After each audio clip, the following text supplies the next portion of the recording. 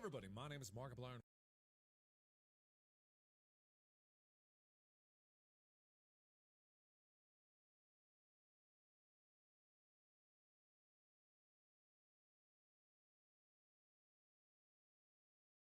Hello, Gordon.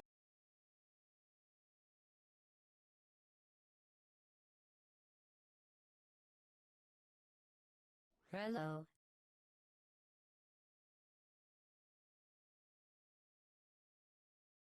Hello.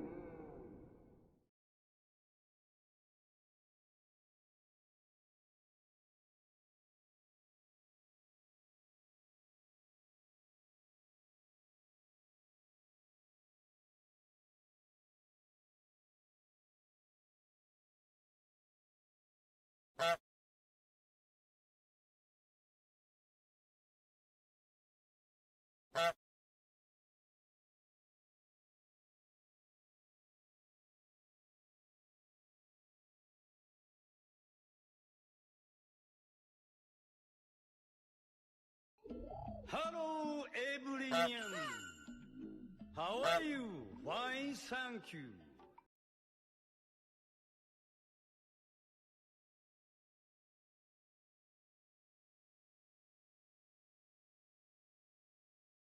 Banana time.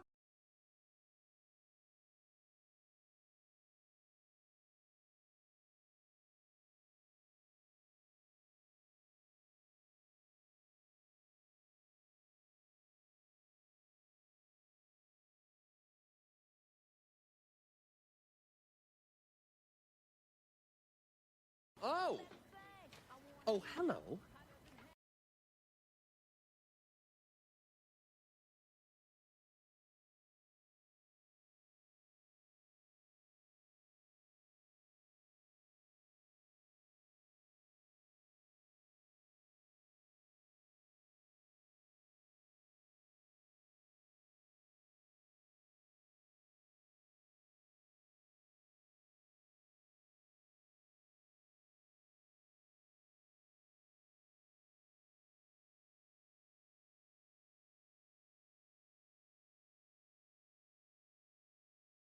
Hello. It's John C. Oh! Oh, hello.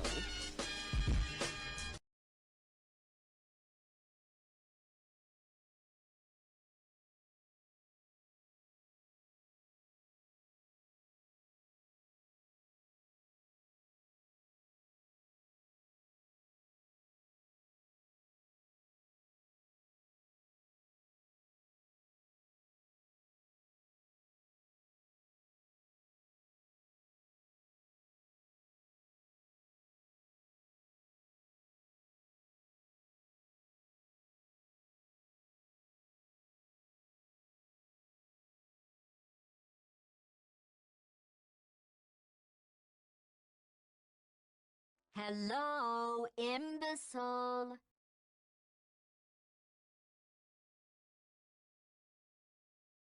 Hello, human. It is I. Why we?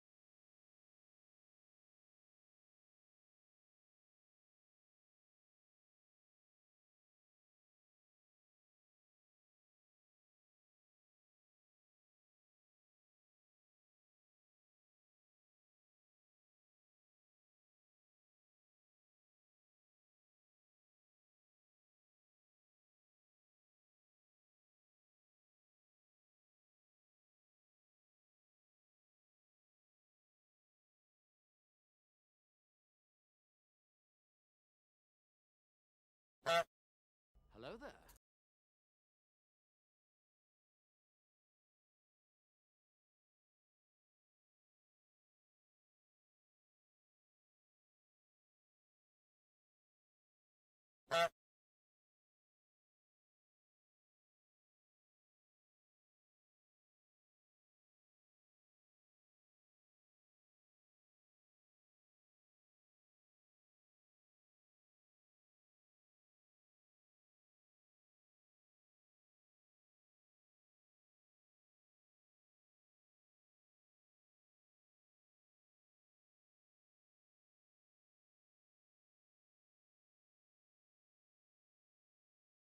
Ads suck, I know. Your eyeballs pay for dog's food though. Hey, thanks for paying for my food though. I appreciate it. Hello. Wait, can we do Oculus? Hang on. That should, and then that should do it, right? Yeah. Oh my god, human. Oh. Yeah, that got auto-modded. For obvious reasons, if you think about it for a second. Yeah. Hello, everyone. Hello, Banana and Pancake, Human, and Knight, and Danelle, and Layla, and Mephisto, and everyone else that I definitely forgot. How y'all doing? This one? Oh, no, not that one.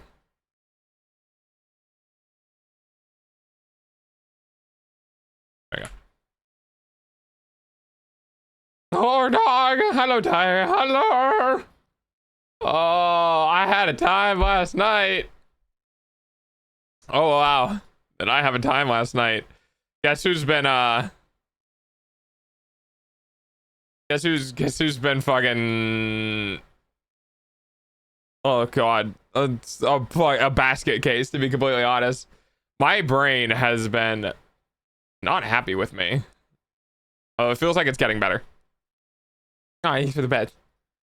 I woke up in the middle of the night last night with some, not a lot, but some vertigo, a headache, a kinked neck, and looping thoughts. And I went, yeah, I'm not dealing with some of this. I got up, I swear to God, it was like 4 o'clock in the morning. And I grabbed 2 Tylenol, I popped 2 Tylenol, I grabbed a baggie of sour gummy worms. I walked back into my room, I laid back down, and passed the fuck out with a baggie of sour gummy worms unopened next to my head. I had a rough night last night. I don't drink alcohol, I eat sugary treats. Hi, Budsy. You don't understand, Delta, how much happy chemical release right there. I am totally not in a parasocial relationship. Oh yeah, that's great. That's good, Pancake. Glad to hear it. Emotional support gummy worms. Yeah, exactly.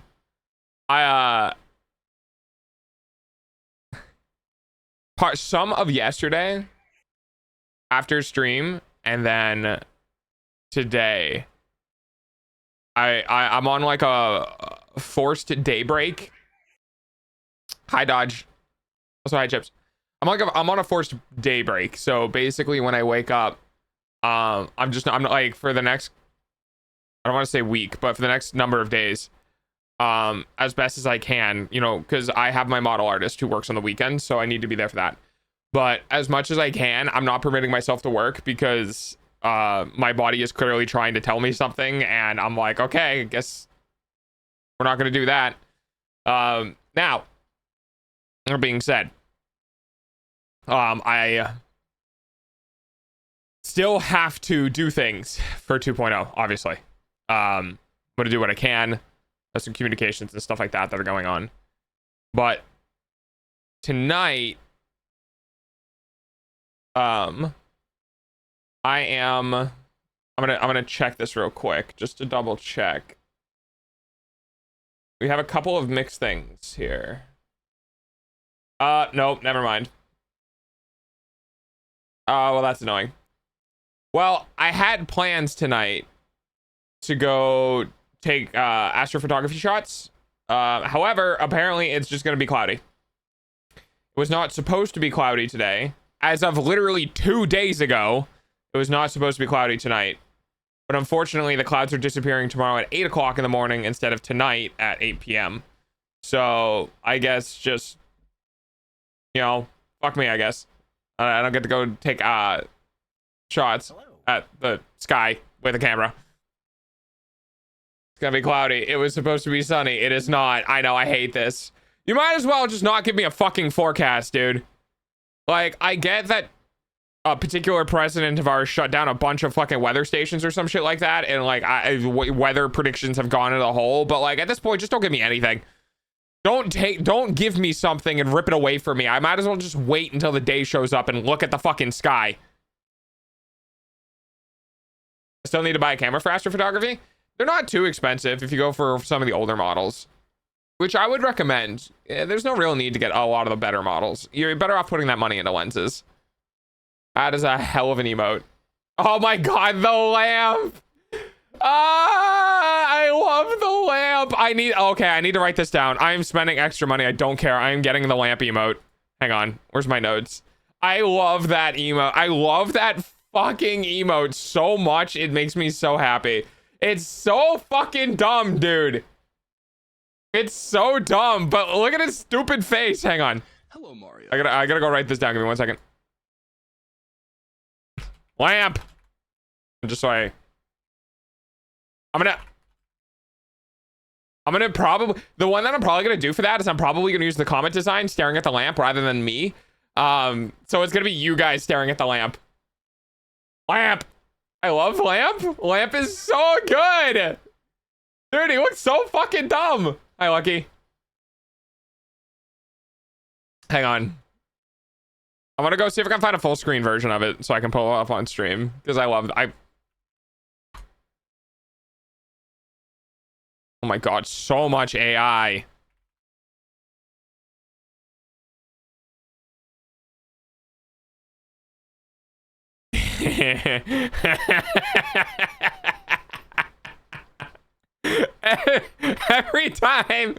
every fucking time I see every time I see this image, it makes me laugh, dude. It's so good. Look at this fucking look at this dumbass. Look how big, dude. He's got the big fucking eyeballs. He's got the ears completely perked up. Oh my god, I'm partially lightheaded. This dog loves this fucking lamp. It's so, dude, it's so funny. It's so fucking funny. Lamp. I'm gonna get this as an emote. I'm 100% gonna get this as an emote for 2.0, and I'm gonna do the community mascot design for it. So it's gonna be the comet. The comet's looking at the lamp, but it's so good. Mother, there is light. How? Explain. Me what I couldn't see in school. Hi, Chloe. Oh, it's so funny. This is it. This is my stream now. Can you can you imagine somebody going through the just chatting category and they fucking see this as the thumbnail? Hi, Allie. That's it. That's the thumbnail. Welcome to stream. This is it. This is all you get. It's just fucking lamp. Best content. It's so good. Oh, it's so fucking good, dude. He's a mixed breed. 75% husky, 20% moth. Me on my way to change the comet design to make you guys part moth. That'd be funny. I mean, I guess I actually, you know, see, I say that, but it could technically work within the lore. It would be very fucking funny. I don't know if I'd actually do it, but it would be very funny. Lamp. I can just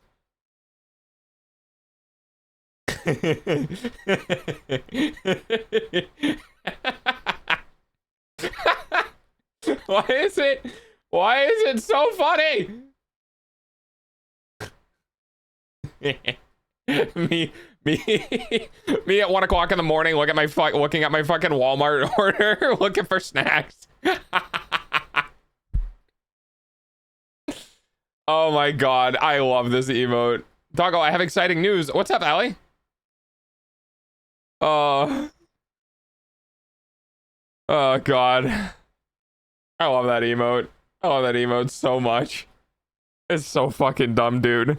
I think I'll make 2. If I can afford it, I'll get 2. I'll get 1 for my 2.0 or 1.0, I guess. 1 for my 1.0 character and 1 for the comments. And well, okay. Wait, hang on. I have an amazing idea. What if I get 2 emotes, right? And then one emote is like this, where it's you guys looking at it. And then the other emote is the other half of the lamp. And it's my 2.0 design looking at it. So if you put it in chat and you combine the 2, you get both of us looking at lamp.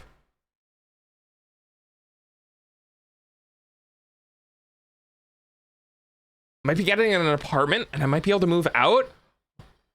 I've been looking, so it's a very big might. Hey, that's awesome though. It's a step in the right direction. Yes.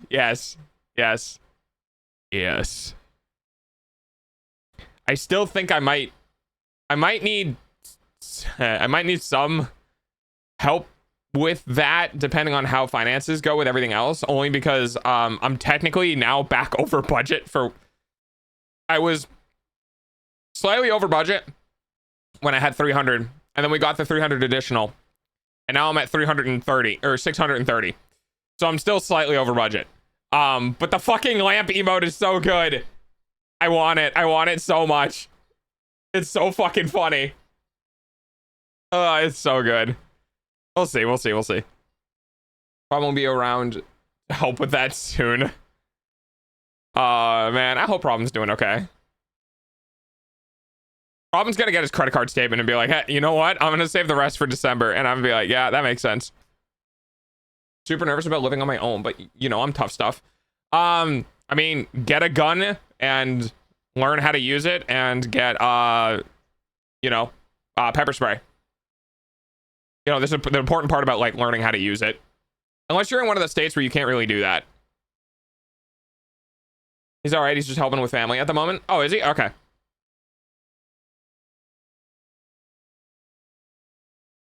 Arm yourself. It's super lonely. Like the first time you live alone. I have a taser. Tasers don't really work. The problem with tasers is there's too many variables that can make tasers not work, from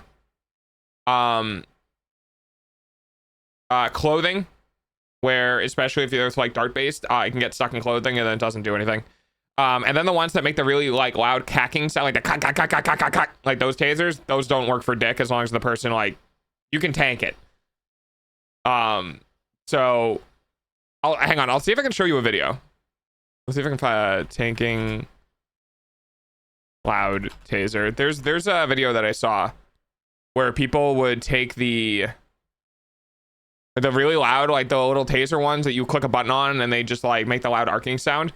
There's a video of people literally just getting that stuck on the skin, but it doesn't do anything. Because it's basically for show. Pepper spray is a much better bet. Because not only does it cause duress in the individual, it also causes momentary blindness. Again, this is all in the concept of like self-defense, so don't just go out and fucking spray pepper spray people. Don't do that. That's bad. That's called assault. This is true, but that's also the reason why I said learn how to use it. Because a lot of times people get a gun and they're like, oh, I'm safe now. And then they don't know how to use it. And then they make the situation worse. I can't with the dog staring at the lamp. I know, right? It's so fucking good. Lamp dog. Oh, wait. Hang on. I got an idea. Can I? I'm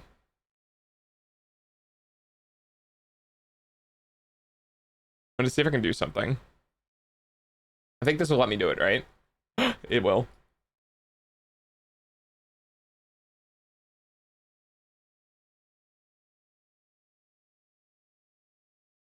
Okay, what if I...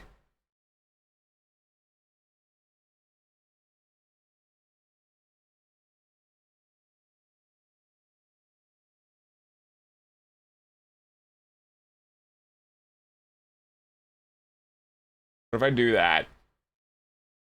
It's gonna be that somebody's gonna come into chat and get really fucking confused.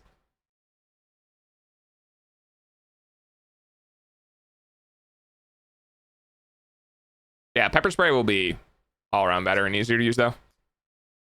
because you don't actually have to hit the eyeballs. You just need to get near it. Like, you just need to get on the face, and it's bad. It's also easier to use and carry it around with you and stuff. But, oh my god, Knight, no, please. But that being said, you also need to get the right type as well. Like, you need to get like police grade spray, because different like spray brands or whatever have different ingredients, and a lot of the cheaper ones cheap out on the ingredients, which makes them less effective. I own pepper spray, but it broke. Yeah, you need to, yeah, when it comes to like self-defense stuff, you need to go find the stuff that like not professionals use, but yes. Some places do not like the ability for people to make it or buy it, so do not ask me how to accidentally make your own. That's true. I think most in almost all the United States I think it's illegal to own. But again, you know, this comes down to like, if you use it on someone, it can be classified as assault. Like, you need to, if they press charges against you, you need to be able to like That's a VIP have a case that you were trying to defend yourself in the situation. You know what I mean? All right, Allie. Snap, crackle, and popping as I wake up. Assault battery. Yeah. Oh, yeah, it's battery because it's with an item, right? Is that the difference? Like, if you use something against someone? Assault is the threat or an attempt of physical harm. Battery is the actual physical contact that is harmful or offensive. Really? I did not know that. It's energizing to be able to hit. Yeah, I didn't know that. So assault. This is really weird to me because it doesn't, like, if you assault someone, in my brain, through the terminology that English people use, when you assault someone, in my brain, it means that you physically attacked them. You know what I mean? So, like, I don't say, yeah, you battery someone. That doesn't make any sense grammatically. If you assault someone, I'm normally thinking physical confrontation to some degree. But apparently in law, assault is only the threat of it, without it actually happening.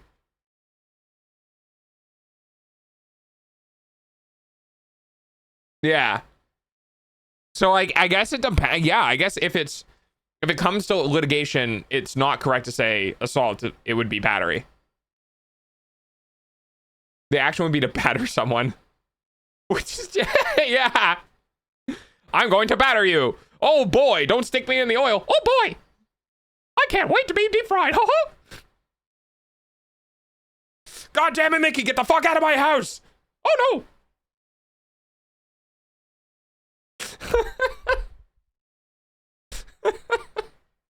Deep fried Mickey.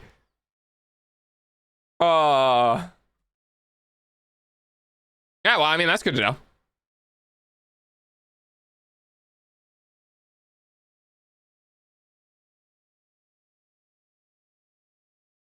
Learn something new every day. Don't poke me. This hot oil is a special tool we'll use later. Yeah, but those things have definitions in law. Right, and that's the part that I don't like, is when grammatical usage and like general grammatical usage in law begin to deviate a lot. It does make sense to batter, like not deep frying Mickey, but to, yeah, to, because if I go look up the definition of assault, not in law, but in like Webster's. Yeah. So the actual definition of assault is make a physical attack on.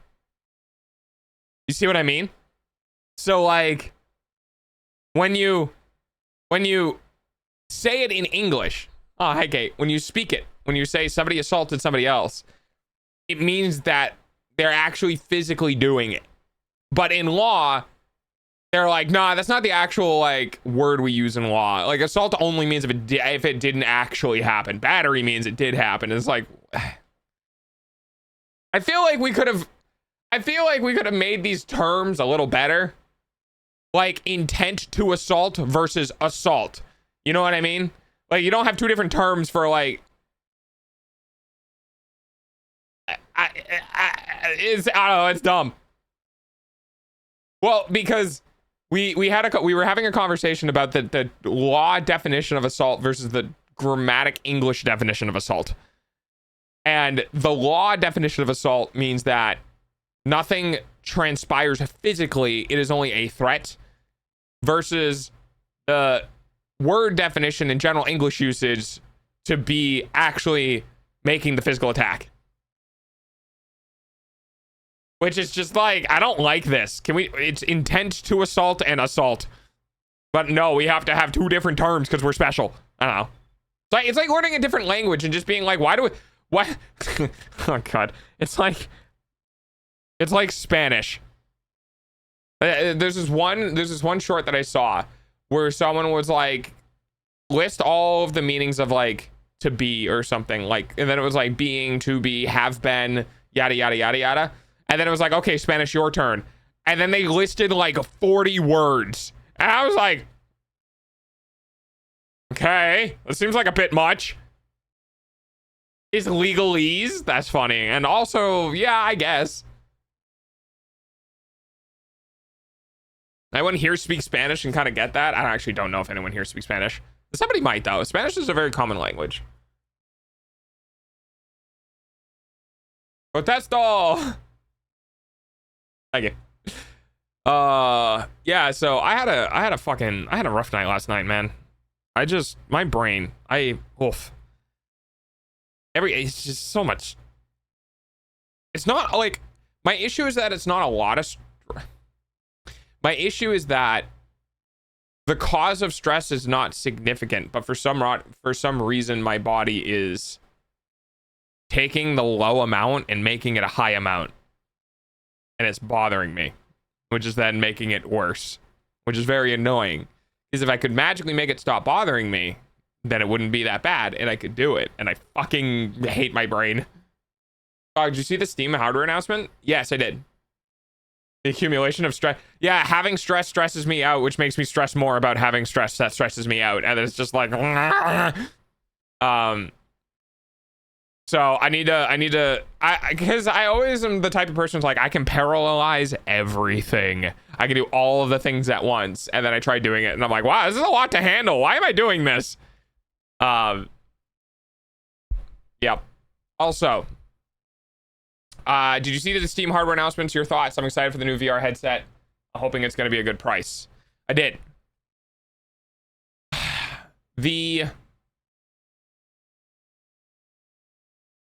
They need to launch the GameCube at under $600. 600 or under. If they do not launch the GameCube at 600 or under, it's going to flop. Because, hear me out, it's a very cool small form factor design, sure. And maybe it gets picked up by a lot of specific hobbyists or whatever. But here's the problem. If you price it too high, you're pricing out the people who want easy to buy small form factor, right? And I actually had this conversation with someone last night. My stance is that people who buy PCs who have enough money to dump on a GameCube that's high priced don't give a shit about that size of a form factor. If they have enough money, they're gonna go buy their own like lean tiny ass case or whatever for hundreds of dollars and get their own loop system and create their own small form factor case. If they don't want to do that, then they're likely somebody who cares more about performance than about size, and the GameCube is not going to be as performant as somebody who can just chuck a bunch of parts into a PC case and then hide the PC case under a bed or fucking wherever, right? So that's where one of my main issues lies. It's not in the PC specific space, it's niche doesn't quite exist for the market that they're sending it to. For the console space, it is a perfect like console killer. But it needs to be priced competitively with other consoles so that people can buy it and go, well, I can run, you know, all these PlayStation games and these Xbox games that these companies are now bringing to the Steam store, right? And they can do that. But it needs to be priced against other consoles. Now, here's the kicker. If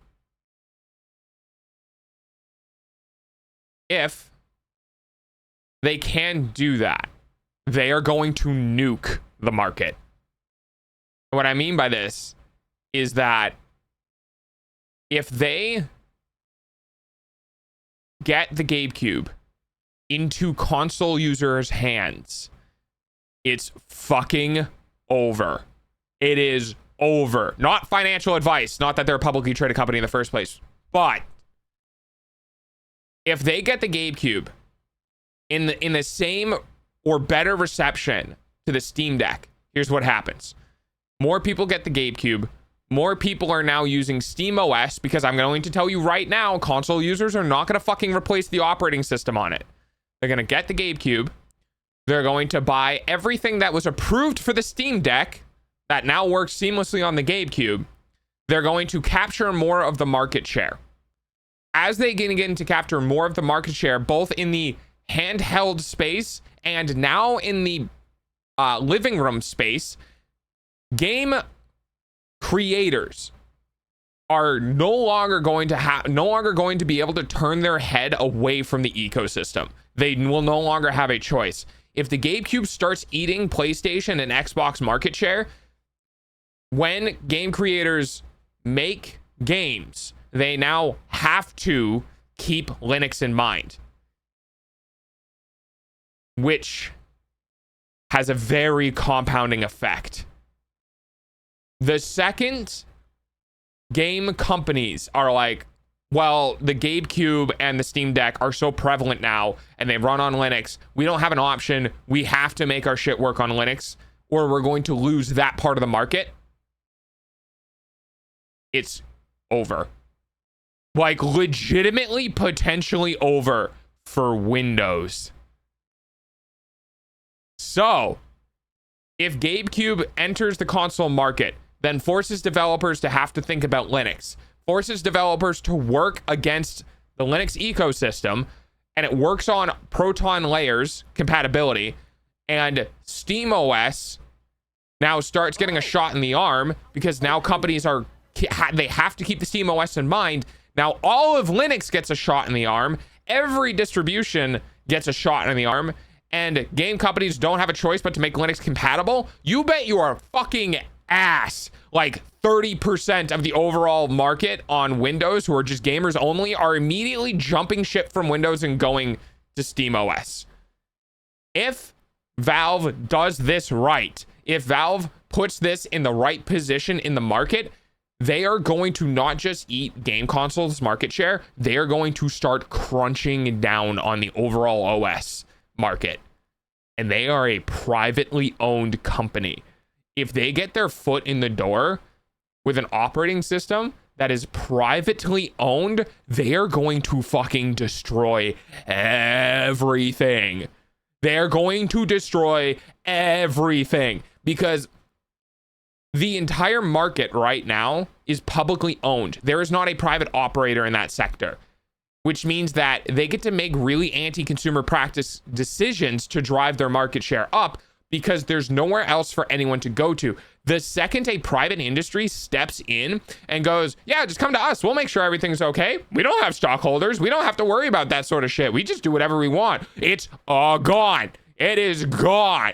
And all of the other publicly traded companies are going to start hemorrhaging users. And what do? They can't be anti-consumer anymore. God, I love competition.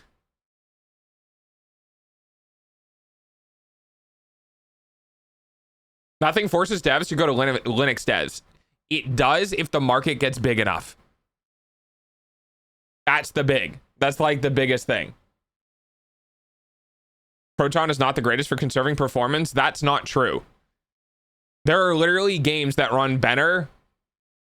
There are games that literally run better through the Proton compatibility layer on Linux than on Windows because of how bloated Windows ecosystem is. Like, there, it's been proven a couple of different times. Now, it is kind of sort of a case-to-case basis and game-to-game basis. Like, it's not universal. But there are games that run better through the translation layer than on native Windows OS.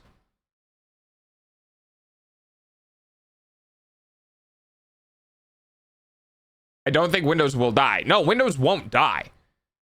Not in the largest sector. What I mean is that for people who primarily use their computer for playing video games, which is not an insignificant amount of people, there's no reason for them to stay on Windows if the Proton compatibility layer begins to grow in overall market size.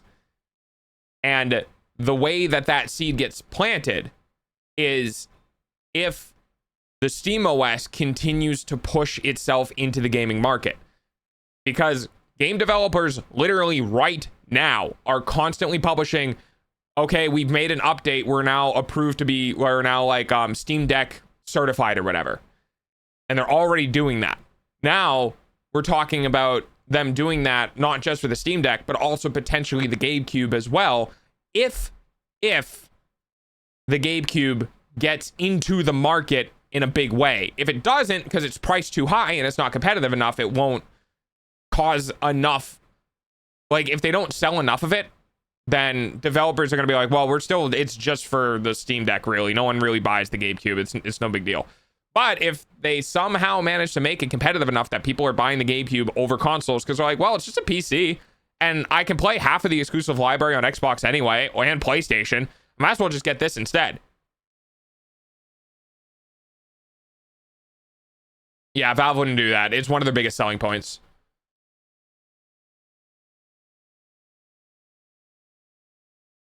Yeah, I don't think they would.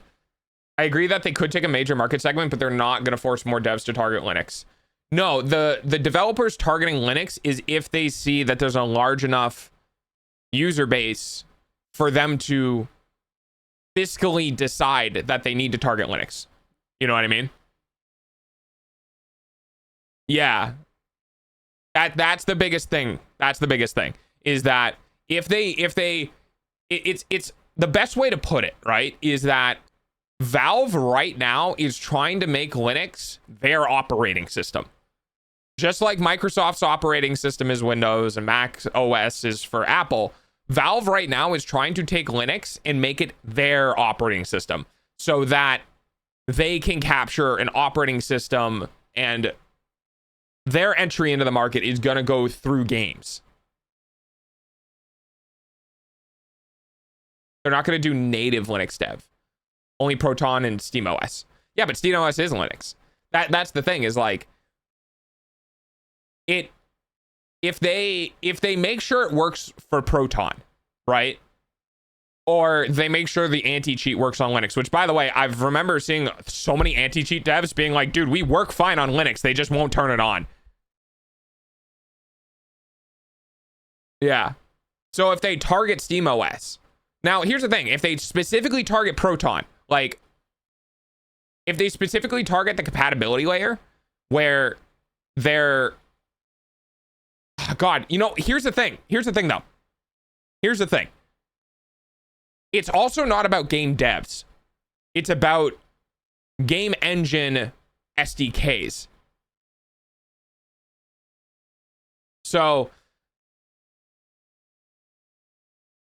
if game engine SDKs like Unity, Unreal Engine, CryEngine, Dice's Frostbite engine, if they make it a big enough market share and the game engine developers go, fuck it, we'll just add the tools in so that anyone who develops on our SDK also has the ability to immediately target the Steam Deck, right? Then what ends up happening is that all of the other developers, they don't need to focus on it so much. What they do is they just make the game and then they say, build it for Mac, build it for Windows, build it for SteamOS. Ding, ding, ding. And that's it. That's all they need to do. Because we already have that. We already have that development type. I mean, that it was a huge thing when the mobile OSs were coming out. As somebody who worked in software dev, when mobile OSs came out and people were scrambling to develop apps for them, one of the biggest selling points that multiple companies were trying to do, whereas they were trying to make like a UI thing that you would make in one application that when you compiled, rerouted it into like a translation layer, it rerouted it into like iOS and Android. So if game studio or if game engine developers do the same thing, where it's like just work in our game engine and then our game engine just spits out the executables required for each platform, then all they need to do is just work on the game. Now, if it comes to a game by game basis where the game developers themselves need to specifically integrate support, then it becomes much more difficult, because now it's how much money is it going to cost us to put it on SteamOS versus how much money are we going to get back from SteamOS? Or how much is Steam going to literally pay us? You know what I mean? Like, Steam has a fuck ton of money. They have so much money. If they threw their weight around in the industry and went to Unreal Engine and went to all the developers and said, here's like $50 million, make your fucking games, make your game SDK target SteamOS, and they left, it's now the barrier to entry is like significantly reduced. That's a huge investment though. But they have a shit ton of money because they basically have a monopoly on the digital game distribution. So like they could do that. Now, here's the thing. It depends, okay? And this is where things get tricky. I talked about the fact that Valve wants to make Linux their operating system. This is where things get a bit wonky. Every Linux distribution can do whatever the fuck it wants, but every Linux distribution, because it can do whatever the fuck it wants, can still try to lock things down in their own ways. So like, if SteamOS, hi Dreamin', if SteamOS gets locks on the OS that is unique to SteamOS, that means that all of the other Linux distributions no longer benefit. If SteamOS, which I don't know, so grain of salt, but if SteamOS stays it's enough like Linux that anything built for SteamOS can propagate to other Linux distributions. If it's enough like Linux like that, then everything else will develop. But the second Valve starts going, we're going to make our own Linux distribution with our own blackjack and hookers, and they start tweaking things and locking things down so that game developers can be like, okay, well, now we can release on your platform because we don't have to worry about anti-cheat, yada, yada, yada. Then Linux as a whole does not. SteamOS takes off, right? They take off. They're basically privately owned. They do all of their shit, and they go closed source, and they don't start, letting people play with Proton anymore. You know what I mean? But I don't know. Valve has no precedent of that. That is true. But this is where things get kind of weird. They're privately owned. So they can do amazing things or terrible things. And please, for the love of God, I think they're going to do amazing things. Some question. What's up, Pudsey? But so if you want my take, this hardware is to drive, in my opinion, this hardware is to drive their software. They got SteamOS running on the standalone headset. They got SteamOS running on the GameCube. They got SteamOS running on the Steam Deck. This hardware sale is to try to push more of their platform into the market so they can elevate their overall position. That's my guess. And we'll see. I don't know how this is going to go, but this could very well completely shake up the market. Or it could just fucking flop. Like, it's got a lot of potential. What's stopping Valve from making SteamOS a supplement to keep everything up to date? What do you mean by a supplement? What's going on in that head of yours? Let's face it, publicly traded companies generally only ever get worse over time because the ultimate goal is push more profit and share. No, totally right. Totally right. And everyone's fear is Steam going IPO. Everyone's fear is Steam going, all right, invest in us. That's terrifying. You know, unless like Gabe has majority share and can make the final decisions and yada, yada, yada. But I agree. Publicly traded companies overall don't really care about the consumer. They care about line go up. Oh, you pop into my recommended page and I was wondering what happens here. We're having a very interesting conversation.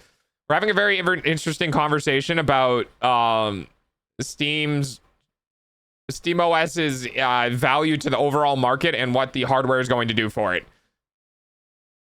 I am complex in using terms I know because you were spouting nonsense to me.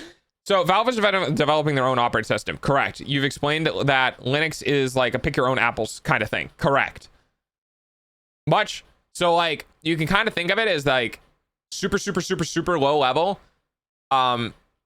There's Linux, and then developers can kind of like, and this is a super simplified version of this, I know, chat, and developers can essentially reskin it, but quote unquote reskinning it is not like just slapping a new thing or theme or anything like that. It's reskinning it, air quotes, is like a shit ton of work. But at the very deep down core, it's effectively the same thing. A heated discussion, that is what. But at the end of the day, all apples are apples. Yeah. But it depends on, like, if you develop for an Apple that has a green skin color and you're specifically designing it to run it on as green skin color and all, and then the other apples don't have that because you made something specific for that one apple, then the other apples can't use it, right? You can always make more, but making more doesn't means that, you know, other things can't. This is so hard to explain. What is stopping Valve from selling we make this apple that fits with all of these other apples and makes them all applesauce juicer cider so that you can play your games and have the OS customized to your taste? That's kind of what they're doing. They are making their own apple. That is SteamOS. SteamOS is Linux based. So like their apple is SteamOS. And like Ubuntu is Linux based, but it's the Ubuntu apple. Arch is Linux based, but it's the Arch apple. You know what I mean? So the apple that they're making is SteamOS. And they've been making it for a long time as a gaming centric sort of version of it. I want to eat an apple now. Apples are good. So what do you all usually do here? Yapping in video games. Sometimes more yapping than video games, sometimes more video games than yapping. I kind of just go with I just go with it.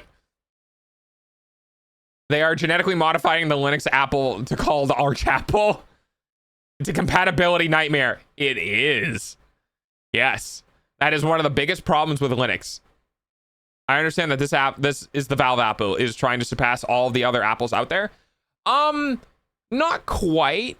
It's more like their apple, they want to make be more sweeter. They want their apple to be more specific towards gaming. There are other apples out there that are more Granny Smith, more bitter and sour. And those sort of things are like more gamed or more for network security testing or productivity or Windows like.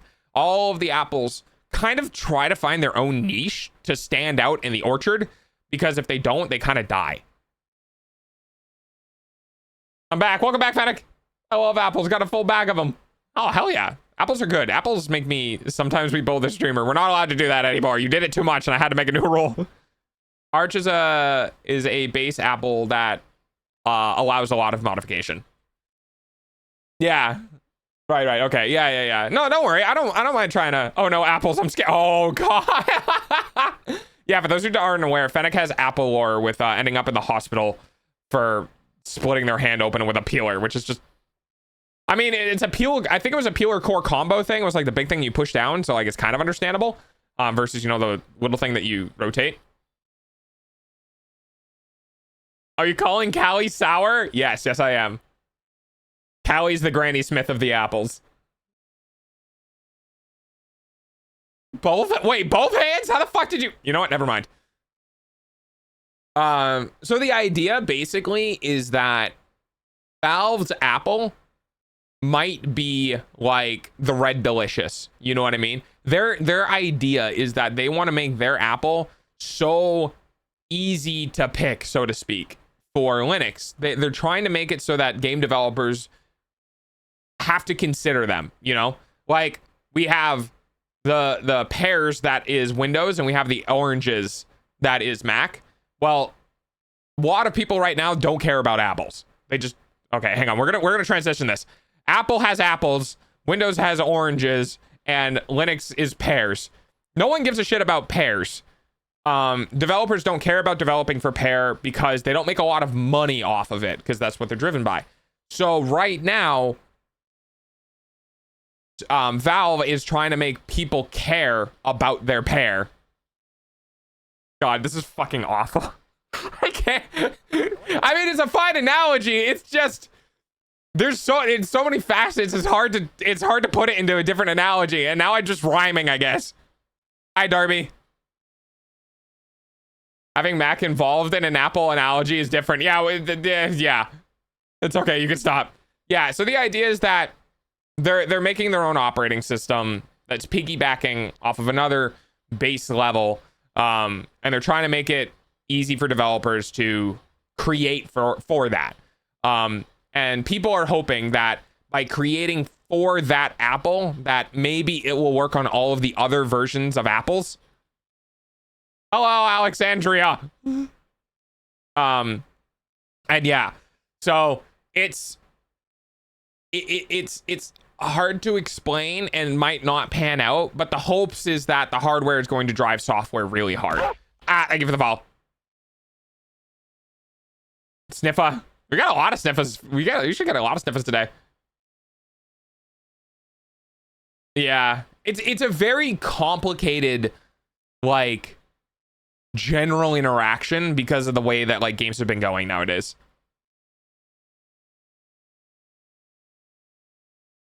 They want to create an easy to use Linux system to allow developers to create directly to Linux instead of like going through hoops and dreams and patches. So yes, you're close. What they want to do is they want to make a system that gets their attention and has enough financial opportunity for them to consider doing it.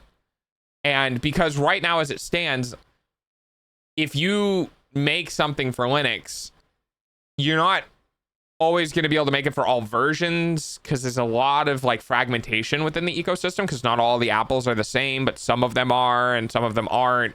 You know what I mean? So there's no real desire to do so. And basically Gabe came up and went, this is the Linux OS that you will develop games for, and we will work to make it work. Basically, all developers should work with this. And now they're making hardware that uses this. They're making hardware that uses it in order to basically try to make it more desirable for developers.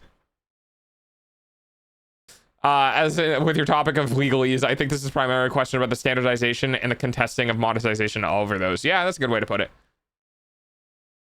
If you suddenly became invisible, what's the first stupid thing you do? See if I can see my hands. So a standard minimum to create a stable platform to encourage more game dev friendly.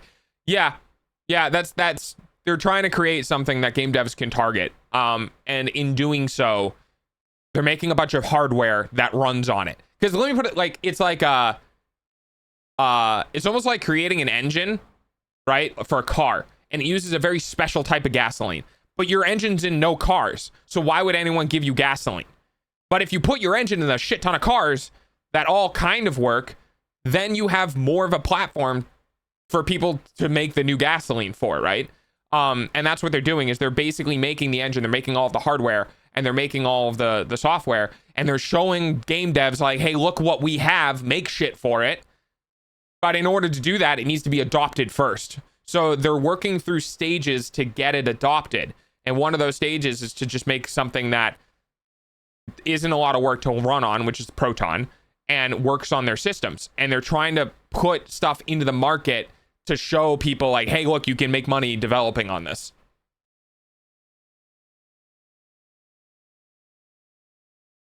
And AI starts encouraging more on Corp OS. Oh yeah, AI OS, that'll be fun. It don't matter the game dev making games right now, so it's a negative feedback loop. What a terrible metaphor, but it was understood. You're welcome. So this GameCube is a prototype to showcase their OS, to show the potential and how easy it could be developed to. So the GameCube is it's a little computer, and what they're doing right now is they're selling it with the idea that people will use it to play compatible games. And they're hoping that they have enough compatible games for their operating system right now that it'll sell. And if it does sell, then it positively reinforces the you should develop for us because we're selling. And then we sell more because more things are being developed for us, which reinforces the feedback loop that more people should develop for us because we're selling more and we're selling more and we're selling more of the market share, more incentive to develop, more of the market share, more incentive to develop. The problem is that it has to get started. If it doesn't get started, then that feedback loop doesn't happen. And that is where this all boils down to, is if Valve doesn't competitively price this hardware, that positive feedback loop won't start. But if they do make it competitive and it starts snowballing, more people are buying it. So there's more incentive for developers to make for it. And then more developers make for it. So more people buy it. And now that more people are buying it, more developers want to make for it. And if they can charge that cycle through, then it can be good. Yes. We are watching the potential of a new console and OS and general gaming system come to life. But it's ultimately up to market conditions on whether or not that positive feedback loop works. Or Gabe takes a shit ton of its money and goes to companies and go, you will make it. And then slaps his big sack of money down on the table. And developers go, hey, that's a lot of money. Yeah, sure, we'll do that.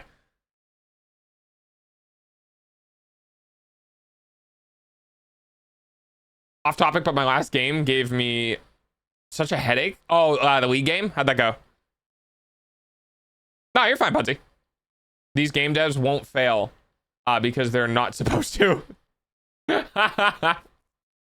Yeah. And the other thing is that here's the kicker, right? Here's the big kicker. This is really cool. We're in an indie market explosion. We're in a phase of gaming right now where indie developers are like everywhere. You know, Hades, Celeste, Fez, Hyper Light Drifter, Subnautica, Raft, Valheim, fucking Power Wash Simulator, Lethal Company, Repo.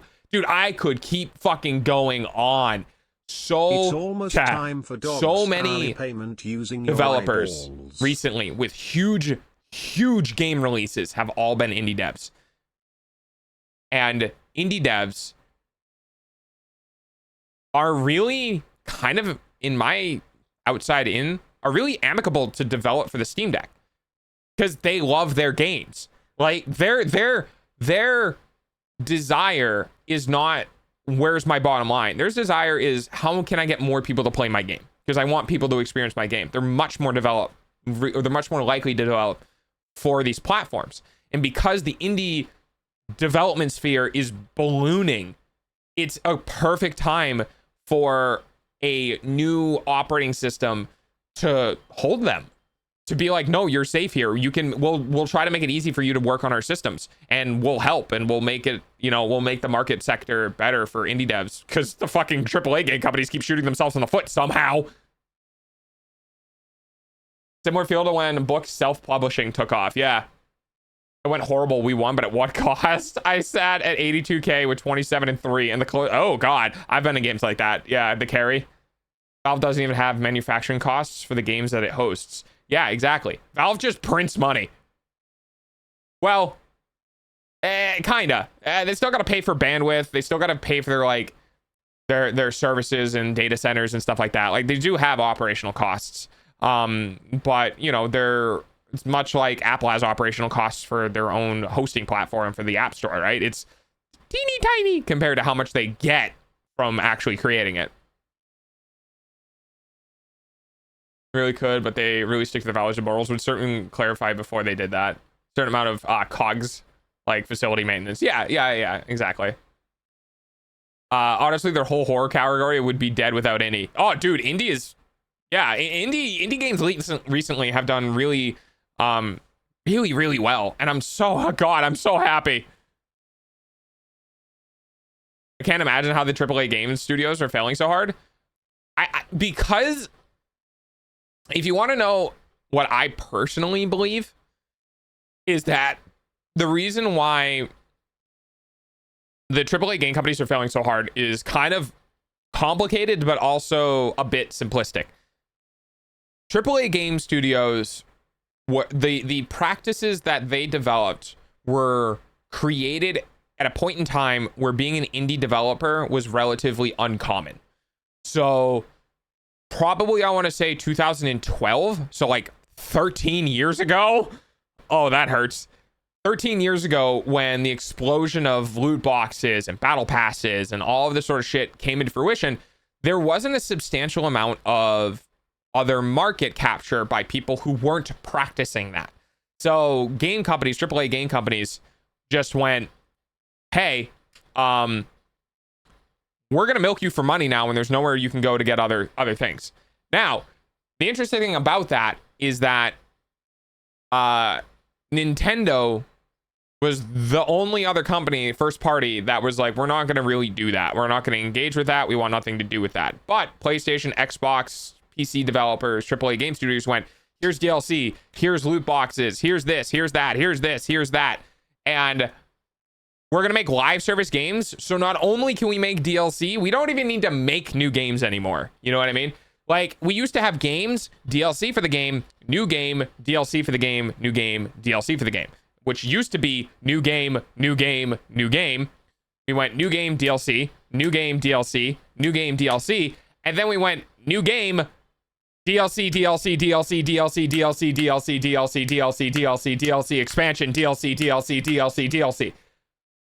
They never actually make new games anymore. Welcome to the live service industry. Because they realize they can make significantly more money if they only make a game once and then keep throwing new skins at it. Because of that, people just get bored of the games. And we see that all the fucking time. Mecha Break. I don't know what happened to Mecha Break, but I can guarantee you it doesn't have a lot of players on it anymore. Marvel Rivals is falling off really hard. They stabilized, but they're not nearly as popular as it used to be. I mean, even games like Monster Hunter Wilds, like, if you don't make a good game at launch, even if your game is live service light, as in, like, you know, you will eventually create a new game. If you're not handling it appropriately, people just go back to the old games. Like, the general market for long standing games doesn't really exist anymore, not in my opinion.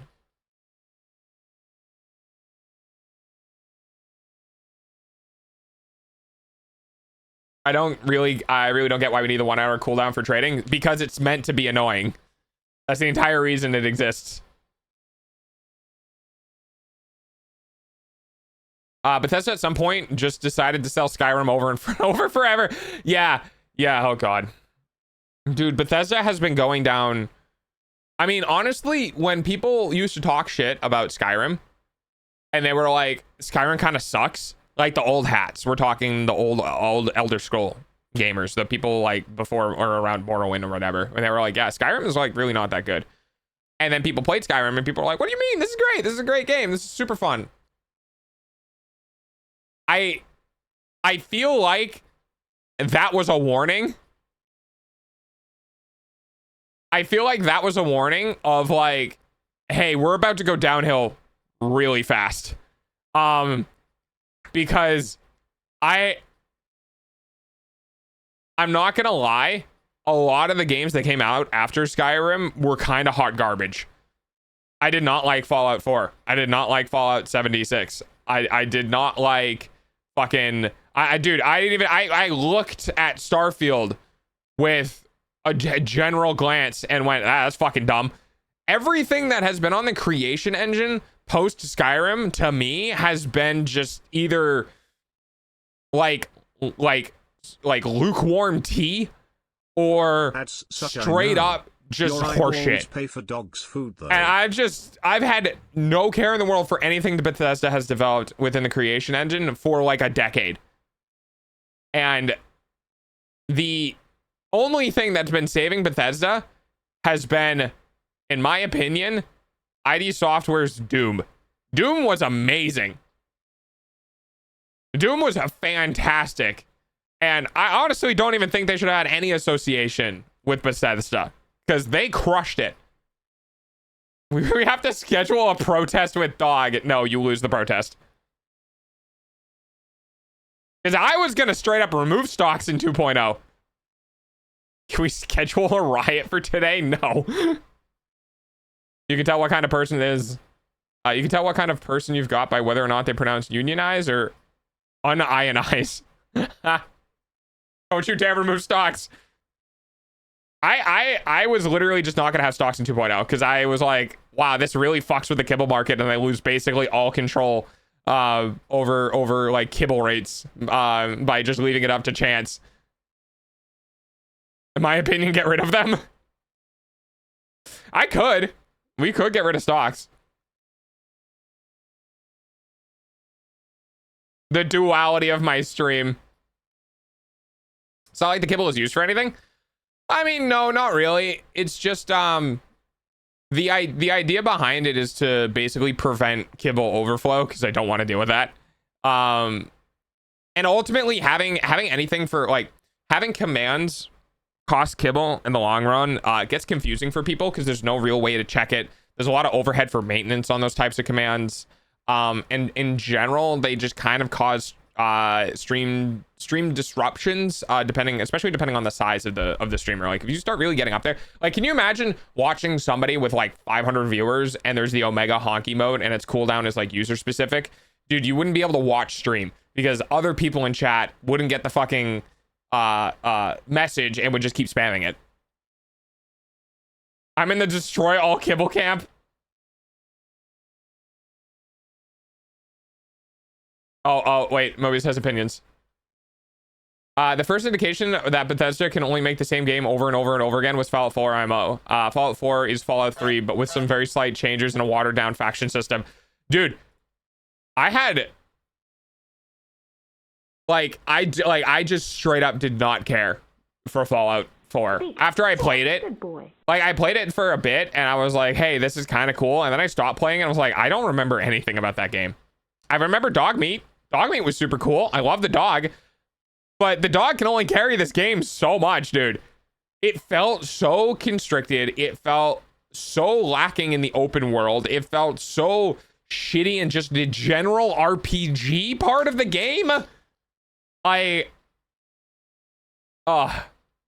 New Vegas is the best Fallout game. That's what that's what a lot of people say. I just like that they held off on the West Coast for years, only to have the show reduce everything there to the same level as the East Coast so they could have their junk town playgrounding over in California. Yeah, exactly. No, the Fallout show was like apparently really good. And that's fine. That's great. And it revitalized Fallout 76. But like the difference in the medium is grand and gaping. Best open world game ever on any platform. I mean, does Breath of the Wild count as open world? Right? It does, right? I did it. The DVD did it. Nice. Let's go, Dash.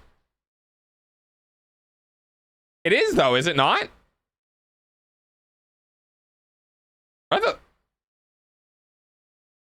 Breath of the Wild's open world, right?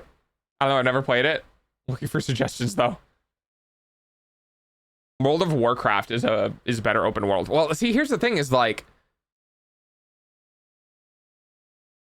a good open world. No, you don't want to know what a fucking amazing open world game is. And it kind of sucks that it's literally behind skill check. Elden Ring. Elden Ring is an amazing open world game because no matter where the fuck you go, you find shit. Like I played Elden Ring and I would get ADHD pulled off track so fast, and there would always be something there. But it's skill locked. Like, you can't be a casual gamer and play Elden Ring, which kind of I mean, you can mod it, but that's not available on consoles, you know what I mean? But the general like feeling of playing Elden Ring was, oh, random cave, and then you spend an hour in the random cave. Like, yeah, I get it. It's like a glorified dungeon system with entrances hidden around the map. Like, yeah, I know, but still, it made it so much fun. Dude, I literally would just go around random cliff sides going, is there a hole here? Is there a hole? Can I climb into this? What is this? Because so many times have I played Elden Ring and got into a location that I thought was completely bullshit, that in almost any other game would just be a beach with no meaning, specifically there to look pretty in the background. And there would be a random fucking hole in the wall of the cliffside of this beach that would go underwater into the fucking ocean on an island. Like, so good. No problem. I picked up Red Dead Redemption 2 on a general recommendation, and I'm waiting for a system to play it on. Cyberpunk's on the list. Cyberpunk is good.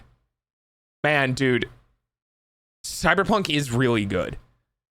It's very specific to what it is, though. You know what I mean? Like Cyberpunk... Yeah. Cyberpunk...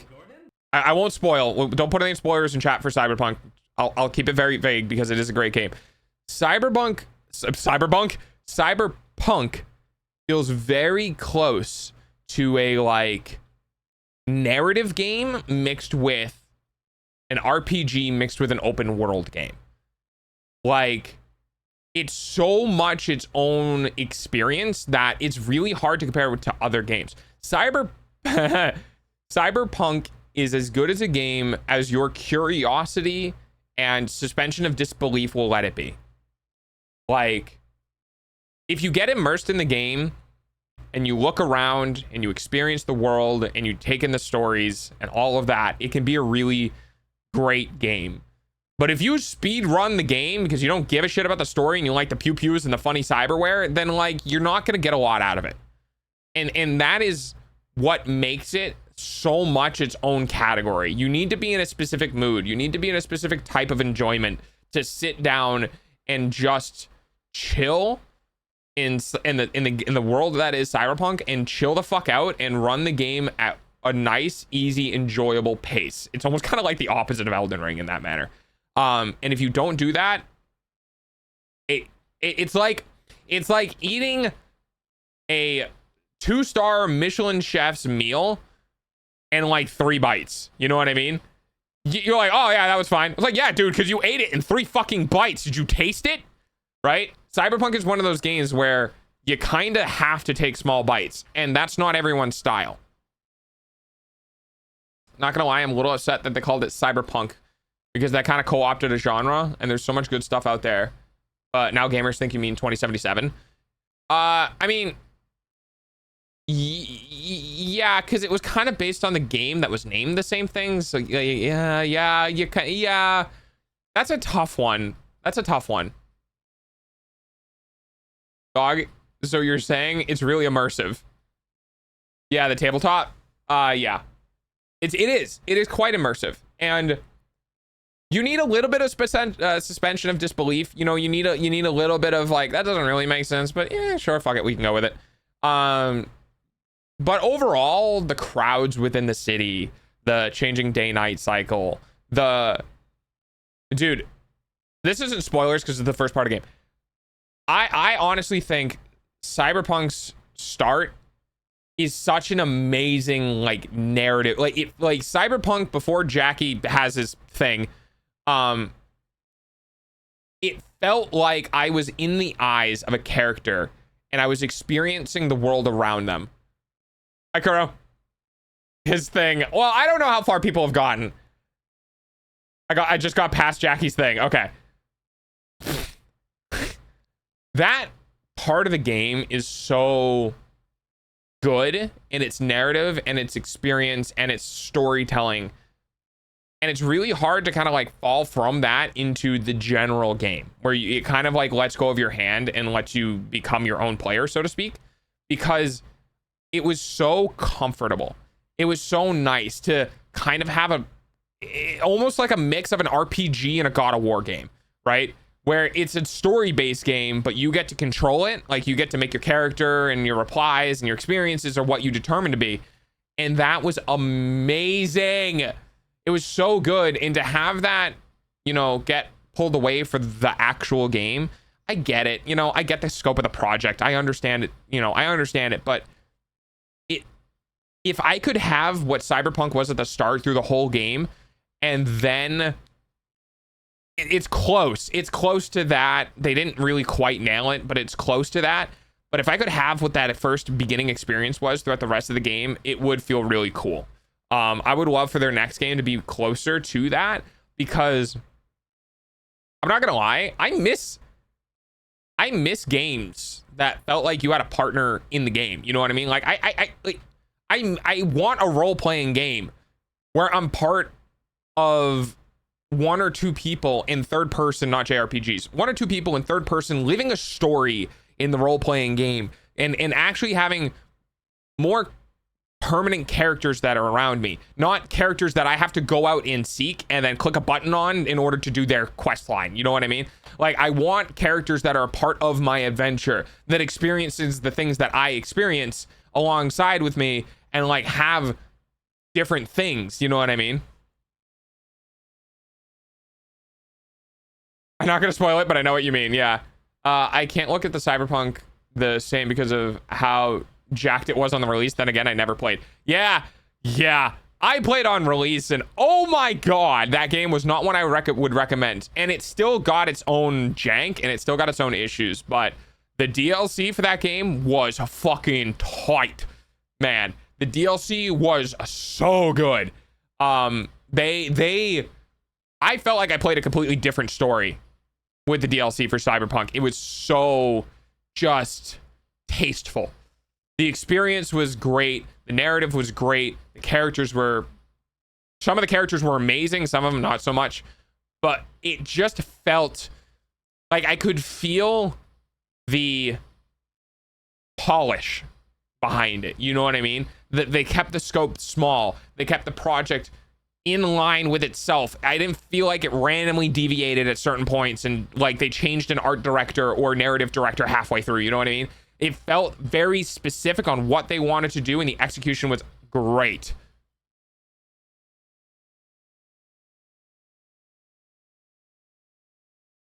What I will say is, you keep playing on PC, keep a controller nearby, because driving is kind of tough on that one. I think Street Kid might be the canonical V, if there is one, but I can't not be Nomad. Nomad was really good. Reinforcing my behavior of waiting a few years to pick up games for 80%. Yeah, live 4 years in the past, man. Permanently. Take what year it is and live 4 years in the past, and your quality of life skyrockets. Buying used TVs or old TVs, buying used or old phones or games or you know, peripherals or whatever. Dude, like living in the here and now and getting all of the cool shit on launch, you pay such an extreme early adopters tax. Even if it's a year later, you pay such an extreme early adopters tax. Like, if you're willing to just live a couple years in the past, dude, everything is so much cheaper. I fucking love it. I don't mind spoilers. Exoplanet. Teamwork missions are fun. Yep. Release was fun. No Man's Sky syndrome. Yeah. I think the best thing is Cyberpunk is the fact depth they went into the story, in a sense that if you don't get a certain dating option, if you aren't female a character, and the fact that like not being able to choose some of the things if you're Corpo Street Kid, yeah, like it felt like a choices matter game. You know what I mean? Like, it felt like, to some degree, you know what I mean? To some degree, when you made a call, you made a decision, you weren't always 100% sure if the game was going to use it. You weren't always totally sure, because sometimes you did make a decision and the game actually did use it, and you're like, wow, shit, really? And they did it enough times that I would genuinely confused if like, oh, if I pick this, is this actually going to have repercussions like down the line? And that felt amazing. That felt so good because so many fucking RPGs, dude. So many RPGs are like, you have 6 options to choose from. And then if you pick any of the 6 options, you get 1 stage of different dialogue, and then it puts you right back into whatever the game wanted to do. It's like, dude, then just don't give me the options and make my character have a personality who chooses things. Yeah, gamers aren't used to having agency. Exactly. Quantum. I'm talking to you, Mass Effect. Yeah, because so many video games are, you picked a decision, you changed the 1 dialogue after you picked the decision, and then the game just continues to go where they want to go. It's like, dude, at that fucking point, don't give me the options. This game would be so much better if the person that I'm playing had their own opinions, weight, and personality, even if I didn't agree with it. Because now I'm in a story, you know what I mean? Like, does everyone feel like they do the same thing that Kratos in God of War would do? No. But Kratos in God of War is still you're playing the character, but the character has their own opinions and is now a story. When you play this half-assed fucking non-mattering decision selection game, you're tofu, dude. You're tofu. And no matter what the player tries to do with the tofu, it doesn't fucking matter because you just become the same thing every fucking playthrough you have always become. You have no flavor. And I can't give my thing flavor because it doesn't matter what the fuck I do. You might as well just not give me options and make me or make the character have personality. Fuck, dude. And this is such a huge issue that I have had in general for years with everything Bethesda has ever done. Like, this isn't a role-playing game. My options don't really significantly change. There's people in the game that if I literally can't kill, just like soft lock me, dude. Have a running backlog of autosaves, and if I kill someone, put a dialogue in that says, wow, we were gonna commission or talk to a particular individual, but he was murdered a couple weeks ago, and have me go, oh fuck, I did that. Like, it bothers me. It just bothers me to no end. Free will. Give me free will. Hi, Pertin. Which path do you take? A or B? A, you run into an ogre. Ogre is somewhere on B until you collapse the probability waveform. Yeah. I mean, I get it. Dungeon Masters and D&D in general, they do the same thing. Dungeon Masters have a plot point. You have to hit the plot point. At some point, the plot point has to hit, right? And there isn't an illusion of choice of doing A or B. But here's the thing. You can still get to the plot point through a shit ton of forks in the road. You know what I mean? You have 1 point on one side and 1 point on the other side. And then you just have a bunch of branching paths between them that are all micro decisions. Changes in dialogue, changes in experience, whatever. And then you go through this weird traversal of doesn't really technically matter, but the player gets to experience the decision they made in some capacity and still end up at the other plot point. Like, you can do that. I know that it's hard, and I know that it takes a lot of work, but if you're going to do a game that has that style, actually fucking do it. Dog, no, you don't have to tabletop role-playing game that way. No, you don't have to, but at some point, you know what I mean? It's true. I have players. They're going to fight a big bad evil guy. Congratulations, you have just made 2 points that the players need to go in between. Right? And I get that I'm being a bit facetious here, but that is where that's what I'm trying to explain, is that if you have players beat big bad evil guy and start of game, you can make a million different decisions and a million different experiences in a totally different game before you get to beat big bad evil guy, right? And then you can start scaling it down. They start here, they beat the big bad evil guy, but in between they have to get to the city, right? Bunch of decisions in between. And you keep scaling it down and scaling it down and scaling it down, depending on how you want your narrative to be controlled, right? How you want your storyline plot points to actually hit. And like in games, you don't get that. You don't ever get that. It's just a straight fight. It's like, okay, I'm gonna hang on. I'm gonna pull up Paint. Give me a second, because I've had 2 different things in my mind that I want to show you. I gotta find the thing for it. Give me 1 second. I think I just used this one. All right, that's fine. So like the idea being is that if you have a point here and you have a point here, right? And these are two plot points that you need to get to. You can do like you can do this, and then you have this, and then maybe there's a point here where these two things can intermerge, and then you have like this other option, and then like you have this, and then you have this, and then you have this. Like you can do that web of branching paths or connections or whatever between the 2 points, right? What I hate is when games do this. Here's this, right? And here's the other one, and this is what you do. And here's the illusion of your options.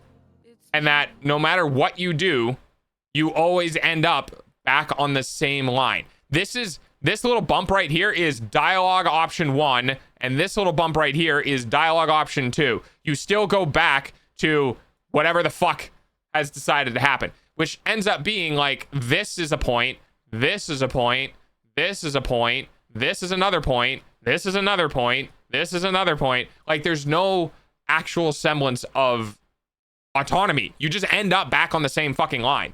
And that's what bothers me. Like you can get to 2 different points on a crazy adventure. Like you can do that, but you actually have to put in the work to make the branching paths. This is why Minecraft is the best game. Yeah, Dash. Okay.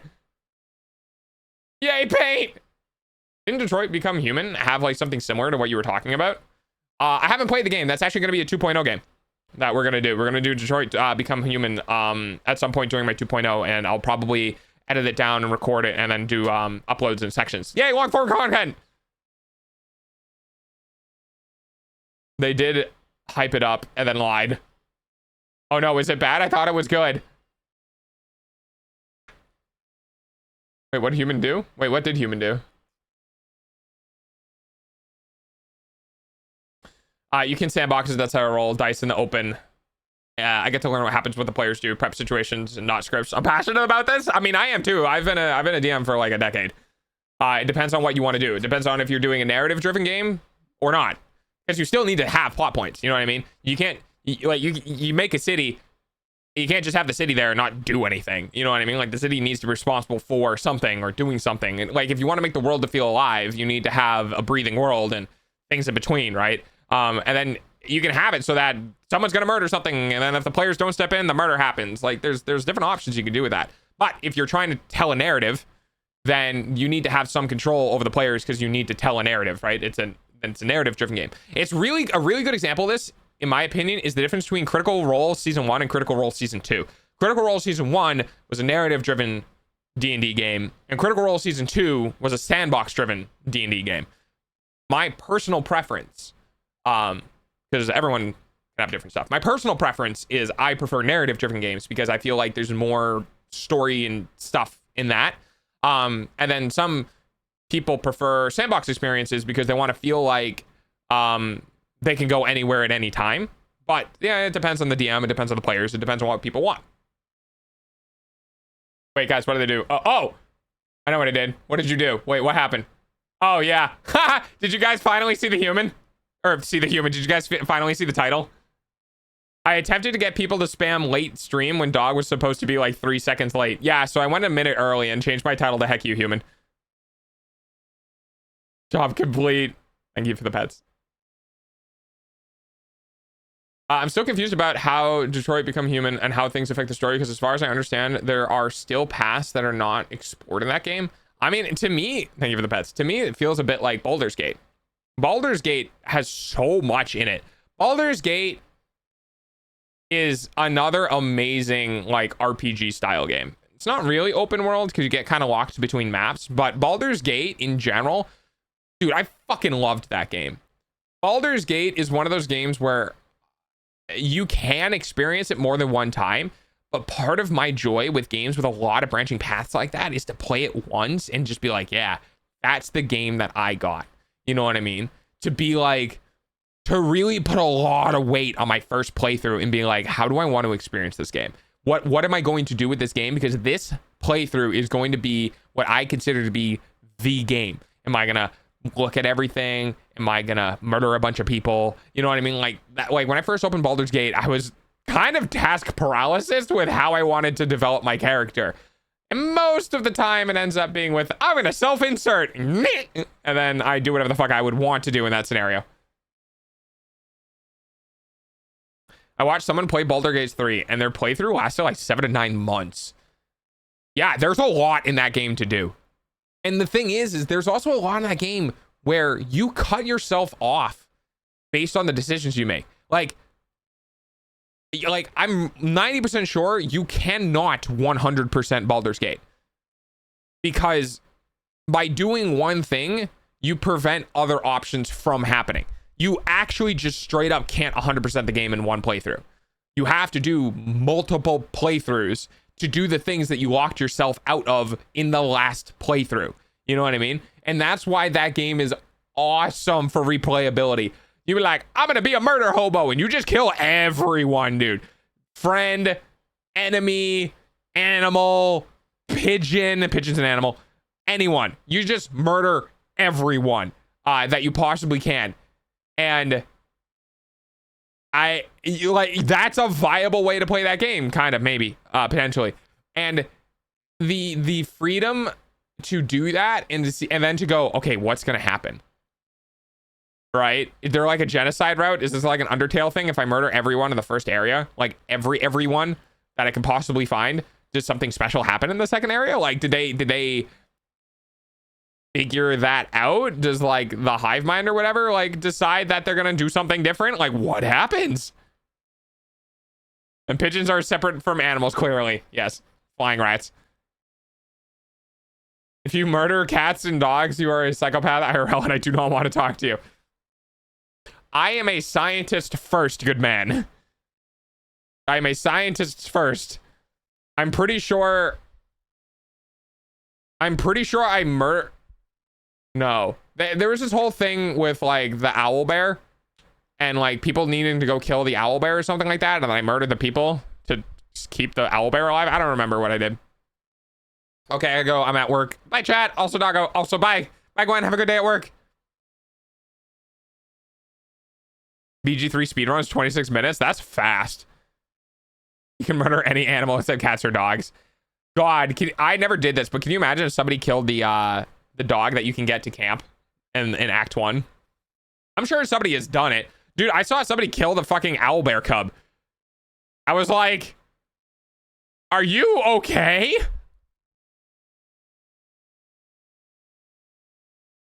Oh, man. But that's the thing, is that you can do that. You know what I mean? Like, they don't arbitrarily lock you out of it. Like in Skyrim, you can't kill kids. Hi. And like, I get it. If you made a game and you could kill kids in the game, your PR normally isn't going to be that great. But also, can't you just straight up murder children in Cyberpunk? Doesn't it like actually not matter? Ooh la la.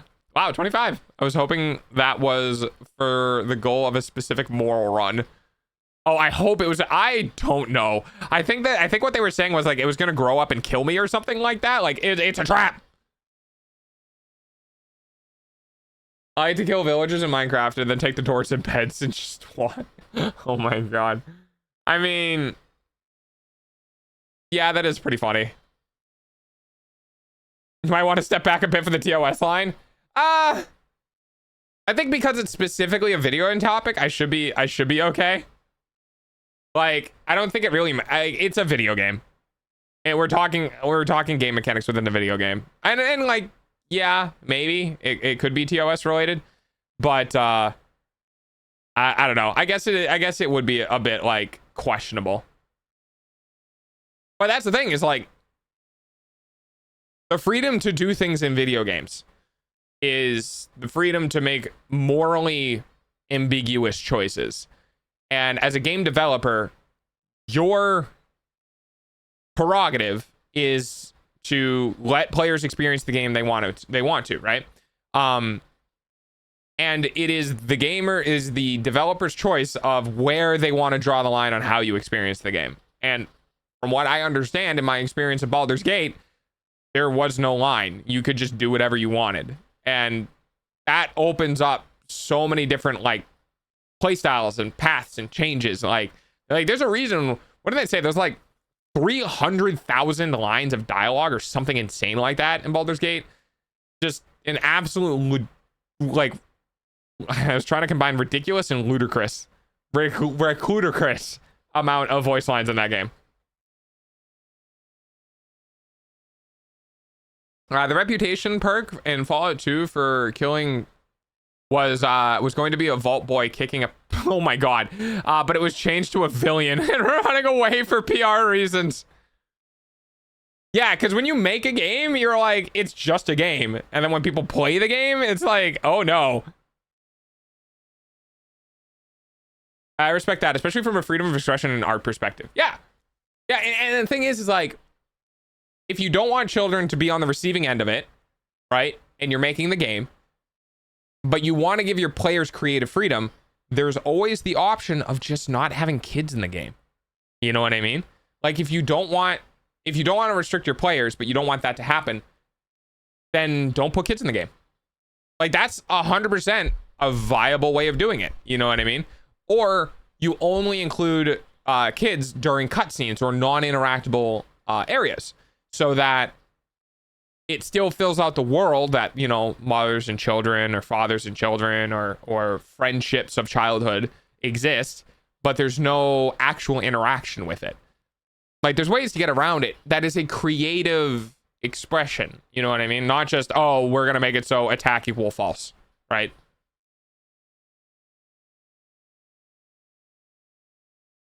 But it's a video game. Building video games are for children. No adult plays video games. It's childish. Yeah, right. Dude, can you imagine?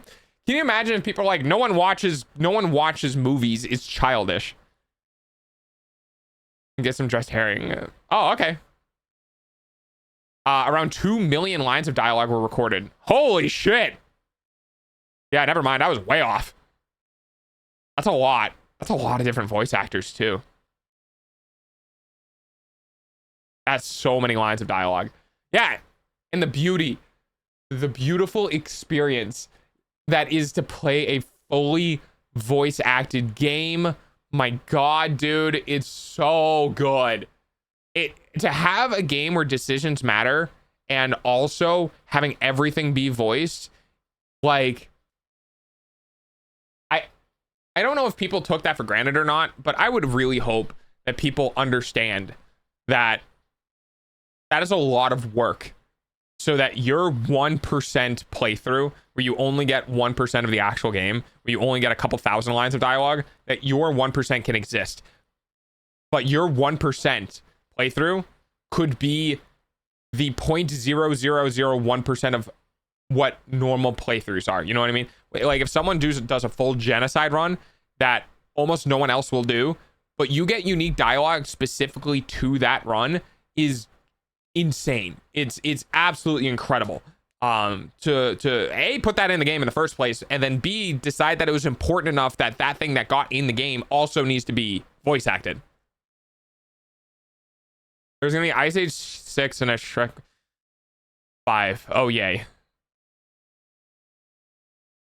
like people don't know how to be creative anymore. I'm pretty sure whatever's being talked about by chat and that dog participates in this topic by definition.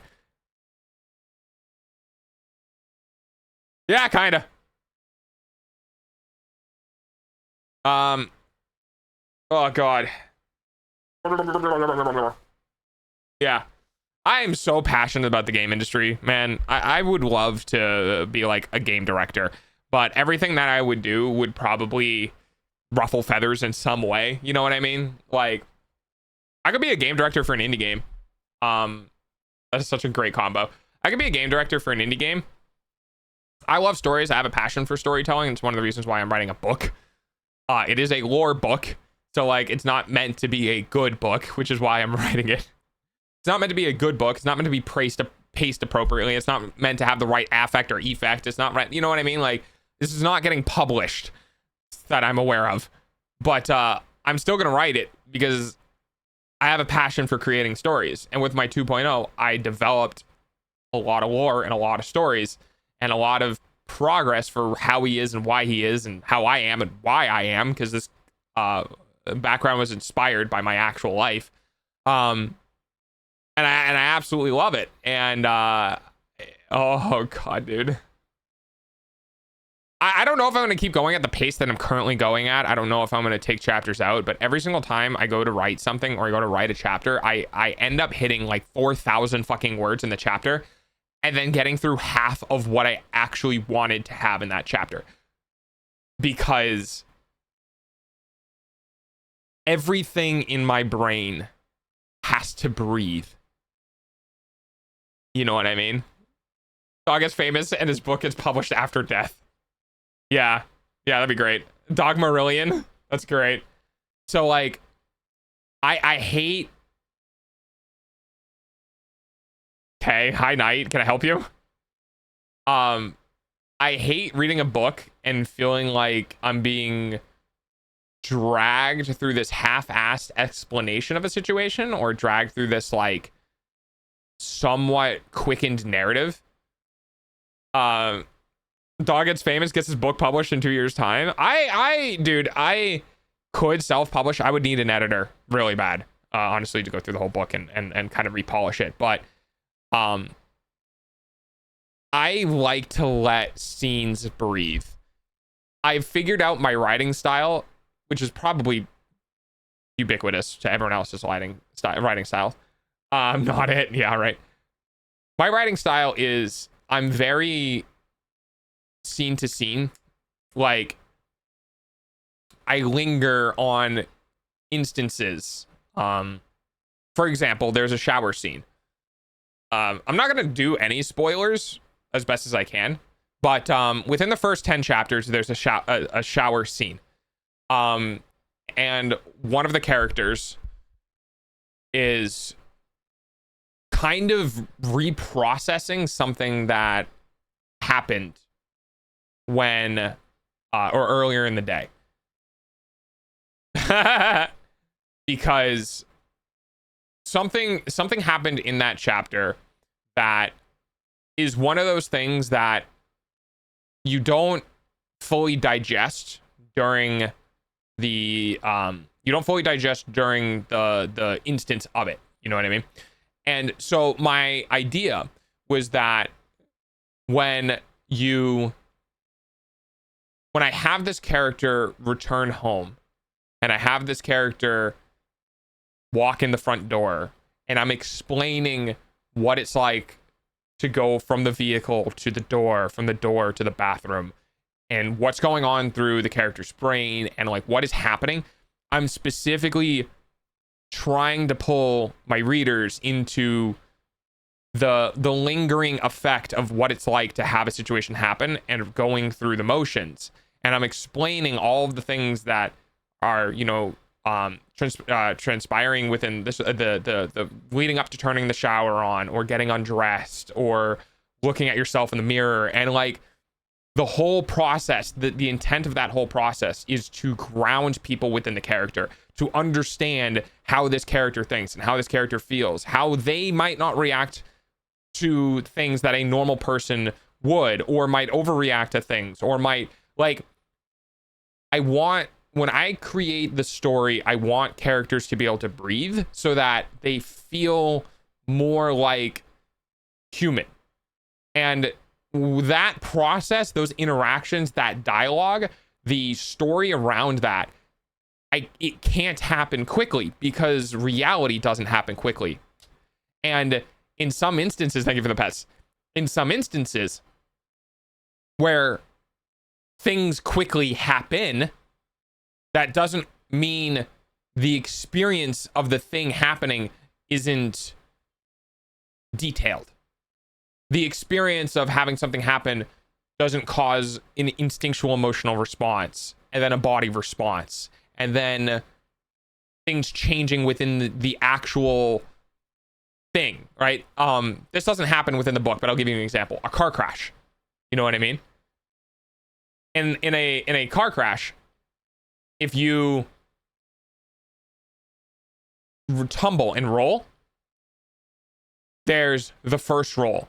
There's the hood there's like the hood coming up. There's the top of the vehicle caving in, right? There's all of the glass shattering and the instantaneousness of the crash. And then on the second roll, there's all of the debris within the vehicle getting lurched around within the vehicle, the changing of the thought process of the person in the vehicle seeing sky, ground, trying to realize what is happening and react, but not knowing how to react because they've never been in this situation before. So instead of reacting in a logical manner, they react in an instinctive manner, and they go to do something that doesn't make sense for the situation. And then on the third roll, there's things that are getting dislodged. There's the hood coming off. There's, even though the actual event might be boom, boom, boom, boom, done, the experience within the time of that event happening is very susceptible because the human brain is quick, dude. Our brain, our mind, our feelings, our reactions are lightning fast. Now, the processing within our brains isn't, but the amount of things that we can go through within a second or two is so incredibly detailed and quick that to make things feel real, you kind of need to pull that process out. So, that being said, I have on numerous occasions had something that is supposed to have been 3 different things that are supposed to happen in the chapter go down to like 1.5. Oh yes, the space out and processing that is powered by water cleansing. Exactly. That's just grabbing the pen as we speak. I think dog needs a hug. Do they take off their left or right sock first? I didn't write that down, but in my brain when I was writing the scene, it was their right one. Actually, in this particular instance, given the situation they were coming out of, they were taking their sock and boot off at the same time. I'm not going to really spoil it. I'm not going to say why that was happening, but there was intent with a reason of doing that. And yeah, there's a whole thing. Like in this particular scene, they kind of spaced out to a degree where they went into the bathroom to shower and kind of like, okay, I need to think. And they got out of the shower and looked down and realized they didn't have a change of clothes.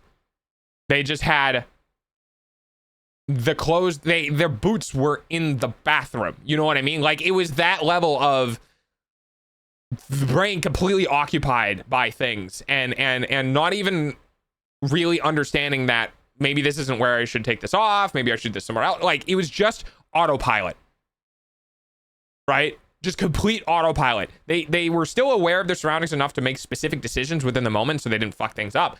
But yeah, to the bathroom, no change of clothes. Only thing on their mind was the situation and what was going to happen in the future and what they were going to do. And they just got, there's a little bit of bias coming from the writer with their ADHD, but fucking, oh well. Can we not with the Victorian area smut? Well, okay, what type of boot? Like a snow boot? A work boot? It was a work boot. You guys will know.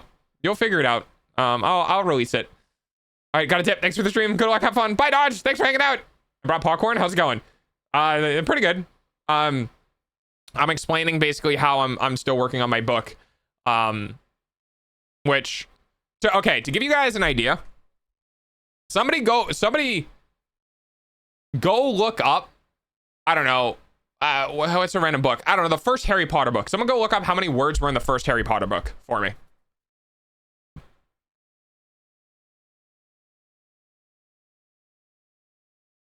$29 at an average of 36 per 9. Hang on.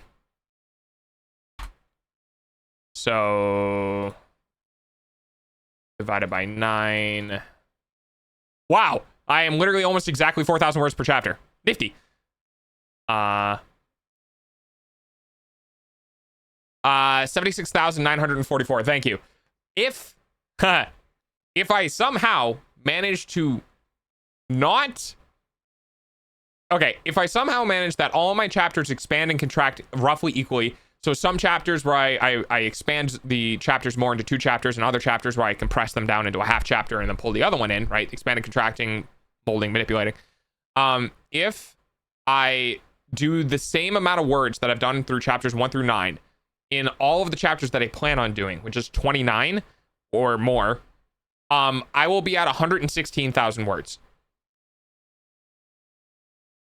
That's kind of what I mean by holy fuck. So if I cut that in half, I'll still be at almost 60,000. Yes. That's what I mean. I'm not joking. This started out as a fun, like, this started out as a fun might do. And then led into a, oh. So 116,000 words is,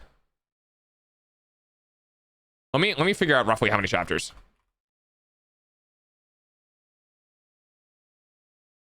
Or pages, sorry. Pages.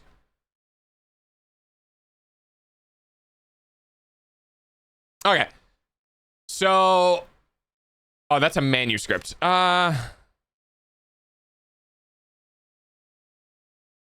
Okay. So 464 pages of double spaced or 232 pages of single spaced. It's not too bad. Writing it is a whole different story. It's a day read for sure. Yeah, it's a day read for sure. Yeah, it's a couple hundred pages. Typical novel is 80K? Yeah, I think a typical novel is 80K. I think there's a difference between novel and novella. Hang on. A novel is between 50 and 110. So I'm technically writing more than a novel. Anything above 110 is often considered an epic length and may be too long for many publishers unless it's a specific genre.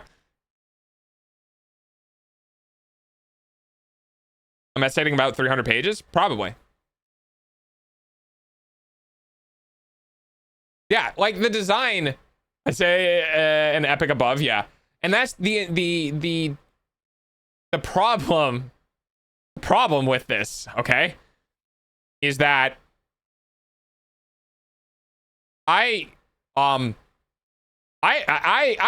accidentally make one chapter into 3. So like I on multiple occasions have went, okay, this is gonna happen in this chapter, then this is gonna happen in this chapter, and then this is gonna happen in this chapter. And then I go to write it and I go, okay, so this is like 2 chapters, 3 chapters now. If that happens, then this balloons from like 29 chapters to probably closer to like 40 or 50. Which is more about, let's just say 40. 160,000 words.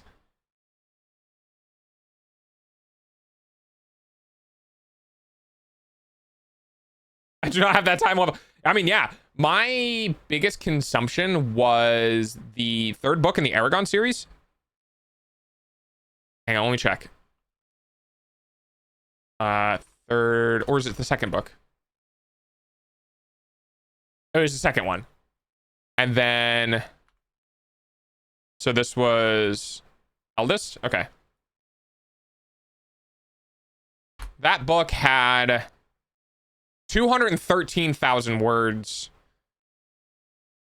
And I read that in a day. And that was back when I was starting to read. Which is not, I just to be completely honest with you, I woke up, picked up the book at page 100 and didn't stop reading until I went to bed that night. So like, it was good. I fucking devoured that book. It was so good. It's like less than a day's work. What you mean that you want to outsource 1250 words? Yeah, I did 1,500 words in a day.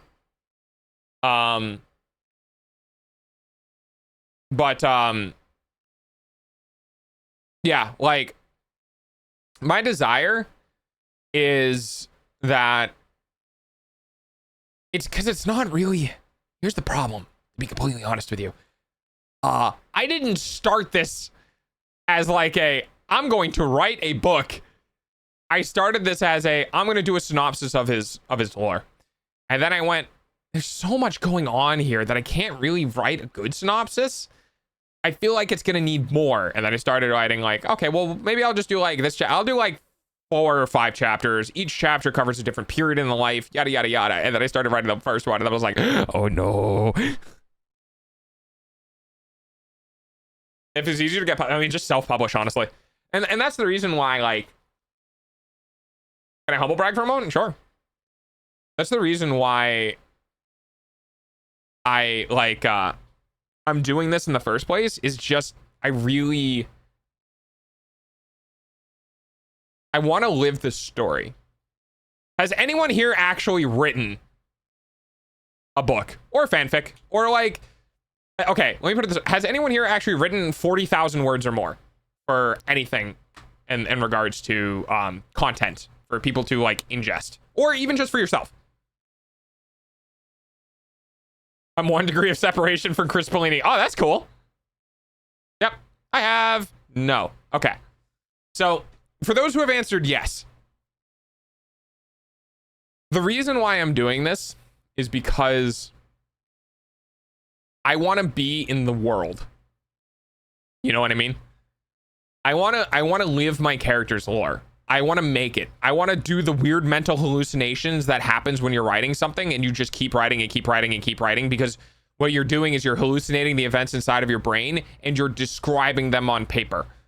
You're not actually writing to drive it, but rather you've gotten into such of a flow state that the story is unfolding within your brain itself, and you're just marking down what's happening. That is where I want to be with this story, because that is where I want to know and where I want to get attached to my own character. That is how I want to experience what has happened to my character. Are you a dog problem? Because this feels like you hearing the word problem and going, problems? Does someone need a problem? Oh, are you a dog? Oh, got it. My friends and I made a 100K-ish story about a dude who lost his pet. That is fucking hilarious. I wrote a 200-word prompt that made ChatGPT make 1,000-word essays. So who's the real winner here? But ultimately, like, yeah, I'm kind of doing it a bit for myself and a bit for my community, so that so I don't have to, like, dumb it down. You know what I mean? Like, I don't want to be a VTuber who's like, oh yeah, I'm the Prince of Heaven or some shit. You know what I mean? I don't want to be the person who's like, whose lore gets developed after they've already debuted and like, oh, we should probably do shit. Nah, I want to make it. I want to create that history. You want to know about my character? Go spend the time to read, 100,000 words. Go actually look at what my character has gone through, and then remember that it's based on my own actual past. Have fun with that.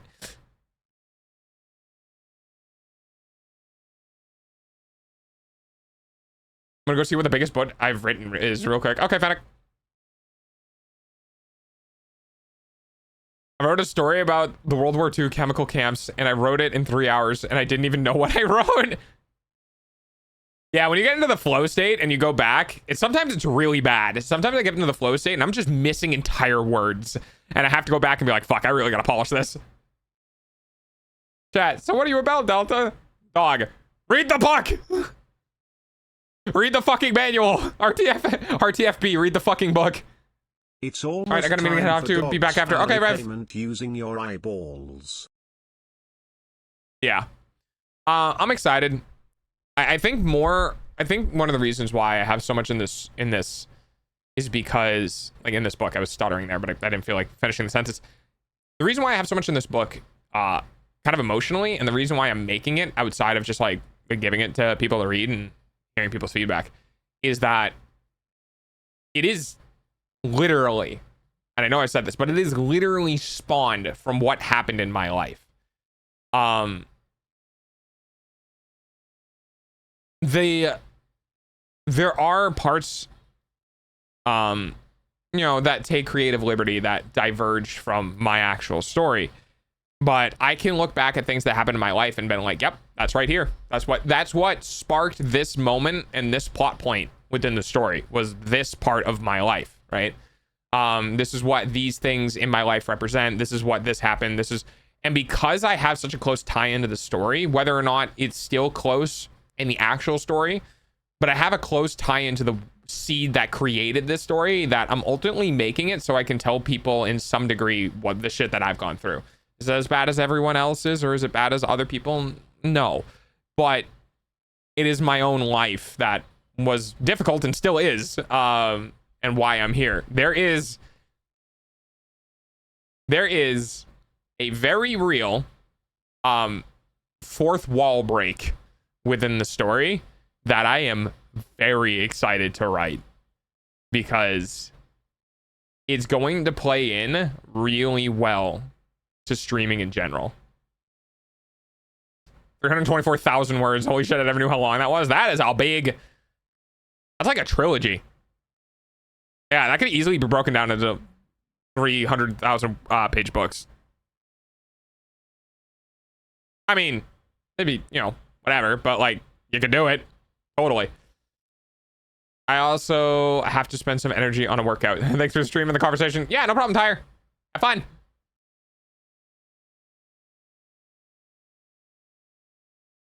But yeah, I'm looking forward to writing it. I still have a lot to go. You know, it might only end up being, 20 chapters. It might end up being shorter. But what ultimately happens is that I don't care how big the book is. I don't care how long the book is. I don't care how many fucking words the book is. I don't care how paced the book. I don't give a shit. I want to finish it. You know what I mean? Hi, Fang. I want the ability to say it's done now. You know what I mean? And that I can put it on the internet and people can read it. That's what I want. I don't have a goal in mind. I don't have a desire for length in mind. I don't care. What I want is, I want to make something, I want to finish something, and I want to put it out, and I want to say I made a thing, right? Because with ADHD, I have very many projects that have left unfinished. And I don't want this to be one of those things that I leave unfinished. Ideally, I would like to get it done before the model comes out, but we'll see about that.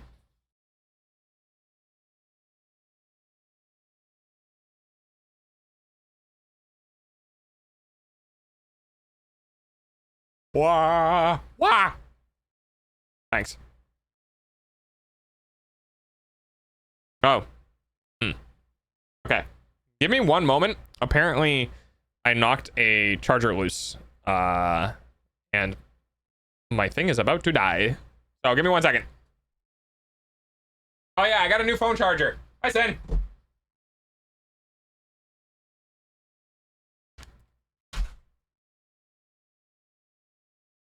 One moment.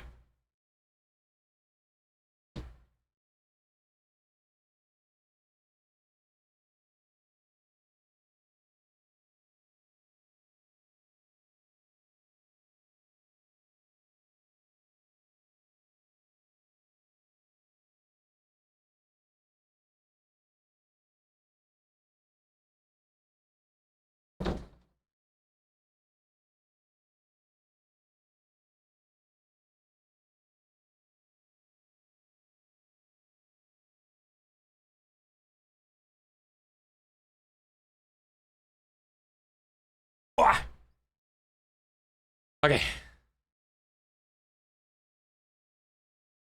How you doing, son? Hey, where's my music? Oh, there it is. Joke of the day part 2. Why can't you trust stairs? Because they're always up to something. Well, if they're good stairs, they're always up to something. If they're bad stairs, they're up to nothing. Please don't leave.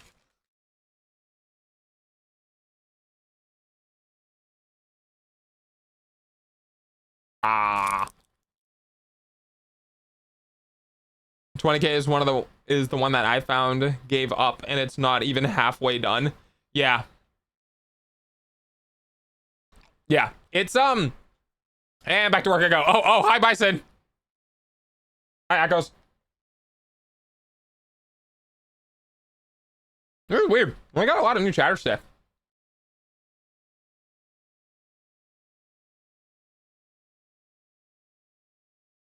No!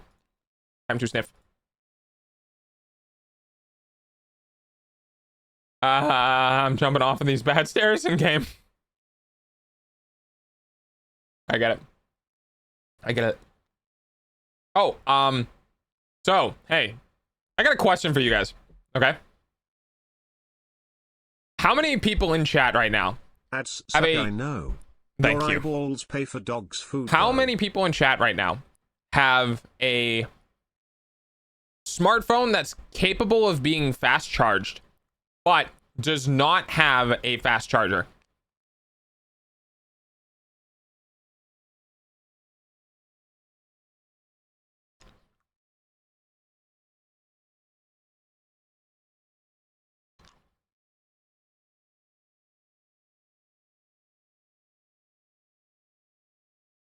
Do not.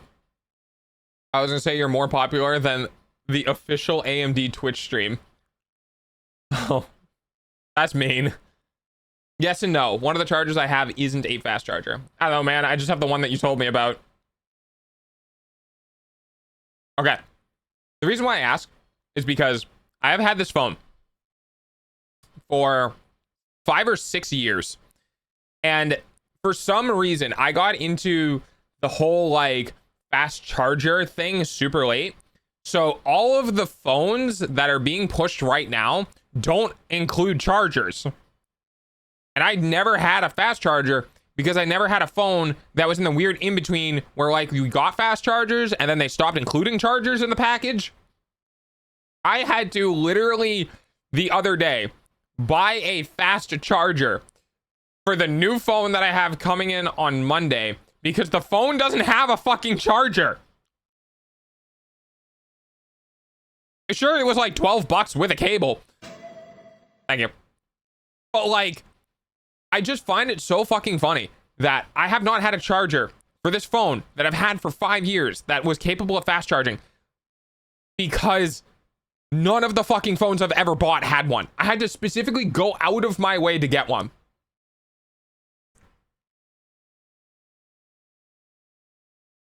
And like, it's probably full charge now. Yep, full charge. It's great. I mean, the fast charger is fantastic. It's going to damage your battery the same amount that any charger is going to damage your battery, which is just inevitable. Hello, that's how batteries work. But for some reason, I was using. I'm not even joking here.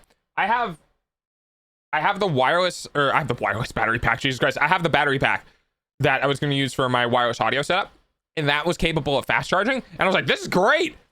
And then I started using my battery pack to fast charge my phone, and then charge the battery pack to fast charge my phone. I'm like, I feel like there's a step here, you know? I feel like there's something that I might be able to do that kind of circumvents one of the steps that I'm doing here. And I finally decided to buy a fast charger. I've always had fast chargers because I've always looked it up if I had a phone with fast charging. Yeah, I just never had the brick. I've had the phone and it supported it, but I always had the old phone chargers, you know, the ones that came with the old phones. I never had a fast charger. And now this one that I have it's not even like a good quote unquote fast charger. It's not even PD. It's just 30 watts, which is, you know, less than 12 volts at 3 amps, right? So it's not a lot. It still is classified as a fast charger. It'll charge the phone, but it's not going to be PD. It's not going to be power delivery for any device that's like over 100 watts or anything like that. I don't know. Also, Mobius, yours probably does, if mine does. Yeah, yours probably does too. Dude, I'm so excited for my new phone. I got the case for it. The phone is a bit bigger than I expected. But, it's about the same size as the one that I have now. Also, can we talk about that? Do phones feel too big? Am I crazy? I feel like phones are, like, too big. Because I think the one that I'm getting is 6.3 inches or some shit like that. Hang on.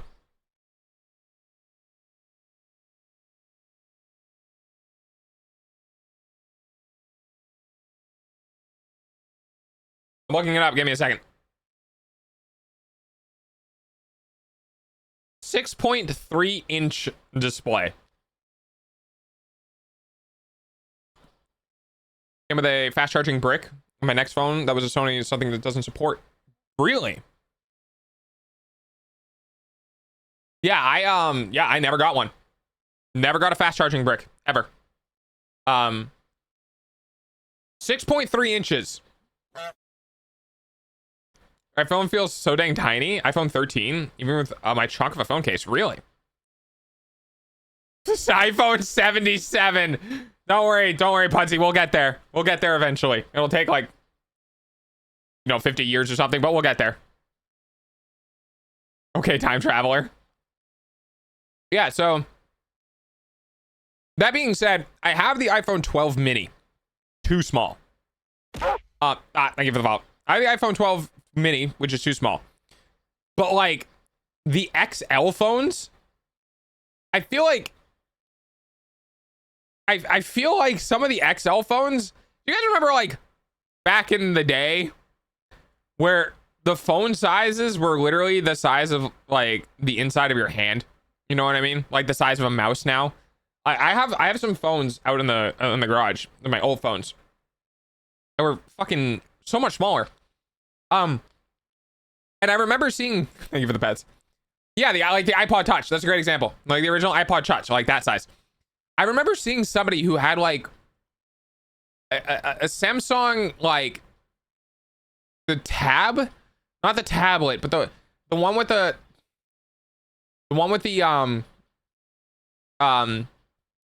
thingy you can pull out, the Samsung Note. Yeah, the Note. I remember seeing somebody who had the Note, and I looked at him like, dude, that's a fucking tablet. That is huge. That is way too big to be a phone. Well, current year. And I think 3A Pro is a perfect size in my opinion. Yeah, I think my phone is a little too big. Let me go see what the size of my phone is.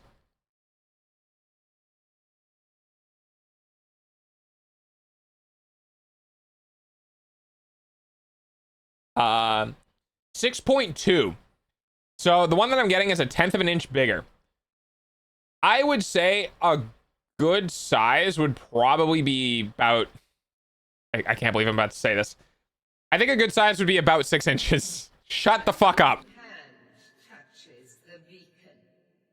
Oh my god, Dash.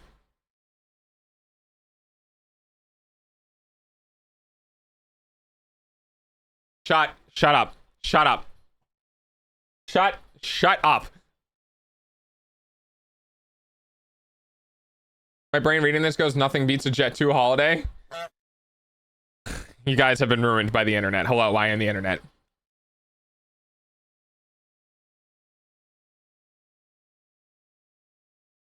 That is a horrible size for a phone. That is big. Awful. Too big. Doesn't fit in pockets. What is wrong with you?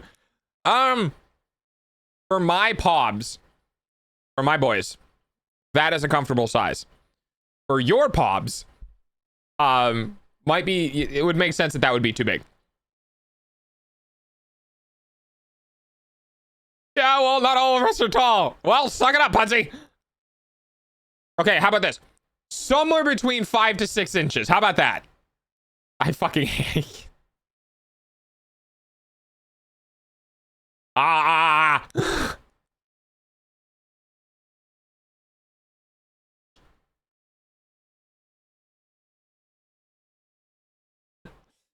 Give me a step ladder. I'll take them. Can we stop saying inches? You're making it too easy, dog. I'm talking about phone screen sizes. What do you want me to do? I'm not going to say millimeters. Oh, yeah, I love me a 230. No.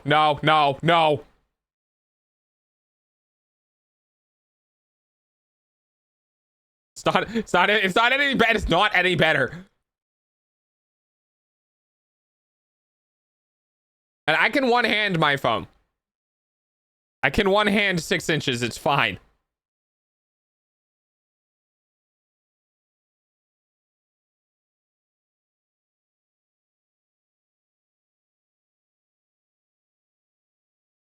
I really need to stop.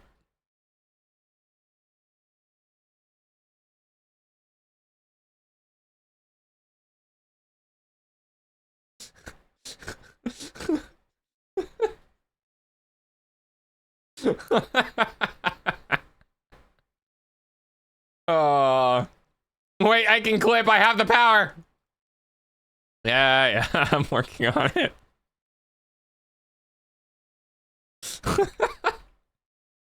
So when chat figures out they can clip stream.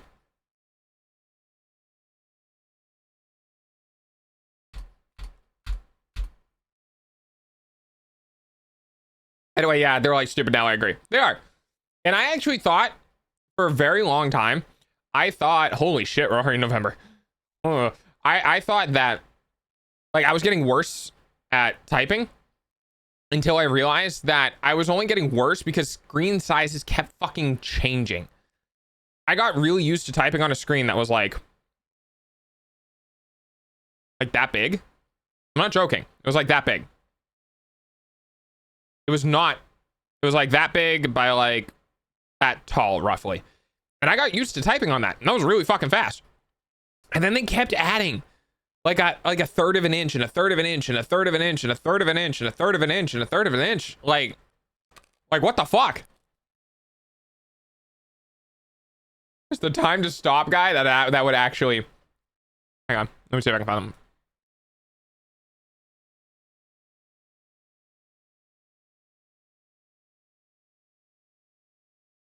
Yeah, I was good at that too, and then I got bigger and bigger and bigger, and then it just became like a full screen. Yeah, 100%.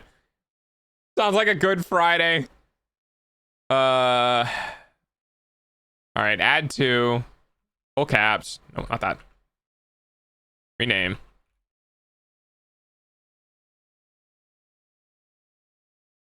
There you go.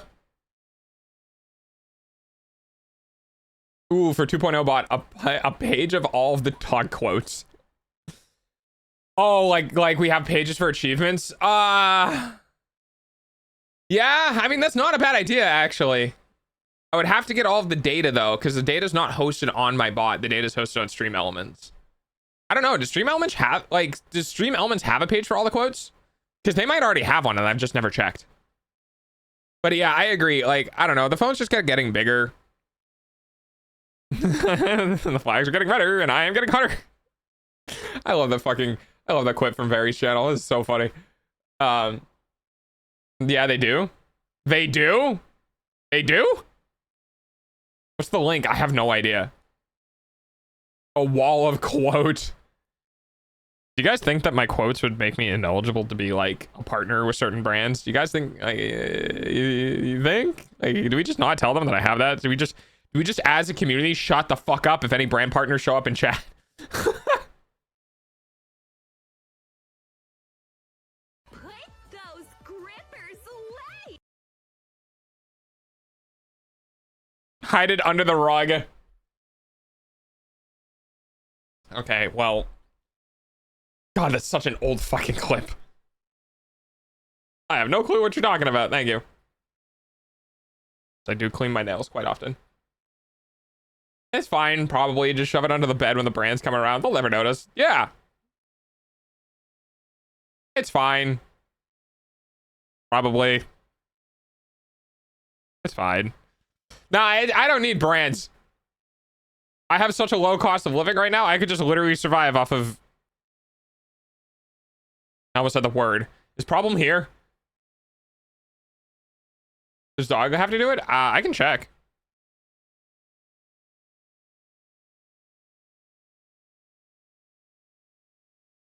Never mind. Okay. I'm not gonna lie. I almost said a thing. I was like, I could have said it if problem wasn't here. Chatbot. Oh yeah. Oh yeah, it's new apparently. Yep, found it.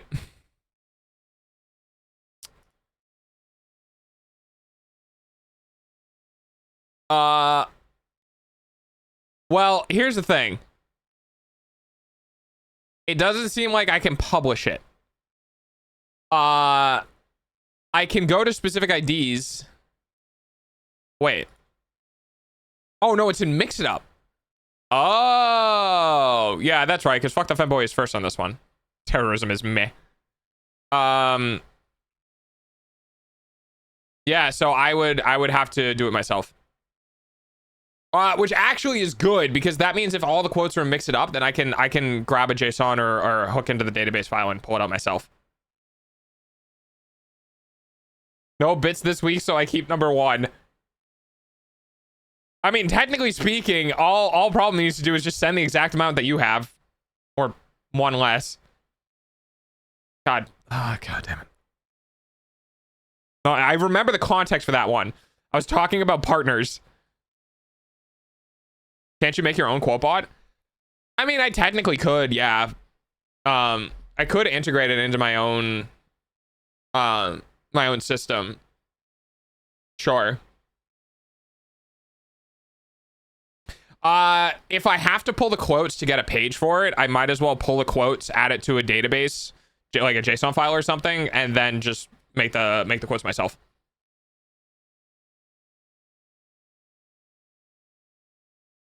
I can make it carry over. It's just not a lot. It's just not a work that I want to do because the quote system works now.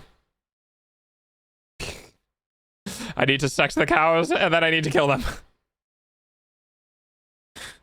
No one's challenging problem. I don't think anyone would want to. I feel like problem's got a powerful aura. There we go. The fact that you fuckers remember specific quote numbers. You probably can get the quotes from Stream Elements. Make the peg to that way. No, it's in Mix It Up. It's in a whole different bot. I'm being challenged. No, Fennec specifically said they weren't. No. Wait.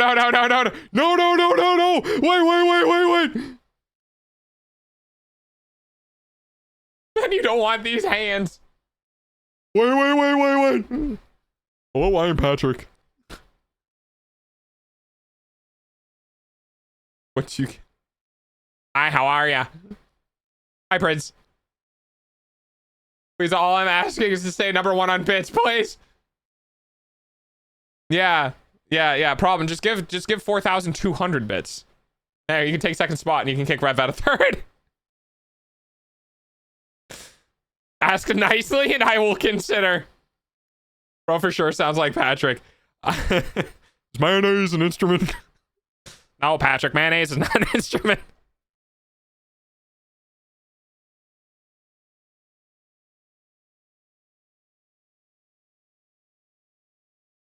Oh god, what is this fucking stream bet? I was gonna play Rivals at some point today. I mean, we still got another hour and 40 minutes to stream. We're fine. 420. Funny, big funny number. Oh wait, there might be an achievement for that. Wait, hang on. I'm not gonna tell you if there is. I'm gonna go look it up though. Where's my IDE? Data, achievements, cheer.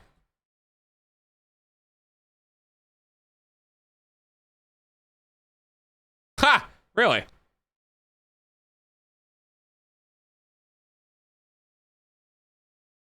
I did that one, but I didn't do the other one. Okay. I'm not confirming nor denying that there is an achievement or is not an achievement. Do it at your own risk. Also, it's not like it really matters. Achievements got a white for 2.0, but you know, it's fine. Famous last words. Oh, we play games here? Sometimes. Look, guys, I want you to understand, okay? I want you to understand. Whether or not I play a game often comes down to how... Minecraft server fund. Thank you, Fennec. Whether or not I play games often comes down to how chat's doing that particular day. Or if I really just need to like chill the fuck out and not think.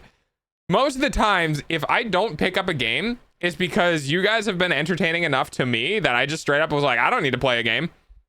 So like, if I don't play a game for an entire stream, give yourselves a pat on the back. You guys did a good job interacting with Dog. I was like, hell yeah, dude, I'll just fucking sit here and yap. I love yapping. I love yapping. You don't understand. So like, if I have a reason to not play games because I can just talk with chat, I'm gonna talk with chat. Bro has it in reverse. Always. I thought it was happy hour. You may keep it for now. Oh, by the way, we're getting that emote The gremlin emote, I think I have for on the list for 2.0. Let me check. Notes. Yes. Bro wants us to entertain him. You goddamn right. Dance, monkey, dance. Give me or W. What? Minecraft. We're not doing Minecraft. Dog's court appointed gesture. Yes. Yes, the entertainment. Yes. It's perfect. God damn it, 7TV was broke again. What was that? What are you looking for?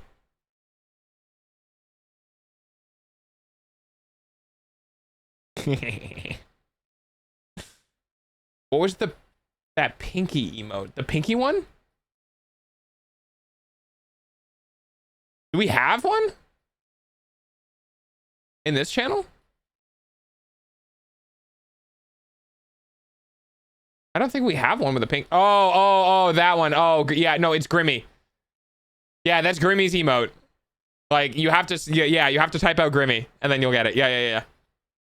Yeah, that's Grimmy's emote, because Grimmy and MLP are a thing. So I gave her the fucking, the Piggy Pie, like, going absolutely fucking crazy. Yeah. Yep. That's the one. Yep, got paid. You already know what time it is. What, hello? Wait, what? Hi, Maple. How's it going? No, don't incite chaos. No. Oh, God, it's Friday. Fuck, it's Friday. God damn it. Hi, Maple. How's it going? Thank you for the pitties. Jesus Christ.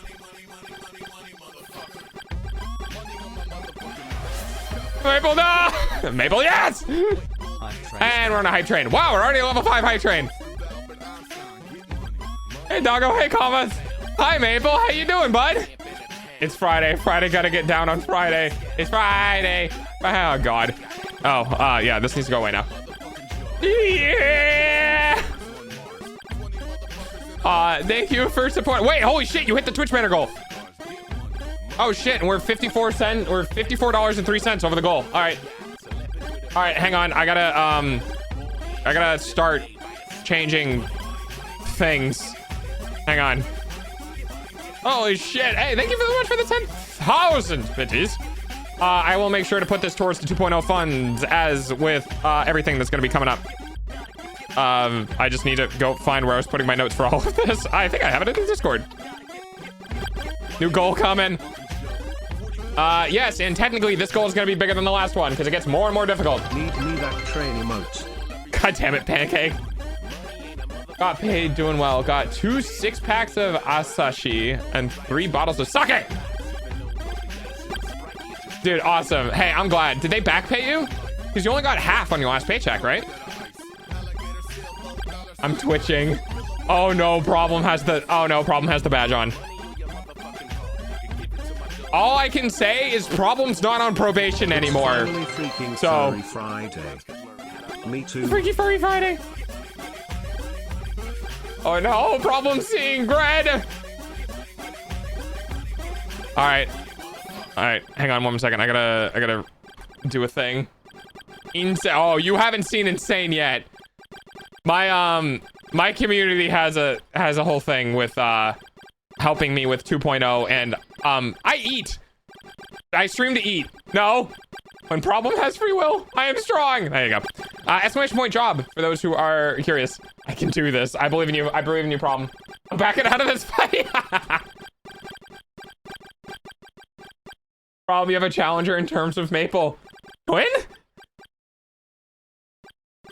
No. No back pay because we weren't supposed to get the $600 for hazard pay. It got taken out. So I got my normal amount. Okay. Twin? Hello? Why do we have why are there 2 Prince Charmings? That's kind of crazy. OFN keeps second.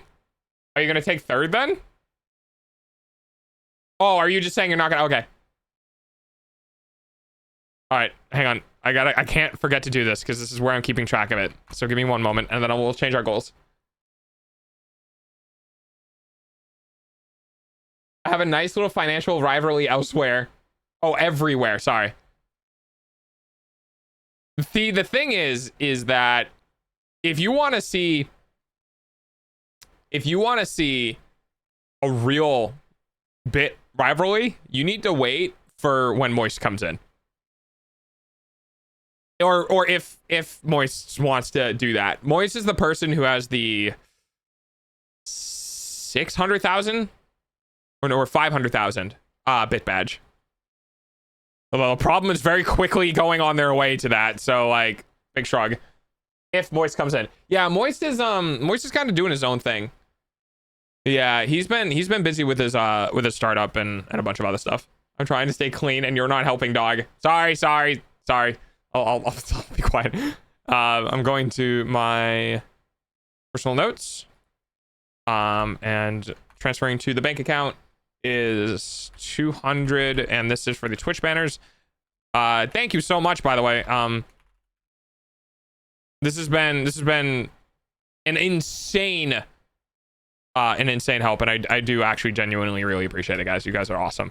I'm gonna keep doing what I can. I'm gonna keep trying to get big, keep being good dog, and see how far we can push this shit. And thank you guys for believing in dog. Thanks for believing in dog.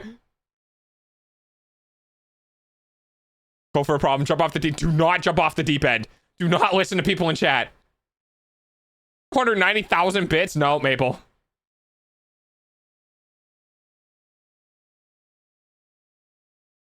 Fine. Next week, I go for the top 1 on gifted because apparently Maple and Problem are the problems for me. Wait, birthday? Wait, was it Maple's birthday recently? What the hell was that? Oh, that's kind of crazy. That's weird looking.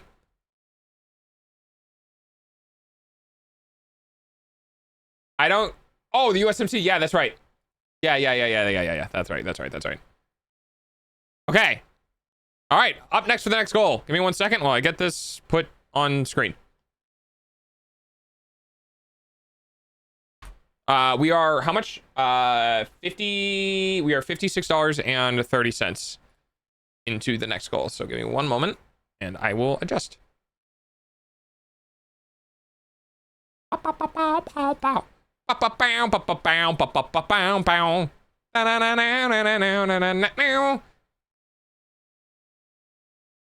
Does anyone recognize that? Does anyone know what song I was just humming?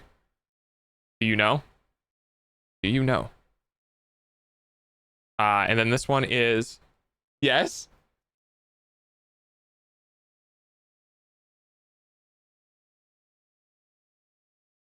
Actually, I will tell... If somebody guesses the song that I just hummed, I will let you know if somebody gets it.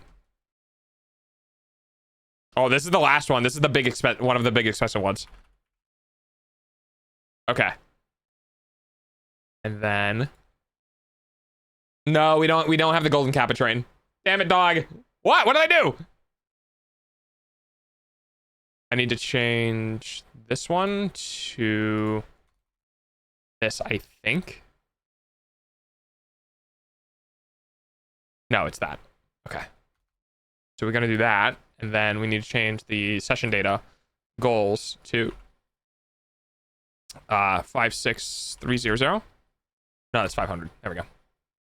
Okay. Work. Not quite. Hang on 1 moment. All right, because I didn't do the... Then...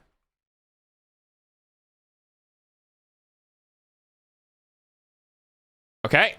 Give me a moment while I try to figure out why things are happening. Oh, I think I need to reload. Sorry, it's just stream stuff. Don't worry about it. It's fine. Everything's fine. Don't worry about it.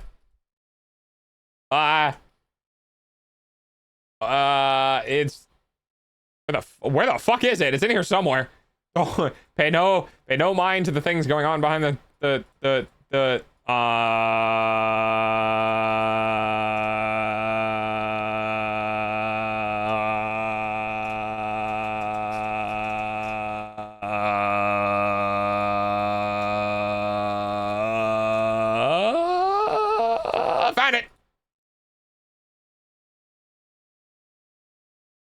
There we go. All right. All right, next up. So the next goal is the funds for Twitch alerts. Because apparently you guys wanted goals. Oh, bad. Some fucking zipper. 3.5 years. Cool, I choose you. No, it's not Hawaii 5-0.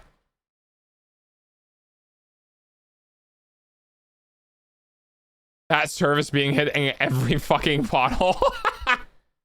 Yeah, so that's what I was gonna say to problem if Maple was in here that Maple was in USMC. I get all of the money from government militaries. I'm getting money from the United States government military, and I'm getting money from the Swedish government, the Swedish military. I don't know. From the money.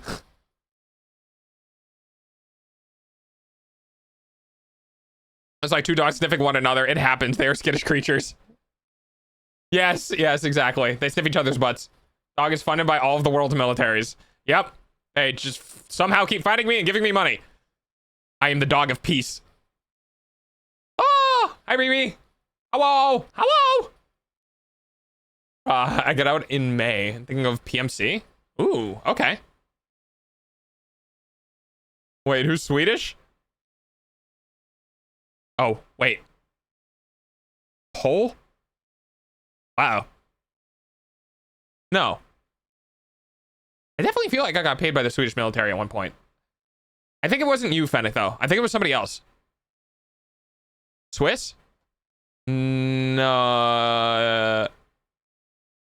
I don't remember. I remember seeing Sweden and bits, but I don't remember. Yeah, Swiss as well. So then, what's happening, then? Then much, we just hanging out. What's happening with you?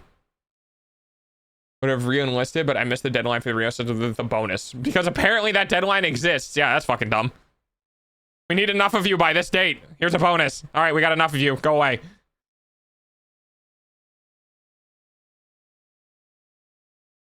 Oh. Oh, I'm sorry. Oh, I'm sorry. Hang on. I actually jumped you over a goal. This is... Wait, hang on. This is not the goal you were looking for. Give me one moment.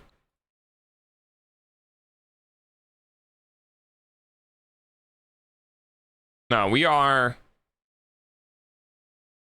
There we go. There you go. All right. Sorry. I put you guys a goal ahead. I'm doing good. What you up to, Riri?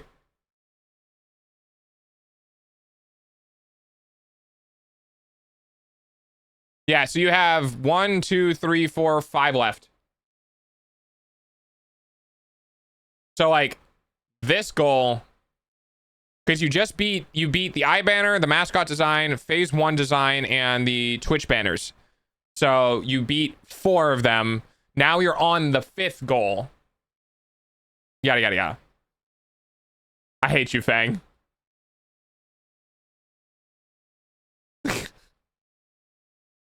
Hi, my favorite streamer. How are we? Oh no, wait, a new goal? Yeah, we're on a new goal. Maple came in and dropped 10,000 bits and then went, here you go. So we cleared the goal. Guys, I have enough to do something really funny and be able to survive comfortably. Guys, I might meme a bit. No problem. Do not encourage. I support chaos. This better not be a fucking... Okay, I'm gonna tell you right now, if this is a cheer that is just repeating 6-7, I'm going to fucking time you out for 10 minutes. I swear to God. I swear to God.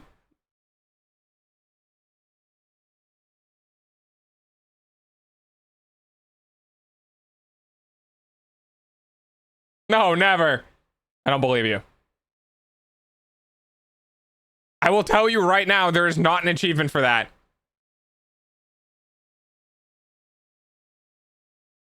No, Maple's a memer. I mean, I could do that. I fucking goddamn it.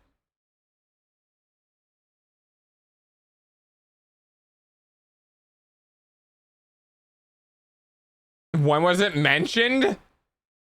Like, it was mentioned. Scroll up.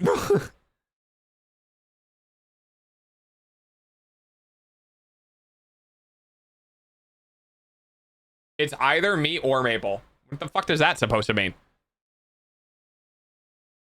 Holy stocky Val. Gotta reset the laptop. Oh, okay, Burst. I'll see you in a second. Do you remember? Oh, right. Hang on. I'm gonna do the music for you. Hang on. Do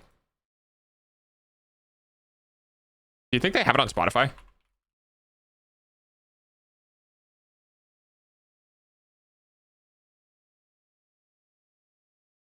Okay, this might work. Give me 1 second.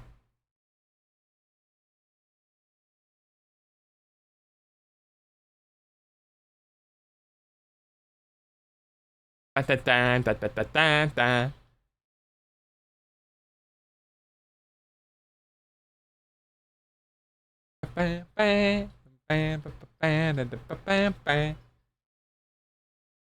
you guys know what it is now?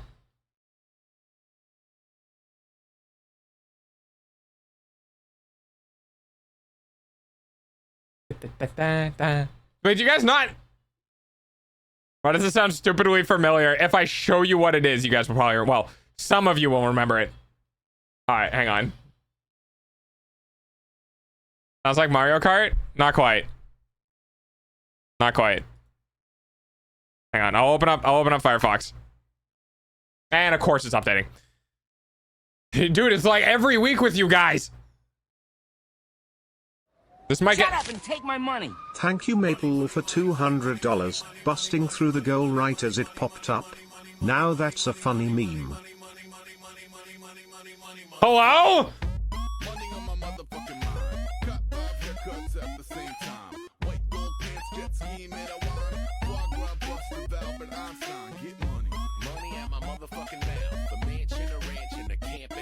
Okay.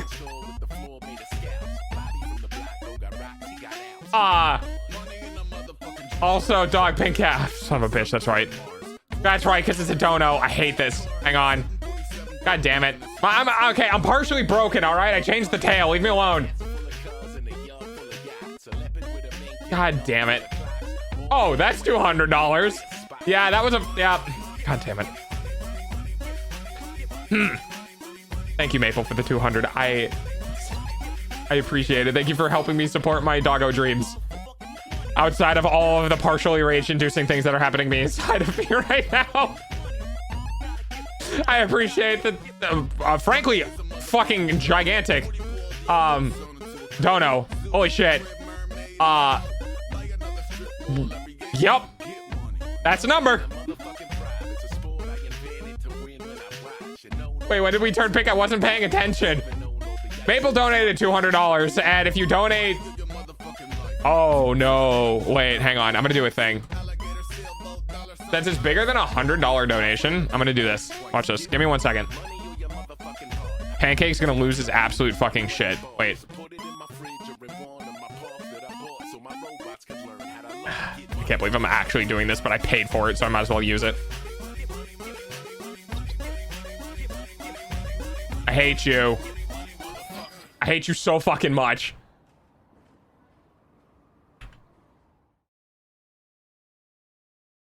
I figured shut up, chat. I figured if it's more than 50, and I'll do pink dog. If it's more than 100, I'll do this. Cause like that's a lot. Please not the spray bottle but it's again. only for donations. And I was gonna lock it behind 200, but that's a grotesque amount. I'll do 100.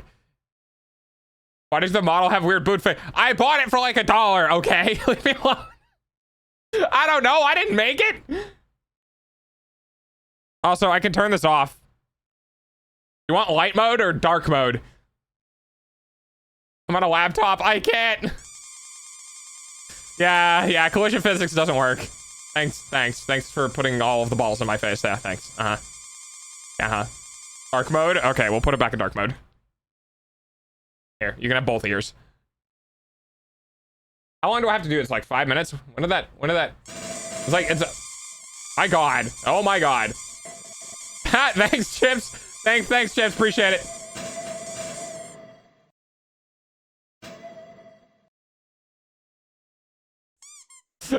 It was a wiggle smush. It's weird. Yeah, well, welcome to buying things from the internet.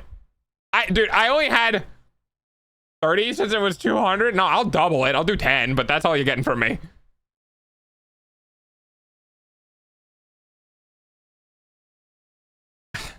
God, fuck off. God damn it. All right, hang on. No, stop talking. I'm trying to grab things. Stop talking. Okay, I got it. Dog into theme dog. I think I reset my laptop to hard lull.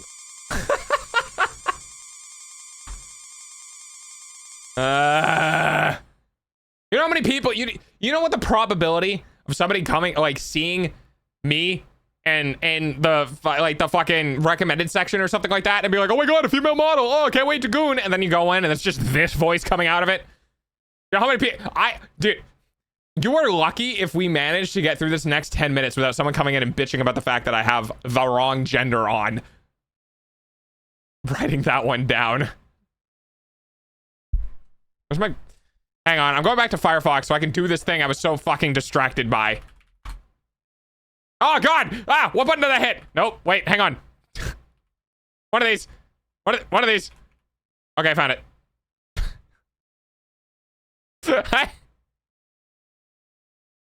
Shot. God, no, go away. God, it's like trying to get people out of my fucking reach with a 10-foot pole. Back, you heathens. Go away. Get back. I'm trying to find. Oh God, I can't type. There we go. Am I okay? I'm okay. Oh, shut. All right. Wait, I can put it over my tit. No, I can't. I was hoping I could put it over my chest. All right, I found the thing. Let me turn this off. We'll turn that on. We'll turn this on. Oh, I have to actually move myself. Wait, am I crying? Why am I crying? Which one is that one? Is it that one? Nope, not that one. Is it this one? Is it this one? Nope. Is it this one? Found it. All right. Dude, it's great. It's fucking great. Don't touch me. Fuck off. No, you already got a quote. Leave me alone. I'm taking your hands away.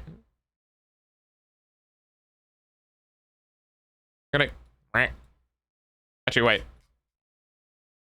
Also, yes, there is a tail. Hang up. Look, guys, I can bait everyone else. Look, it's gamer. Look, it's girl thighs. Look, it's easy. Look how easy this is. I can get all of the viewers. Come look at my thighs. Dude, it'd be so easy just to bait people who are just like, never mind. You know what? I don't want that type of people in here. Never mind. I'm going back. I'm fucking going back. I don't want those type of people in my chat. Leave me alone. No. I'm not doing that. I bite. Yeah, well, enjoy it for like the next 2 minutes. No, you guys can't quote back to back. You get once every like 10 minutes. My God, knees. I know I have legs. Crazy that. A shoulder even. Burn the witch. Yeah, I got the stereotypical jacket half on, which, like, does that even make sense? This jacket tall enough? Kinda. All right, well, I'll let it happen. Wait, hang on. Those ripped pockets? Dude, I don't even know. What is this? Well, at least my hips are covered, I guess. No. I don't know what those are. Look, you don't look at, okay, you don't look at clothes on a well, actually, except for my 2.0, don't look at clothes on a VTuber model and just be like, oh, what are those used for? It's just design. There's no functionality. That being said, however, my 2.0 model will 100% have actual purposeful functionality in parts of the clothing that I can't show you because it's, never mind. No, it is not accurate. Are the pockets not like pockets? I'm not allowed to say what I'm thinking on Twitch, I don't think. Cool. What weird belt physics? I know, right? It's almost like they just bound jiggliness to everything and then called it a day. It's almost like people think you could just rig jiggle physics and like everything it just immediately goes away and it's fine. Not really how this works, but whatever. I think those hips lie. I would never lie to you. What? All right, I'm putting it away. It's going away now. Is it this one? No more legs for you. All right, there.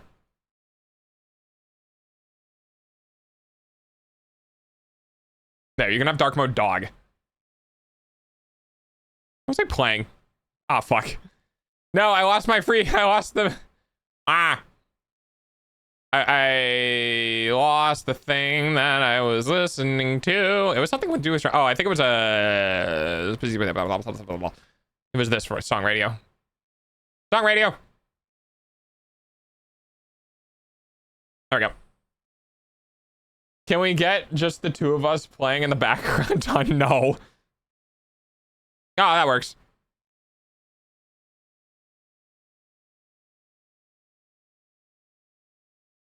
Wait, I just realized you're wearing a crop top on my original model? Yes, I am.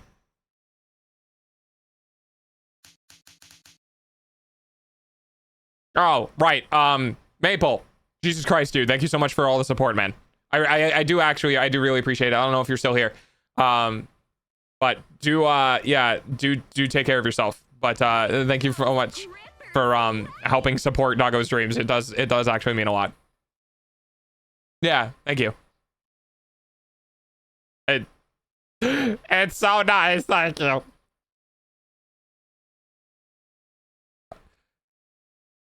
It makes the nights of literally waking up in the middle of the night in pain because of the amount of stress I've been giving myself working on 2.0 worth it.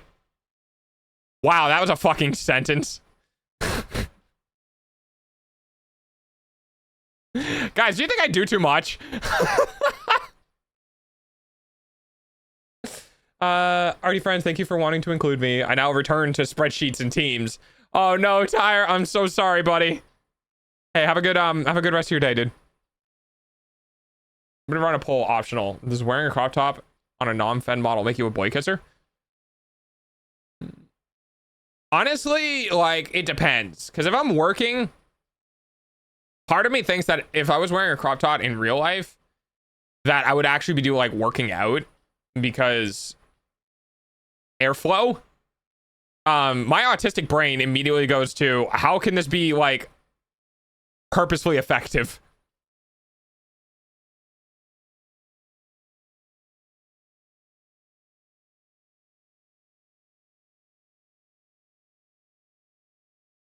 It depends on the model. Yeah, it does. Oh, what's the thing called? Hang on, I'm trying to remember something.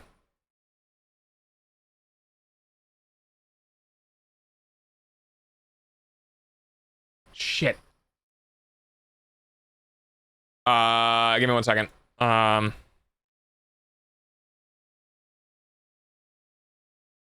Fuck. Word for this. There's a series of words for this, and I need to remember what it is. I'm gonna figure it out on my own. Hang on.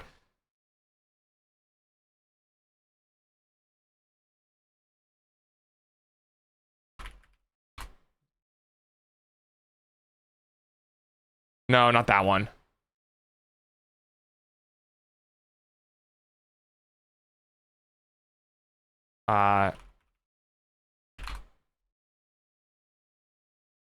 That's what it is. PDA, pathological demand avoidance. Just as a heads up. So pathological demand avoidance is a profile of autism characterized by intense avoidance of demands. This is distinct. This is for me, not for Budsy. It's distinct from rejection sensitivity dysphoria, which increases emotional reaction, perceived criticism, or rejection. So, fun fact, if you ever tell me to do something, I will just fucking not do it. Now, there's two reasons for this. One, power dynamics. You, the chatter, don't get tell me, the streamer, what to do. but also two, I have the tism. And I have a really hard time with suggestions or help or any like influence to do a specific thing in general, because it triggers my lack of autonomy, which makes me not want to do something. Fun fact, that's a thing.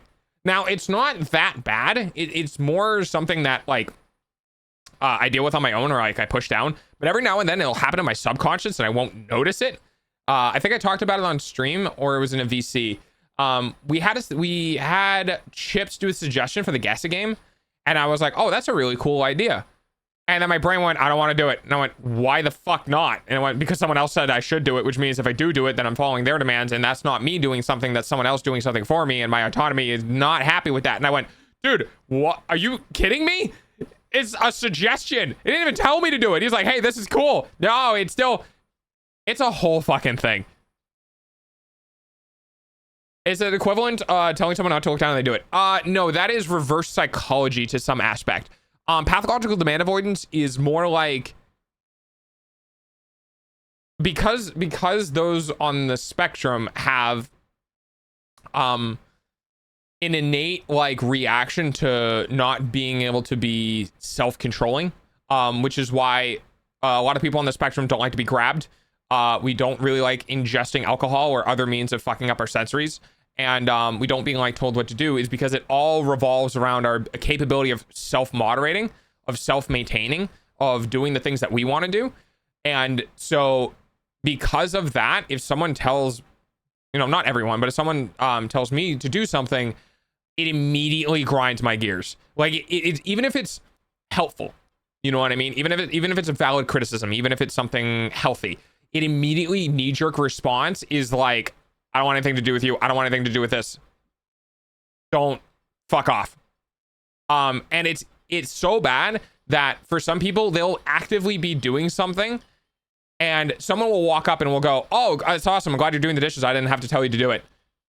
And then they'll just fucking drop it. And it's like, cool, awesome, great, thanks, bye. Using your eyeballs. It can be very bad, and it can be exacerbated by environments and how people grew up. If you grew up in a really controlling house with tism and they didn't basically consider you having it, and they controlled you really hard, it basically means that as you grow up, when other people have a suggestion or other people have something that they want to like, hey, you could do this, or hey, you should do that, it triggers an immediate response of, you're acting like everyone else was when I was a kid, and I don't want that. And then I'm done. Thanks, you ruined it. Yeah, exactly. I hate when that happens. I hate when people do that. Yes. I'm busy with putting dishes in the dishwasher. Someone tells me to do it, and I will take everything out of the dishwasher and leave it out. And yeah, so there's like two levels of psychology of this. This is petty, which is that you don't really care, you just want to inconvenience the other guy. And then there's like the demand avoidance part of it, which is that now that I'm doing it and I know you want me to do it and you were going to tell me to do it, right? There's an important distinction there. It's not that you want me to do it, right? If like, for example, if a partner came up to me and they see me doing the dishes, and they were like, oh, I'm really glad you're doing that. I really wanted you to do the dishes today, and I appreciate that. Totally different, right? Expressing the desire to do something is almost like a motivation for our own autonomy, but expressing that they wanted to specifically command, influence, or drive you to do something in particular immediately puts up barriers. And it's really hard to explain that to people who don't have that type of reaction to things. Valid felt it's still here despite me saying otherwise. Well, yeah, Mabel, I appreciate it, dude. I really do. Oh yeah, I know what you mean. Now, if they started nagging me on how I did it, then I'd be like that. Yeah. Yeah. Yeah, and it's different. It can be different for different people. I have it particularly bad where even if it's something beneficial to me, I won't do it. You know what I mean? If someone tells me that I should make dinner for myself, my brain immediately goes, I don't want to do that. And it's really bad because this is something I would need to do. You know what I mean? This is like, I need to eat. I need to make food for myself. I need to survive. But if like someone tells me I should go make food, like even if it's for myself, my brain immediately is like, nope, don't want to do it. And my stomach will growl and I'll be like, no, I don't want to do it. Not until like an hour and a half or 2 hours go by where it's no longer associated with you telling me to do it. Am I going to go do it? And it's really bad.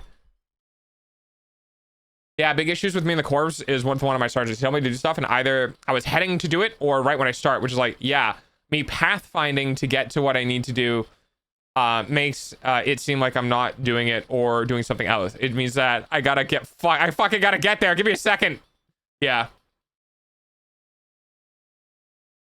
I think I have the opposite if I want to do it. Yeah. I just want the person to replace the trash bags when they take out, when they take the trash out. They are right there. They have not moved in 8 years. Yeah. Fuck, if you don't like it, do it yourself then. I met with a reasonable request and I don't not want to do something. I can move heaven and earth. If you tell me to do something, I ain't gonna do it. Yeah. Yeah, it's the way it comes off. You know what I mean? If it's commanding, if it's like authoritarian or leadership or any like holier than thou sort of thing, nah, it just turns off all desire. If it's, I mean, even to some degree subservient, it can still do the same thing. It's very hard to explain. It's all comes back to the feeling of autonomy, at least with myself. If I don't feel like I am doing things because I want to do things and it's influenced by anyone else in any other means, my body is just like, nope, nuh-uh, nope, not doing it, nope, fuck off. And it's just like, dude, this is beneficial to me. I should do this. They are helping. No, I don't want to. You are acting like a child. Nah, it's just like, there's just big me and, oh, I gotta change the goal. Okay, sorry, I completely forgot. We gotta change the goal now. Okay. All right, welcome to my brain. All right, Jesus Christ. You guys are fucking are they? I'm gonna have to tally this up and see if at this rate you guys are gonna complete these goals by the end of the month. I think I might have more. I'm not sure though.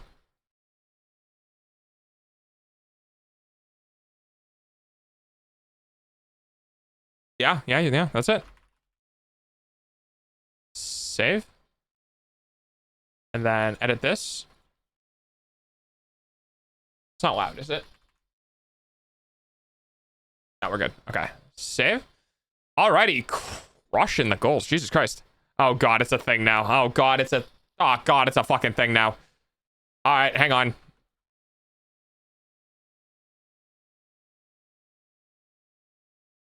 And what are we at? $6.03. Okay. I gotta do this all in one moment, so give me just a second.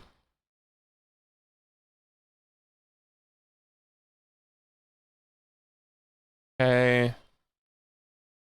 And then I'm gonna change the next thing to be updated to the current value, which is this. Nice. All right, let's go. All right, say it. I know you guys want to say it. Just say it. Anyway, later on, totally not lying this time. Bye, Maple. I'll see you in 5 minutes.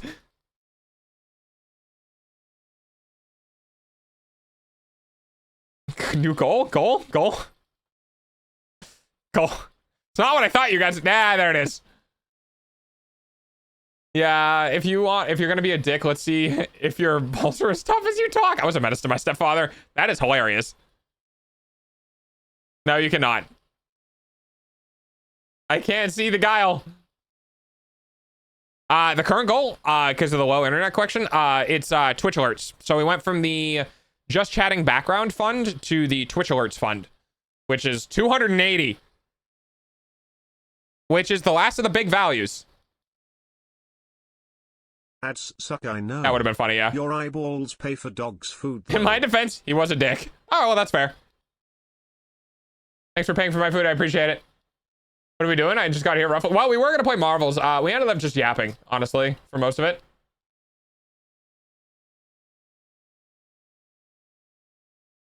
I hate authoritarian. I will punch dicks if someone gives me an authoritarian attitude. Yep, Pudsey, I get it.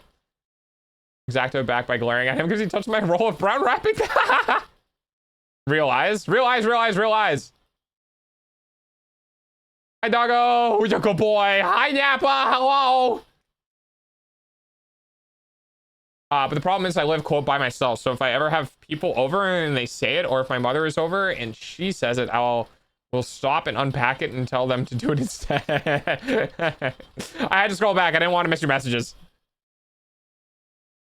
Anyways, I'm back from my meeting. I am now officially separated from my robotics team. Whoa. Is that a bad thing? Did you get kicked off or did you leave on your own accord? So welcome back. My family is now good friends with my step sibling's mom. That's good, right? I enjoy a good yap. Yeah, me too. Yappa. So this, technically speaking, is... I'd have to go look at the art. I think it's the last alert designs banner paid for, starting soon, not paid for, just chatting background paid for. Hang on one moment. Art tracking. Emotes are good. Banners just got paid for. Alerts haven't been. Screens haven't been. Profile picture hasn't been. Profile banner has been. Chatting background has been. PNG tuber hasn't been. Fuji reactive hasn't been. Rigger hasn't been. Obviously, sub badges are already paid for and completed. Character design already paid for and completed. Reference sheet I paid for. Mascot design paid for by chat. Chibi design I paid for. Web 2D model half paid, or a quarter paid for by chat, and the rest by me. Okay. Hell yeah, dude. We're fucking cooking. Yes, this is good. She's a hoot. We like wine mom. Okay. I like how you say Nyappa. I have to. No, I left. The team's leadership is very cliquey and doesn't communicate well. I really love robotics, but I can't stay on that team. That's fine. Yeah. Yeah, I mean, that's just what you gotta do, dude. Yeah, it is boys club, except you weren't one of the boys. Or girls club, and you weren't one of the girls. Or mixed club, and you weren't one of the mixers. Good news. Good news, everyone. I've built my own robot. 30K each, which I do not have. Oh, yeah. Well, I mean, if you really want to get into it, you might be able to get get a good 3D printer that can print ABS plastic and then just, I don't know, make the motors yourself. Or something. I don't know. I'm delighted by how you say my screen name. Oh, I'm glad. If you haven't built Metal Gear from Metal Gear Solid, you want a real roboticist. I have a printer that can do ABS. Yeah. I have the P1P. I need to upgrade the head to handle the ABS. But like, if you can print high impact ABS, you might be able to do like parts and not the shell, obviously, but well, and then again, it also depends on the type of robot. I'm thinking of like BattleBots. And my brain went, I built a robot. And then my brain is hearing I was building a robot and immediately goes into a rink and fights with other robots. Not like learns to balance or, you know, something of actual use. I just immediately thought BattleBots.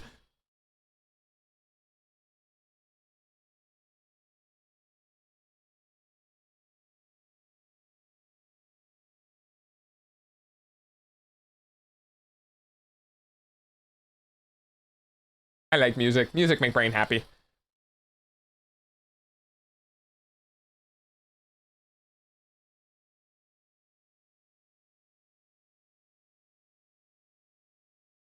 I bought that one $80 printer from AliExpress. It broke in a week later because my cat chews the wire to one of the oh my god. Yeah, that's fair. Hi, Coco. Why did the cheese not throw? Oh god, is it broken? Yep, it's broken.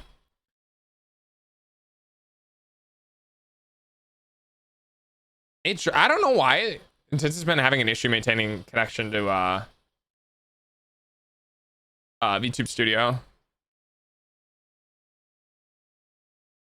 Give me 1 second while I go restart the software.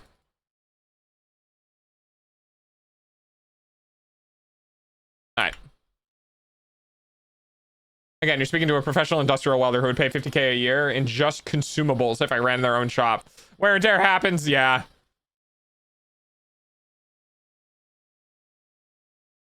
Oh! Trapezoid of shame. You didn't see that.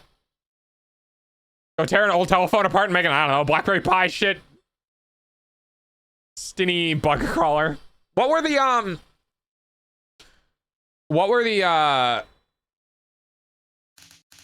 what's the premise of the robot? Like, what does it do? Blah blah blah blah blah blah. We don't make robots to make the money. Yes, the cheese works now. Cheese. Chez.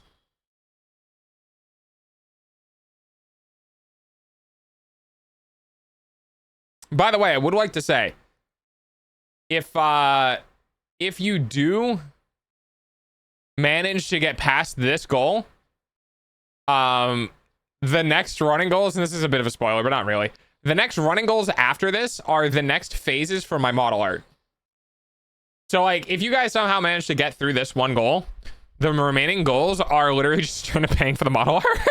Because I couldn't come up with more goals.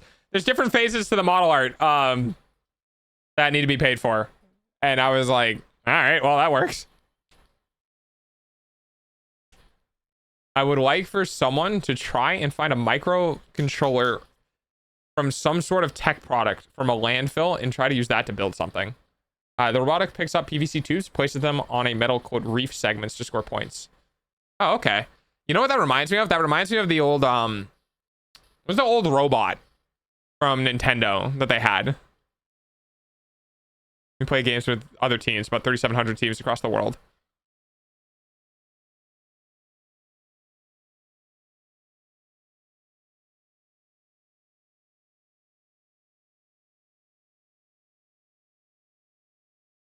You know, if was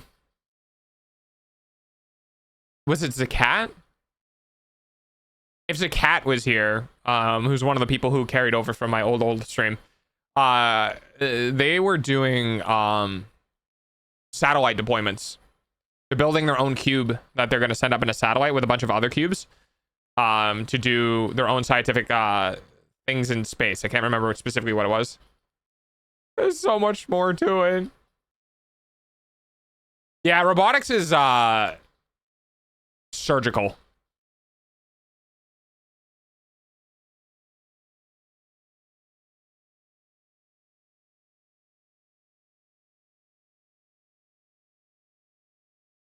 Break it into tiny parts.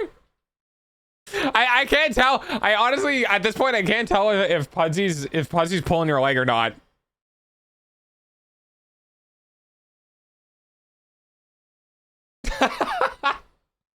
I feel like she might be, but also it's the internet and it's hard to tell. I can't tell either.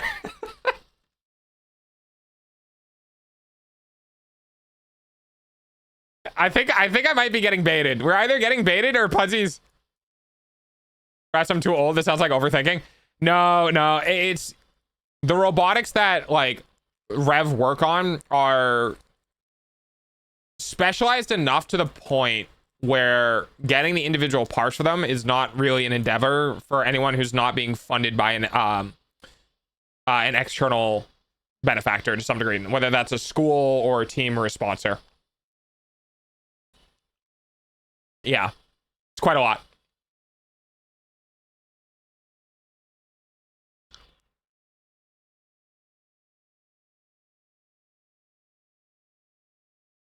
Again, I am not seeing a problem. It might be one of these instances, Pudsy, where you can do it because you know how. Or, how do I put this?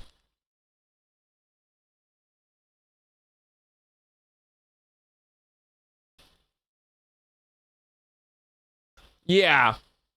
I think it's more that like the specificities of it are expensive. You know what I mean? It's kind of like it's almost similar to being like, go make a TIG welder. Bye Fennec, have a good night. You see me struggle counting to 60. It's like, can you make a TIG welder? Probably. It's just, you know, argon gas, or maybe it's MIG. You know, argon gas, a thing, electricity. And it's not that hard, but there's a lot of intricacies, you know what I mean? At least you got to 60. I started struggling at 30 or something. Literally just to get problem out of jail. Hi, thank you for the cheese.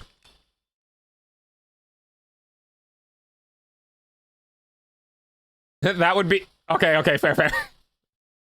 But that is electronics. Well, yeah, the robotics is electronics too. You need to get microcontrollers, you need to get DC motors, you need to get like parts that control joints, you need to get like hydraulics, you need to get hydraulic controllers, you need to get like pressure monitoring. Well,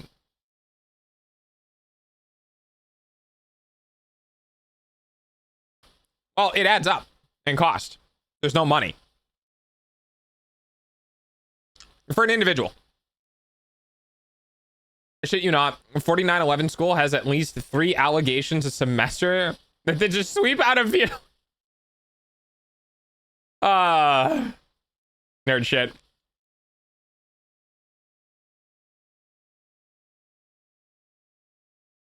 You learn how to do it before you buy the expensive. Well, that's the thing, is that the use case makes it expensive. You know what I mean? Like yeah, you can learn on the. Yeah, you can learn on it, but the point. Yeah, the point is that it's being applied in something, and the cheap stuff will never beat the people with the expensive stuff. You know what I mean? It's like, it's more like telling someone to build a car and then go race a NASCAR. You know what I mean?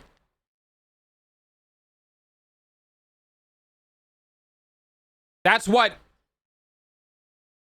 that might be where the disconnect is coming, Pudsey. That might be the disconnect. Like, there's a difference between making a robot yourself. Yeah, okay. So you're not arguing the point of doing the thing that the team that Rev came from is doing.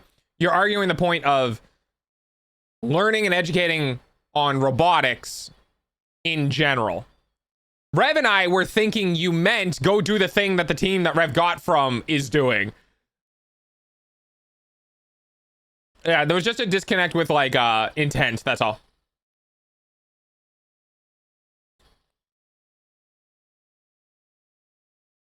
Yeah, okay. Yeah, somewhere in the somewhere in the conversation that got lost. Yeah. Okay, I gotcha. I mean, yeah, to some degree, robotic, like you can do robotics with fucking what are those brick sets? The Lego stuff. Oh god, what are they called? Do you know what I'm talking about though, right? The ones with like the little rods that are like different varying lengths and size, and they clip into gears and they like do the thingies with the thingies. Like a offshoot of Lego, I think. No, they're not potatoes. Thank you for the pets.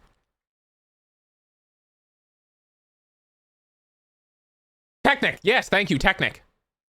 Yeah, Technic robots are cool. Potato robot. Sir, how does your robot operate?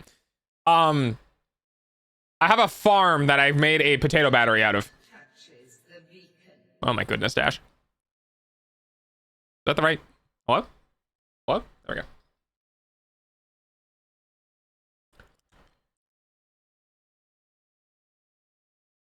Yeah, Lego Technic. That shit's really cool. Lightning from lemons. Dude, an experiment of literally like, this is a part of my robot. What is it hooked up to? 6,000 lemons. Why? Don't ask why. Ask what. Zap.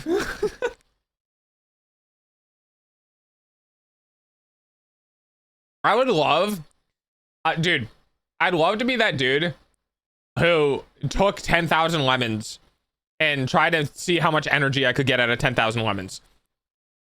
That would be so fucking funny to me. A guy fueled his electric car with 6,000 lemons. It didn't work well. Yeah, but What? But like, but it's like a different version of it's like a different version of photovoltaic cells. Oh, hi, Savinsky.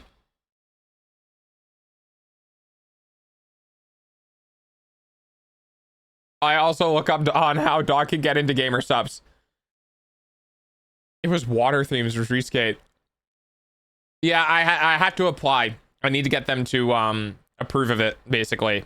And they don't have an affiliate program right now. I have to be sponsored in some capacity. Which literally could just be send me product. Give me gamer subs. Give me one gamer subs tub every 2 months and I will fucking happily sponsor you. Other way, be a sponsor for you. I don't remember. But yeah. You're so cheap. I am. Dude, I am the best date. All right. I get the fucking chicken fingers and onion rings, all right? And I'm not expensive. I don't need a lot. I am literally a dog. Take me out. Take me on a walk, walkies. Bring me to food. Sit there and just pay attention to me and I'm fucking, I will stay with you through 3 different times you cheated on me in 10 different years. Too much?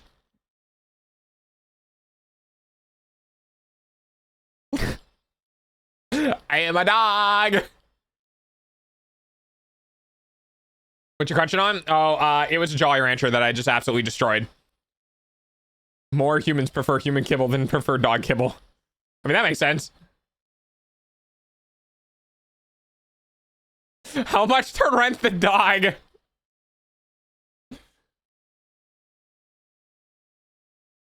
Too real? I don't know. Dog hasn't spilled the tea. Oh, that's fucking something.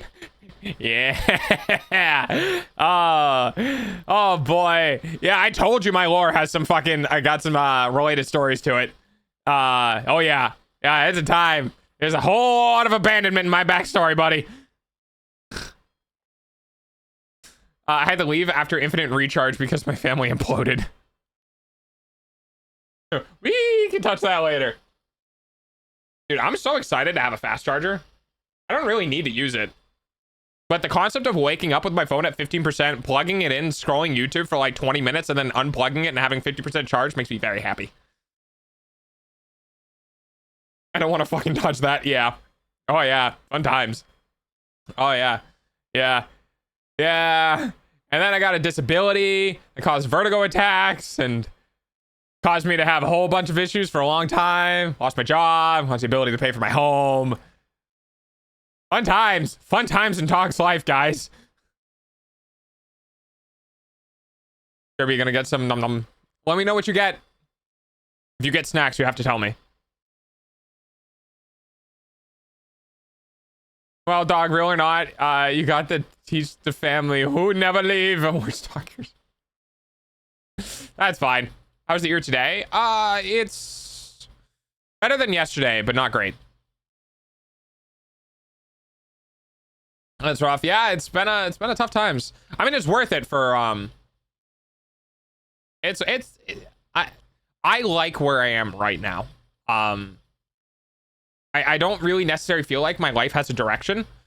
I don't really feel like I'm safe with, you know, not having medical insurance, and a whole bunch of other things being in the United States, but I have a lot of job satisfaction and I can eat food. So I like my job. I like where I am, and it's supported by you guys. Please don't leave me. I have issues. I need pecan pie. I've never had pecan pie. Probably for the best, because apparently pecan pie is like insanely high in calories. We love Dog God too much to leave. Yay! You're stuck with me forever. No apostates.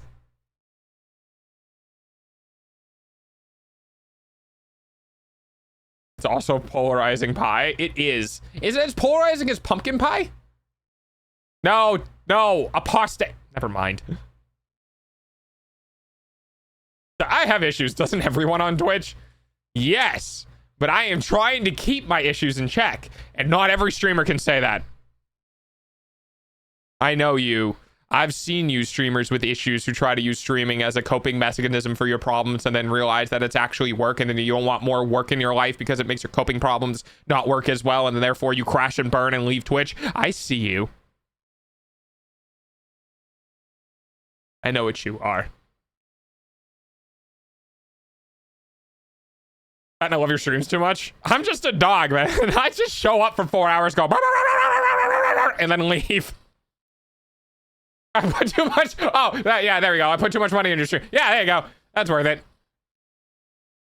Yes, I just need to sunk cost fallacy everyone who watches me. And then they will never leave. Yay! Yay! Not the best pie in the world, but it's an okay pie. I'd say it's more controversial than pumpkin. Okay. Is issues with pumpkin pie? I have too many drawings to do to leave. You're stuck with me forever. Yay! I promise I won't chew on your furniture and pee on your carpet. Yeah, well, I guess so. I guess pecan and I don't know, pumpkin pie. I think it's really down to experiences with pumpkin pie.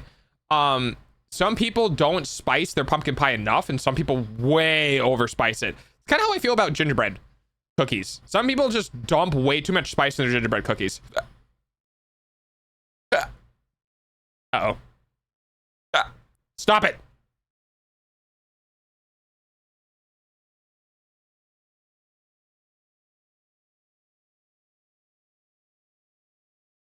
Okay.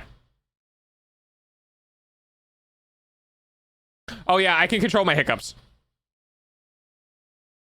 I actually unironically can control my hiccups.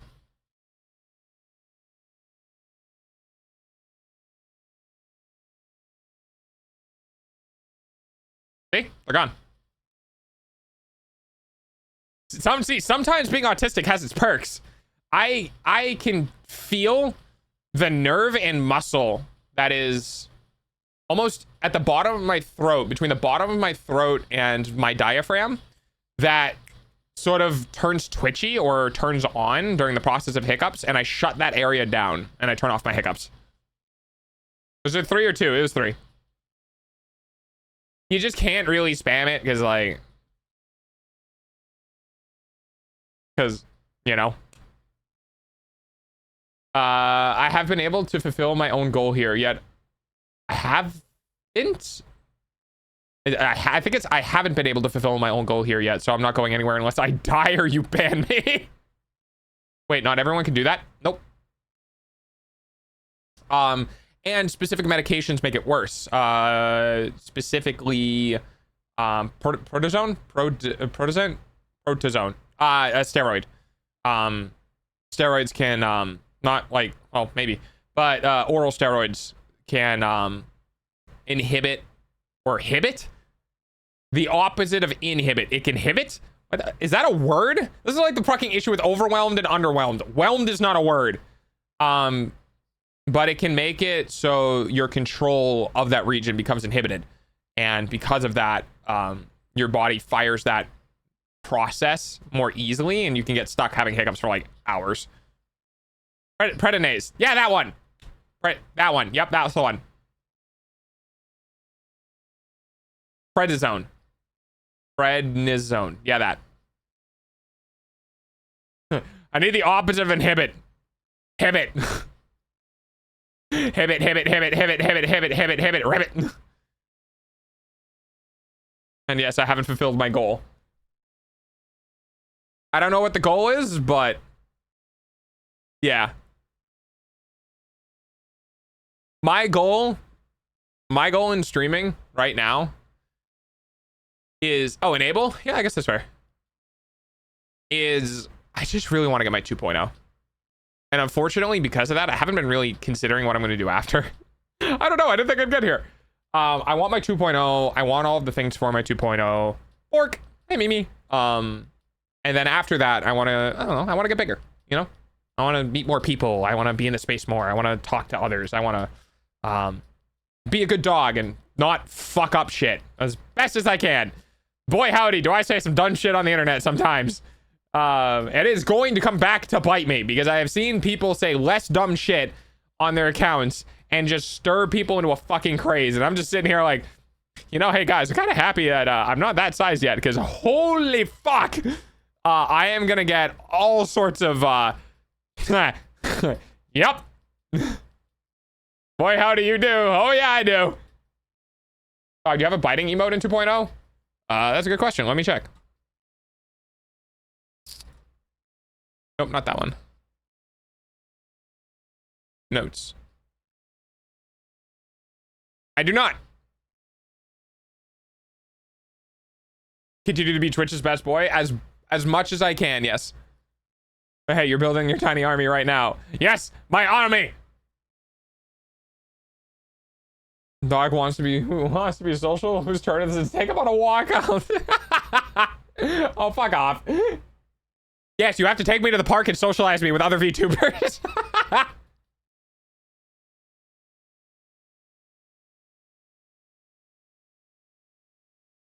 Here's the thing. My goal is that if I say something dumb, that my community can go, yeah, he said something dumb. Inhibit, exhibit, inhibition, exhibition. Oh yeah, that makes sense. Okay. Ah yes, all of the quotes. Is there a way to reopen a support ticket? No. Support tickets can only be reopened by moderators, and even then it's a bit of a bitch. You'd have to open a new ticket and reference something and try to reference a mod who worked within the ticket. And the prohibition.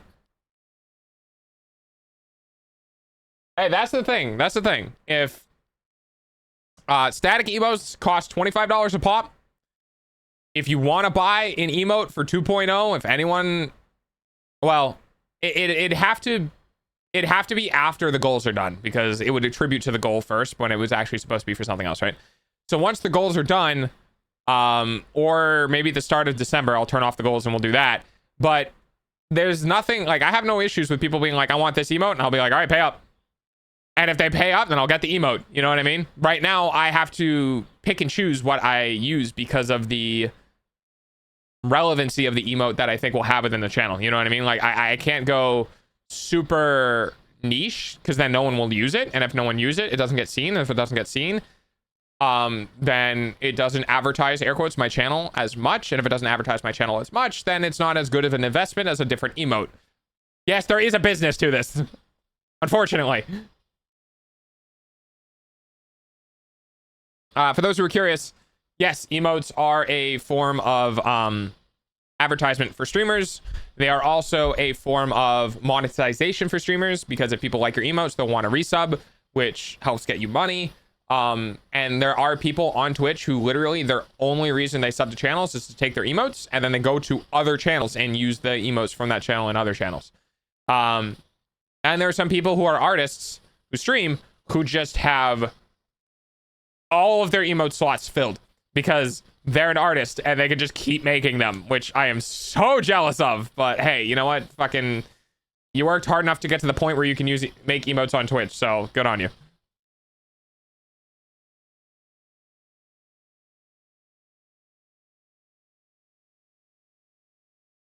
I will say we are getting a rave emote. For 2.0, one of our animated emotes is we are getting a rave emote. Shut human. Yes. For those who are unaware of what I am getting, I did post it in the Discord, but I realized that not everyone is in the Discord or not everyone goes to the Discord, period. They're there for the announcements and stuff. So the emotes that I'm getting for our base tier 1 emotes, we do not have any follower emotes, not yet. We will get some in the future, but for our base tier 1, we have hi, we have a heart, we have Angie, we'll have look up. So for those who are wondering, the look up is the one that we currently have, that same design. We have cry, So we're gonna finally be getting a dog cry emote because Problem likes the cry emote, and a couple of other people like it as well. That's our lookup. We're gonna get Cozy because Pudsey uses Cozy. Hi, Sage. We're gonna get Laugh in general because it's always good to have a laugh emote. I don't right now. I should have. Fine. We'll have Side Eye, which is Mimi. Unfortunately, you are not subscribed. We're gonna have Side Eye, which if you have series emotes, you'll see series Side Eye, which I really liked. I thought it was very funny. I do like crying. I am a sad boy. Yeah. We'll be getting Gremlin, which is another series emote reference. I like series emotes. Sue me. We're gonna get Waku Waku, which is an excited one. Which is I'm excited about that one because we don't have an excited emote on the GameCube. Oh, dude, Sage, man, I hate to do this, but we did talk about that today at the earlier part in stream, and we went off on a whole tangent of it. Huge tangent talking about SteamOS, the impact that'll have on the industry potentially, and a bunch of other stuff. So because of that, I can't really redo it because it was like an hour long. But if you want to go back in the VOD after stream, because we're ending stream in a little bit here, if you want to grab the VOD and pop over the VOD, it's available on Twitch before it hits YouTube. You can grab the VOD. I don't know where it is. It's, I think, in the first half of stream. Yay! Then you can go grab that, and there's a big section. There's a whole discussion. If you really want to get into it, that's like an hour long, and you can enjoy.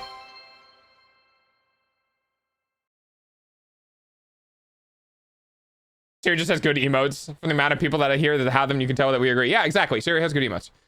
So we have Waku Waku, which is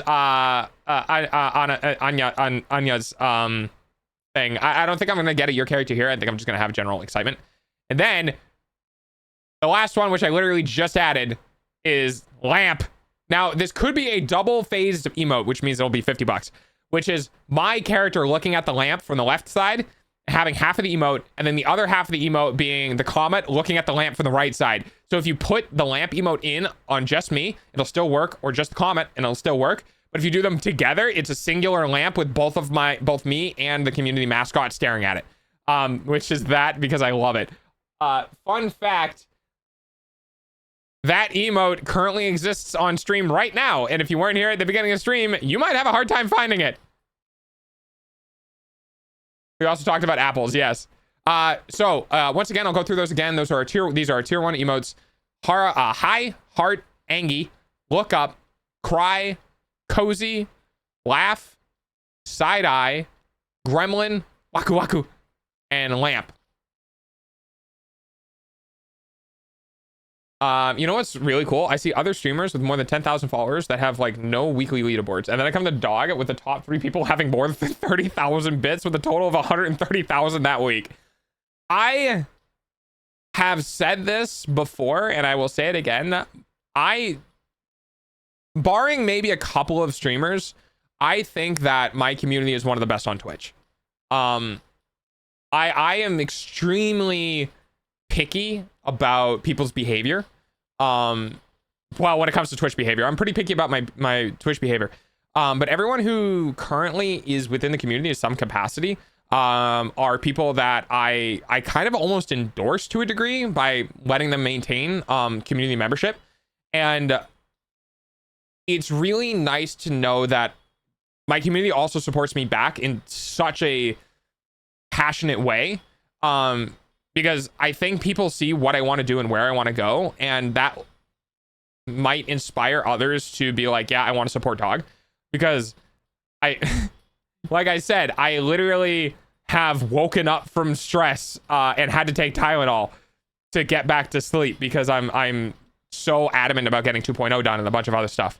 And I just, yeah, I'm not a flash in the pan. I didn't show up on Twitter and have a bunch of models and then make a splash, but I'm a slow burn, but I'm a slow, consistent burn, and there's nothing more I could possibly ask for. I think I'm going at my perfect pace. And it's just really nice to see that people alongside me are also like, fuck yeah, do it. And yeah, we fuck yeah, we do it. We shoot for the moon. And if it continues, and we get more people in and the leaderboard keeps getting bigger and people keep giving bits and I'm good, I have my income, I have medical insurance, I can afford, you know, I have savings and stuff like that, then we're going to put it into other things. I'm going to go support artists, right? I'll take that extra money, I'll go put it towards the VTubing community. I'll go fucking give it to a charity. I'll give it to my family and make my mom's life better. There is no possible way that whatever is given to me would get squandered in some bullshit. And if it does, for the love of God, cancel me. But as I see it right now, anything that gets given me is given back to the community or the people in general at large in some capacity. Animated emotes? Yes, we will get there. Because I like Christy Spark. Oh, we'll get there. I've got the doggo seal of approval. Heck yeah. Endorsed behind bars. Yeah, problem. Your probation got lifted today, buddy. Yeah. Oh, you might not have seen the stream notification. Yeah, the probation got lifted today because it's been a week. Yeah, keep up being indie. Yeah, I have no reason to be I have no reason to join any corpo. I will always be indie. I may get sponsors, I might get backed, or I might get help from a corporation, but I'll never sign on. Not unless I wholeheartedly believe that by doing so, I will benefit you guys, I will benefit other people, and it will benefit myself. And I get to do whatever the fuck I want. If all of those conditions are met, then it is a net benefit for me, and I would go corpo. The second I start getting gatekept or locked down in any capacity, I'm gone.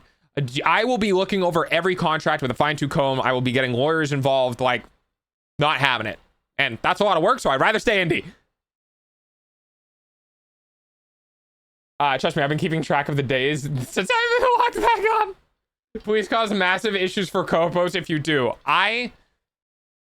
Yes, I would love to be a big indie streamer, big male indie streamer whose entire job is to literally just hang out with my community and bring people in to hang out with my community and just have a good time and be a place where people can go that they're not going to worry about, you know, crap happening on stream. I want to be the other part of VTubing. You know, I want to be the part of VTubing that determines and shows that, like, it doesn't always have to be sex sells, right? I just want to be I want to be a genuine dog on the internet and supported by people who believe in that. And that's what I'm doing, and that's why I'm happy.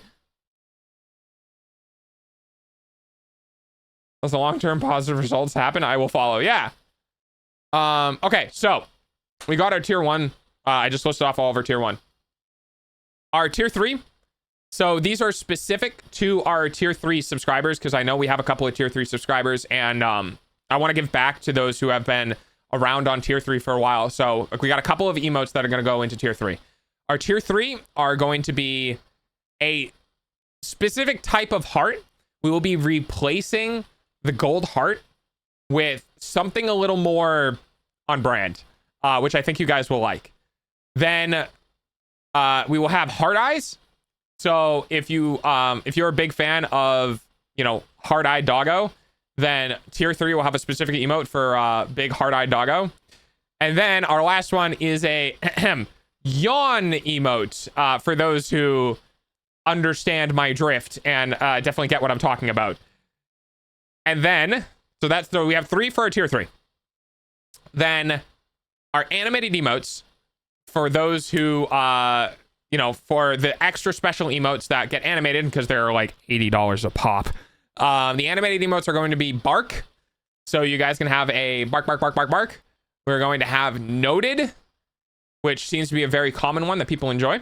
We are going to have an animated pet emote because pet has been the biggest use of all of my emotes. So I'm upgrading our pet emote to an animated pet. So you guys can really get a good feel for petting a dog. And then our last one for our animated emotes in this first batch is going to be rave because I love the flashy lights because it's so good. And that'll be our emotes on launch. The total cost for all of that, I think, is $650 something, $670 something if we do both of the lamps, not one of them. So You mean pat, not pet? No, it'll be a pet. The hand will come down and it will rub back and forth and then it will go back up. So it's going to be animated. So like it'll actually do that. You know what I mean? Yes, I am excited. I am excited for the emotes. We're going to have those on launch. We will, after debut, I'm going to try to not add any more, but after debut, we will be running every month. You know, people can basically, if someone donates or contributes $25, they can select an emote that they want to have, and then I will batch them together. And then as we continue to get emotes together, once we get to 5 selected emotes, then I will be going to my emote artist as a returning customer, and we'll do that batch of emotes, and then we'll have a new set. If we want an animated emote, those are literally almost 3 times the cost, or more than 3 times the cost, because it takes a lot of work to do. So animated emotes are quite costly. I can talk to my artist about getting them cut with the idea of animating them later, so that it's, instead of doing the entire cost at once, we can have the static version and then upgrade it later. But you know, we'll see. And yeah, so that's what we're gonna do for emotes. At the end of the year, or in January, I will be getting them done. And yeah, you know, obviously I'll still be working on getting everything else, but yeah. I swear I'm not a tweaker. Can we still do fan-drawn emotes? Fan-drawn emotes are likely to only be in the Discord. I am perfectly fine with fan-drawn emotes. I'm perfectly fine with fan art in general. I love both of them. However, when it comes to putting them on Twitch, I need to be really careful about opening the floodgates for those sort of things, because of community size, favoritism, and also AI reasons. My very forefront brand being on Twitch needs to have some level of protection against those sort of things. So while fan-drawn emotes might not appear on Twitch, I have no problems adding them into Discord, so that people can use them with Nitro and other servers, or use them within the Discord itself. But when it comes specifically to emotes on Twitch, I need to stick with the people who I hire. Is it possible that someone in the community gets hired? Yes. I want to be very careful about that though, because I don't want to treat people unfairly.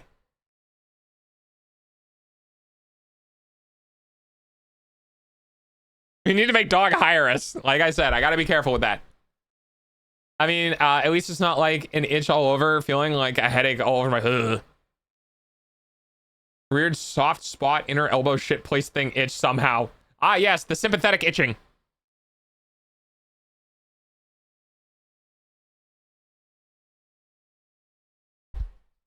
I'm not accusing you of being a tweaker. I'm accusing you of having itchy veins. When your bones itch. Ever have your bones itch? I sometimes try to get rid of that by stretching. It works sometimes, doesn't work other times. So a community member must be able to maintain a professional and a professional and community member relationship depending on context. Correct. Yes. So like so basically like there is a level of yeah, there's definitely the capability of having it be done, but I'm a little, and I will admit this, right? I will admit this very openly. I am being a hard ass when it comes to my brand right now, because of how much we're doing to make it secure and how much we're doing to make it professional, right? It's not to say that people in the community can't draw professional art. It is more to say that there's a level of standard that I am currently shooting for that is unreasonable to expect from the community members. And that level of standard I need to maintain so that the general vibe of the stream is professional. And because of that, it means that I have to be, unfortunately, I have to be more of a hard ass on things. You know what I mean? It's not to say that it can't happen, because I'm a person who never says never. You know what I mean? It's just that I'm striving for a level that I want to get to, and I want to maintain that essentially. Ever feel like there's bugs under your skin? Don't recommend it. Yeah, see, that doesn't actually work for me because I have a weird like dream. I could go into detail, but it might make people uncomfortable.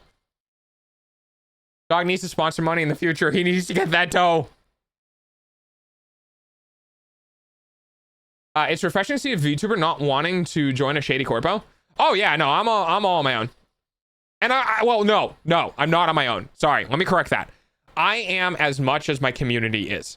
I am as big as my community is. I am as grateful as my community is. I am so very much defined by the people around me and the people I choose to keep. And I don't give any shits. If I can survive, I don't give any shits about sponsorship or being affiliated with a brand or anything like that. If I can live, if I can be comfortable in my home and I can afford to live, then there is no need for me to be associated with companies, right? I don't need to go chasing that bag.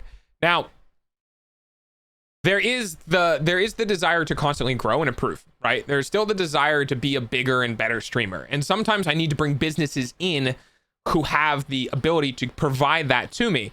But that would be me hiring these businesses, not the other way around.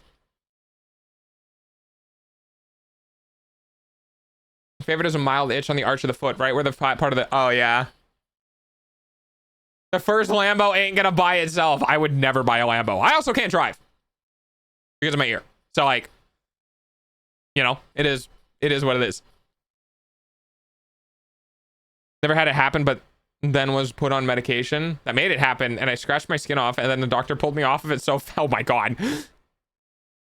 I also had issues with like I don't remember when, but I've had issues before, especially when I'm like half asleep with scratching something, scratching it, being half asleep, and then still being half asleep, scratching it again, and then scratching it again, and then scratching it again, and then scratching it again, and then I wake up the next day and I've just rashed and rubbed raw my skin in like that area.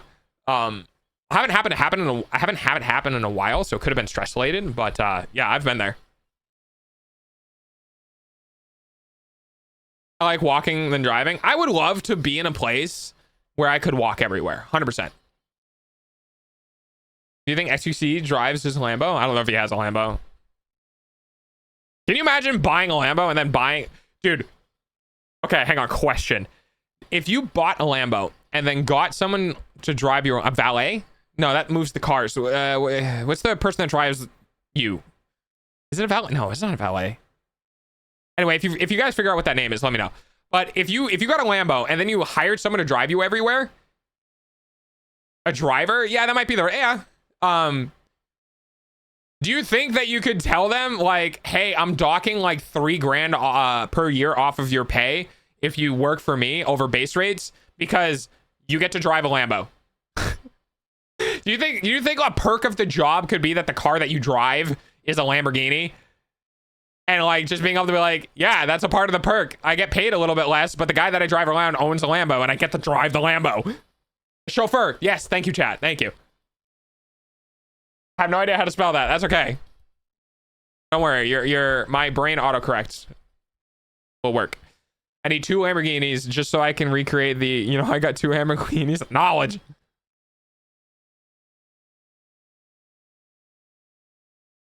I work at a car dealership. Some of the perks are that you get to drive the car home.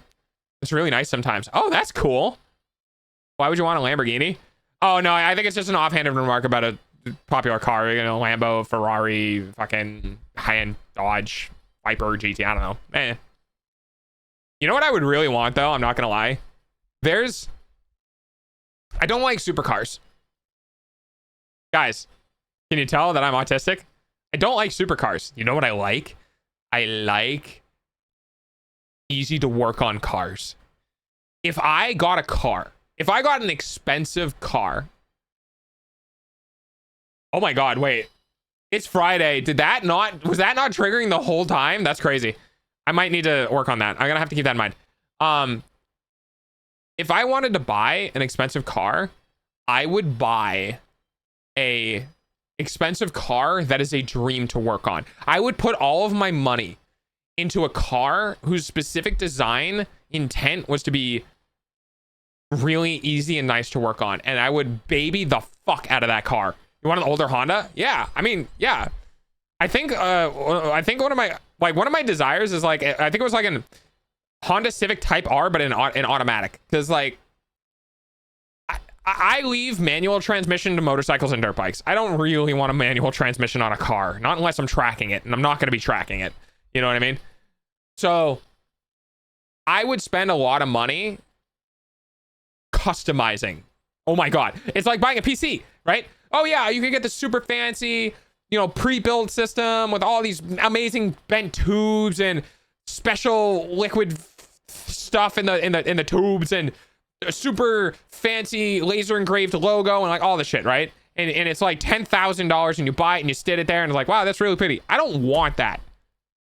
I want a stupid, terrible beater car whose frame is in perfect condition, and I want to spend thousands and thousands of dollars making it my beater car. Changing out the fucking, you know, the calipers, changing out the wheels, doing body work, changing out the engine, the transmission work. Like, I don't want a nice, expensive thing that I just buy once and have no intimate knowledge with, no association with. That's fucking dumb, dude. No, I want a car. I would spend all of that money on a shop.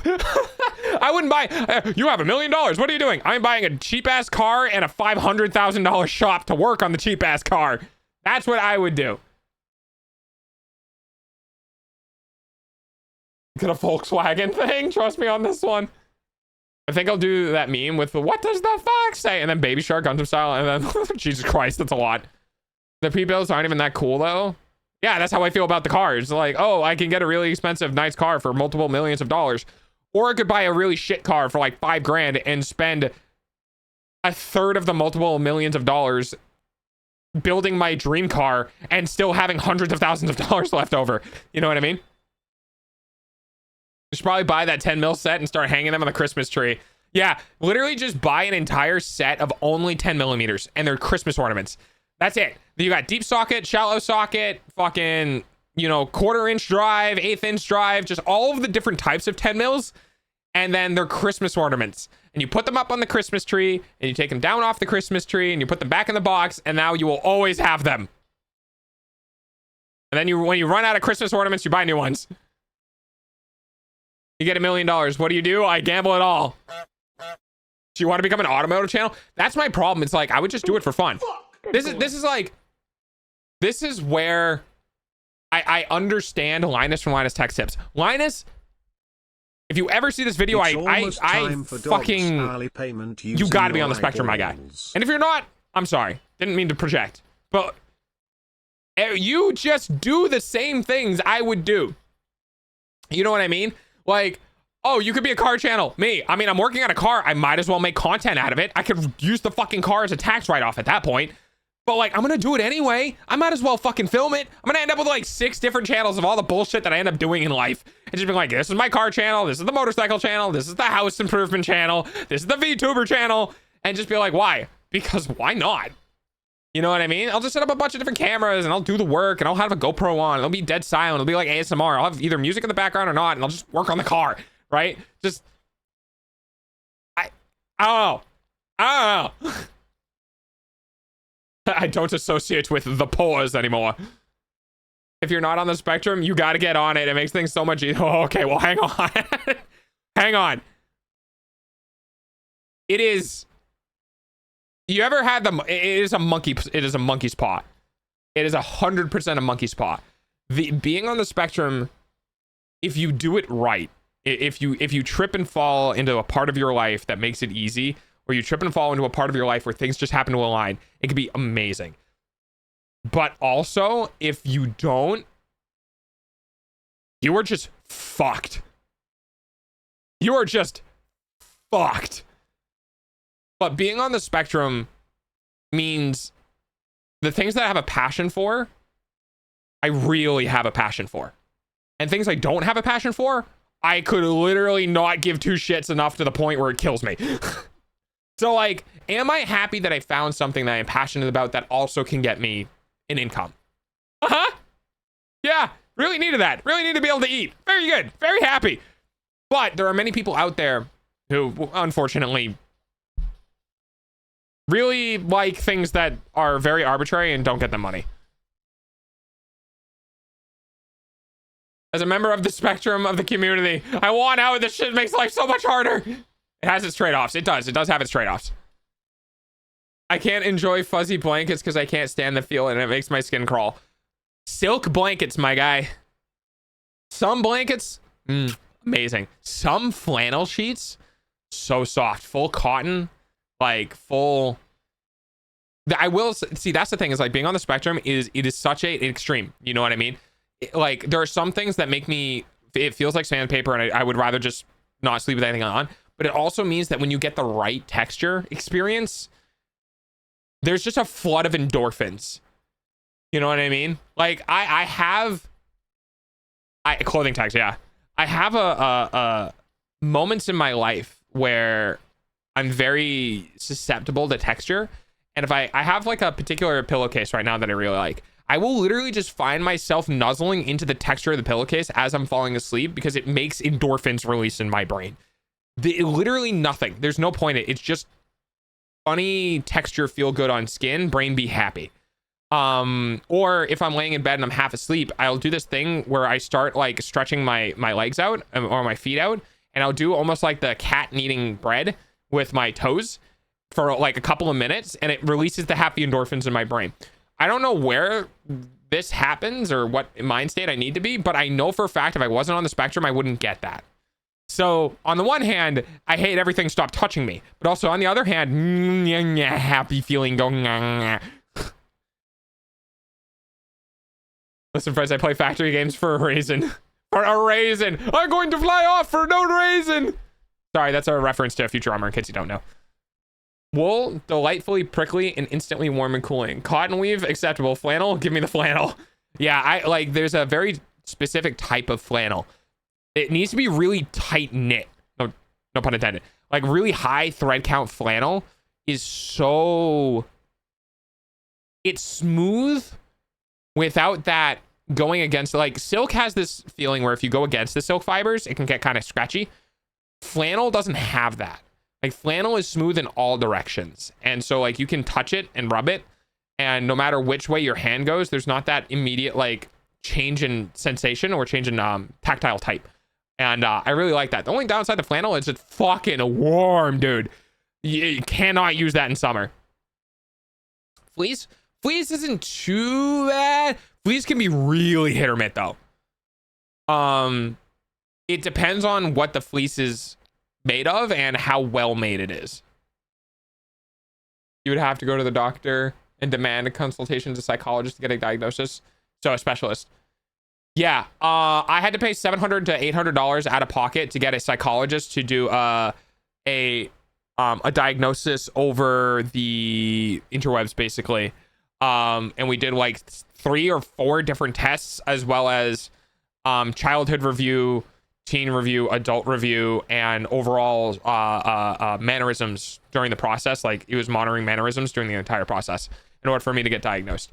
There's a severity diagnosis that you do where you have to go into a facility which can diagnose you on a federal level, I think, for disability or something like that. And that I have not done, because that, my friends, is $3 fucking grand. And I did not have that money.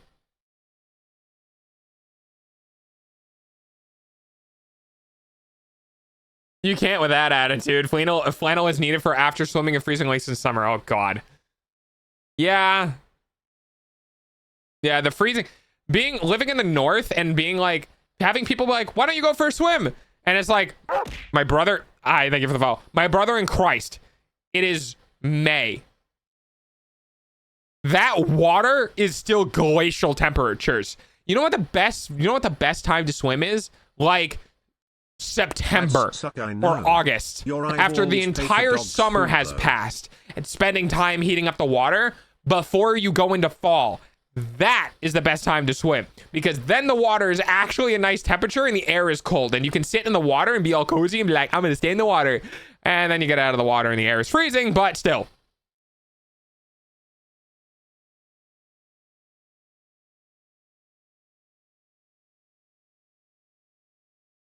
Yeah, what Puzzy's saying is true. Friends, I cannot decide whether an official diagnosis is right for you, but I am being super cautious about this right now. This admin is the kind that puts people on lists. They can try to come for me. That's all I'm saying. They can certainly try. But even though I don't always agree with this country's administration, the one thing that makes me an American is I will fucking fight for my rights and constitution. Always and 100%. I don't give a shit what the administration says. I don't give a shit about what bureaucracy says. I know what this country was founded on, and I will fight for that. That is a bipartisan, which I think means independent of either parties. We are meant to be free, and I will always continue to fight for the right that we are meant to be free, regardless of what that means for anything in the higher up. And I will fight for that anywhere on this planet.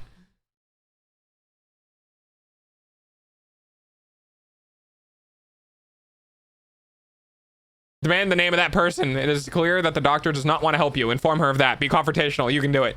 Yep. Yeah, and getting an adult diagnosis is difficult. I would like to make that very clear. Most diagnoses are specifically practitioned to be pediatric diagnoses. To find an adult diagnosis, you're gonna have to do some work. Oh yeah, Pudsy. Confrontation will work on Dash. Dash has psychological issues with that. Dash needs to find a supporter. Dash needs to find somebody who will help on the sidelines and kind of like guide in order for comfort, or they'll end up just avoiding it. My best recommendation is honestly an advocate. Yep, there you go. Honestly, do your own research as best as you can. Go look for clinics. Go look for locations or actual practices. Try to find somebody who specializes in adults or high masking individuals if you high mask. And go kind of do the lead work, and you can call them. This is what I had to do. You can call them. You can ask them what networks they participate in, or who they have contracts with health insurance and stuff like that.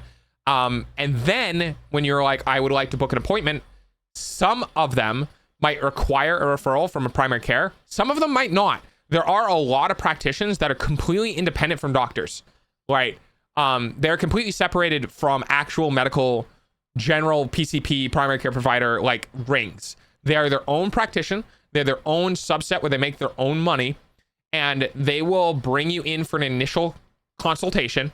And that initial consultation can determine whether or not you are definitely not on the spectrum or you definitely are on the spectrum. And then they can either suggest a lighter interview process or a heavier interview process. Keep in mind that this is unfortunate. In the United States, we are for profit, which to some capacity means that they are more motivated to give you the best care they can so they can get money from you, which, being the way that it is, we can't change. But it does mean that you have leverage, and that because you're paying for it, you go out and look for options. So go look around, go look on Google, go look on any like Facebook or anyone who's participated in these sort of things. You can set up an appointment for a call, and then you can just talk, and it's just talking. That's all it is. And they'll guide you through the process. They may even know of other practitioners that people go to if they're not accepting new people, right? Like, because the autism like community thing is relatively tight knit, a lot of people who work in the psychological field do talk to other psychologists. They do actually network amongst themselves because like minds sort of situation. And I've done this. I've asked them, like, you know, I'm looking for this. And like, well, we don't have any available, we don't have available doctors. And I asked, okay, do you know of any other practitioners or any other locations that might be able to do this diagnosis? And they were able to pull up like 3 names immediately. So point being is that, do some initial research. You don't have to do all of it. Kind of get your foot in the door and call around. And then also rely on other people to have information or knowledge that might be able to help you in that as well. And then some, you know, some of them might not be able to, but some of them might.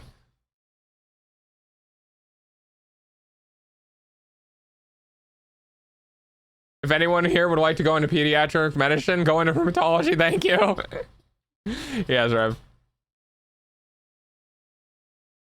It's not so much that, Pudsey. It can end up in situations where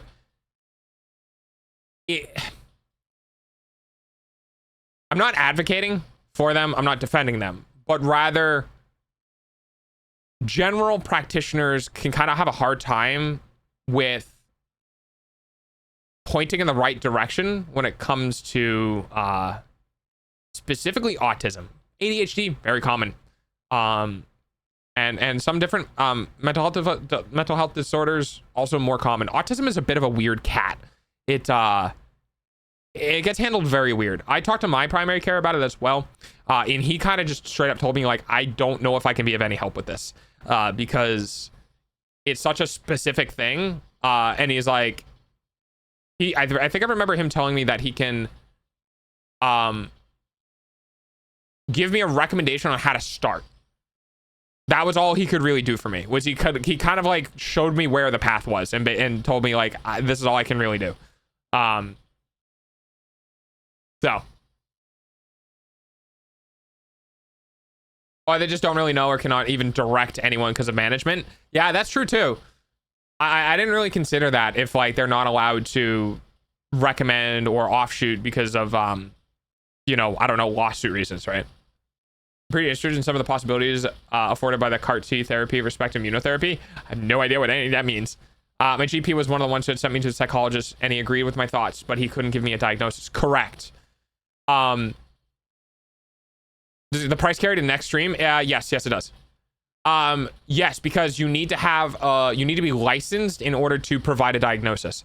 The person that I went to over the video call was licensed within their state, and the state that I was in recognized anyone from any other state as a diagnosis and maintained that diagnosis. It gets a little bit complicated in the United States because of state boundaries and whether or not one state agrees with another state's like bar for psychology and whether or not they're allowed to do it. And it's really, really funky. Once you get it, like once it's done on a more federal proof level, then the states can't do anything about that. I think mine was on a state level, but I'm not sure because I'm not very familiar with the system because I was going through a very traumatic time with all of that. So I don't remember a lot, but yeah. Oh, don't worry. We'll be ending soon. Does this include the bull versus bear trend in the future? Yes. The trend is saved between streams as well.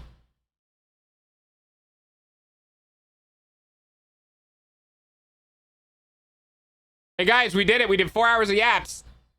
Damn, that's crazy. I definitely didn't play Rivals today. I was having too much fun with stream. And this, ladies and gentlemen, is why I don't schedule. Schedules? The fuck are those? You mean barriers for the natural fluidity of stream?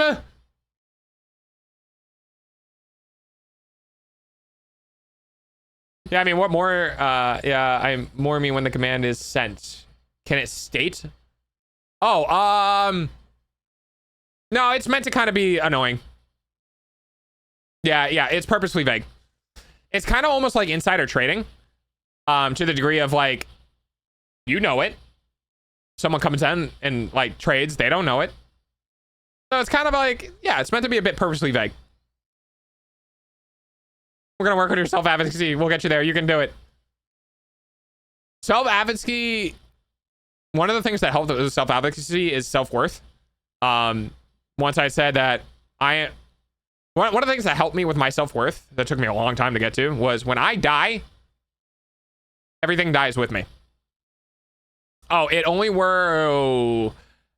Yeah, that's a good question. I don't know if you can buy less than 0.1. I think I have it rounded, so it'll round down to 0.0. Oh no, yeah. Yeah, that's a good point. I have to fix that. So if you have more than like one leading zero or something. Oh, see, this is why we test. Can I have my cooldown back? I literally can't do anything. There's nothing I can do in chat right now that puts it back. I mean, it's going to reset at the start of next stream. Like when I end stream and reopen stream next stream, you can just buy it then. The cooldown isn't affected on stream time. The cooldown is affected in real time. So, well, no, I want you to buy now. Well, this is why we're still testing. Let me go to commands. Hang on. I'll see if I can do this quickly.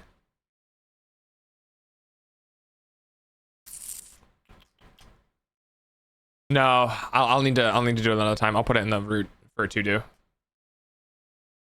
Why is this different? I don't like this. Oh well. To do fix buying 0.001, etc. Stock. All right.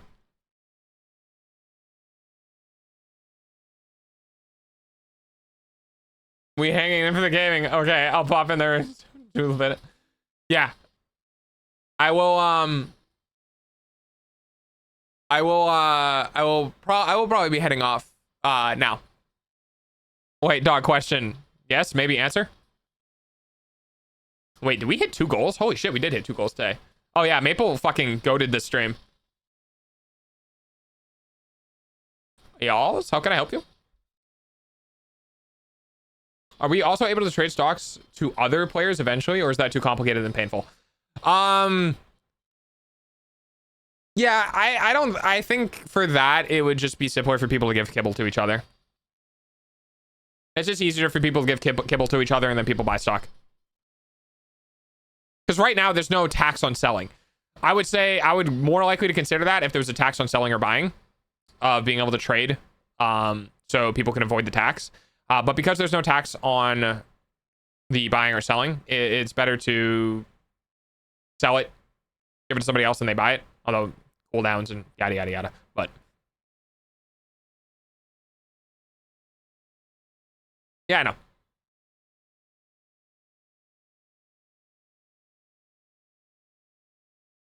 All right. All right, I think we're good. Yeah, not a problem. Okay, all right. I'm gonna go make spaghettis and meatballs. Spaghettis and meatballs. Yes, thanks, Brains. Spaghetti. Spaghettis? No, spaghetti is the plural form of spaghetti. I'm gonna go make spaghetti and meatballs.